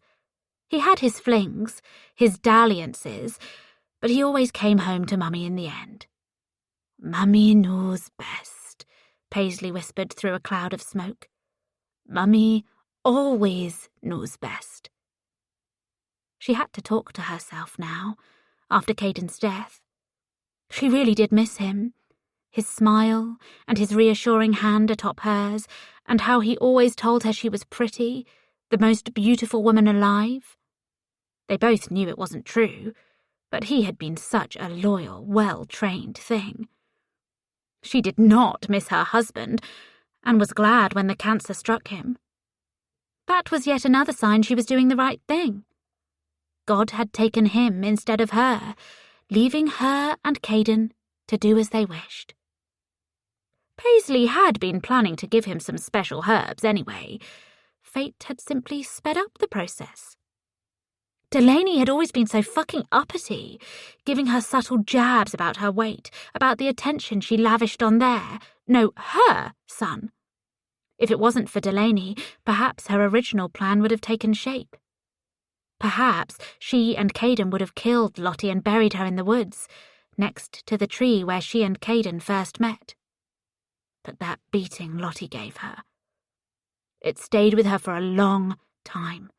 The disgrace of lying on her back on the beach, the struggle of standing up, the pride in Lottie's eyes. Paisley had never taken a beating like that before. Not from her parents, and they'd given her plenty, not from her husband, and certainly not from a psychotic cunt like Lottie. Her first instinct had been to fight back. Lottie had used a cheap surprise tactic, sucker-punching her, and would be easy work in a proper scrap. But then another idea occurred to her, and she'd smiled. Paisley was a patient animal. Oh, yes, and she kept watch on Lottie. A plan was taking shape in her mind, a beautiful and precious thing, but she wasn't sure if it would ever come to fruition. There were too many variables. And yet she knew that if and when it did happen, she would be able to die a happy woman. This was to be her magnum opus. She sent Caden down to Weston many times over the years, tracking Lottie's progress, until Ellie came into the world. And that was it. Another sign. Paisley knew better than anybody how deep a mother's love went. She would use it against Lottie. Honestly, she'd expected Lottie to do something when Caden appeared in her daughter's life, but she didn't. She'd retreated into her sad shell. Paisley had enjoyed the marriage while it lasted, having Caden send her videos of their games. "How long do I have to stay married to her?" the lad would grumble from time to time. "It's a lot, Mum, what I do to her. It takes a lot from me." He could be weak sometimes. "Until that bitch tries to get involved," she'd snapped, "until she's forced to tell her daughter the truth." Paisley knew how much that would hurt Lottie, cracking open that aspect of herself, revealing her secret past with Caden. But she never had. So Paisley had thought of another plan, an escalation that would make it worth it. "Next time she starts blubbering about leaving you, let her.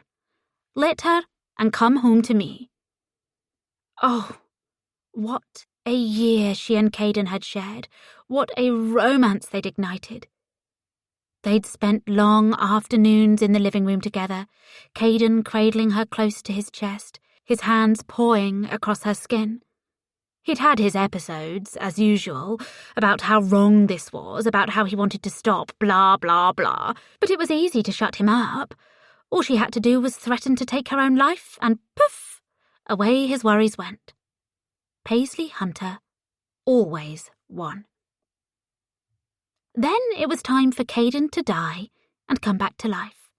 And that had gone so well, so much better than she'd... The doorbell cut through her thoughts. She groaned and glanced at the window through a haze of smoke, at the sun against the curtains. Sometimes the more nervous lads forgot they had to knock on the window. Then she could call over to them, telling them the door was unlocked, saving her a trip. Hauling herself to her feet, she went to the door, ready to give the dolt a piece of her mind, Young boys were insufferably stupid sometimes. That's why they needed an older woman to put them right. She opened the door, but there was nobody there. Nobody at the end of the lane. She gritted her teeth and leaned down to spit.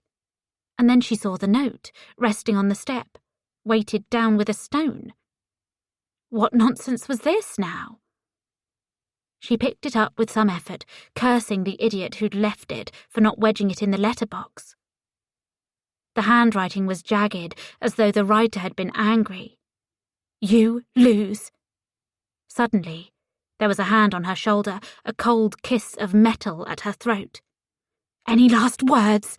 Ellie hissed in her ear. She'd recognize that voice anywhere.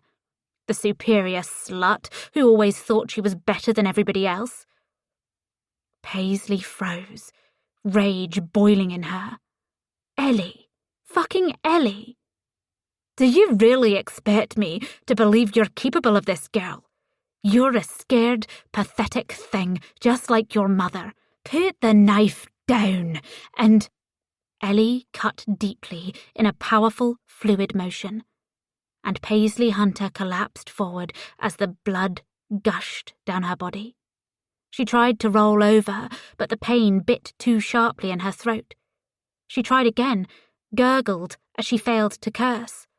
If she could roll onto her back, she might be able to see her favourite photo of Caden, the one she purposefully kept in the entranceway, so it would greet her when she arrived home.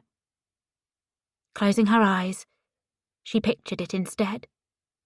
It was his first day of school, and he looked so happy, so proud, with that indomitable smirk on his face. His eyes were bright. He was ready to make his mark on the world. And they had. Together, they'd done amazing and beautiful things. As the final flickers of life left her, Paisley Hunter smiled softly. She was going to be with her son. The end. This recording of My Dead Husband was presented by Dreamscape Media, LLC.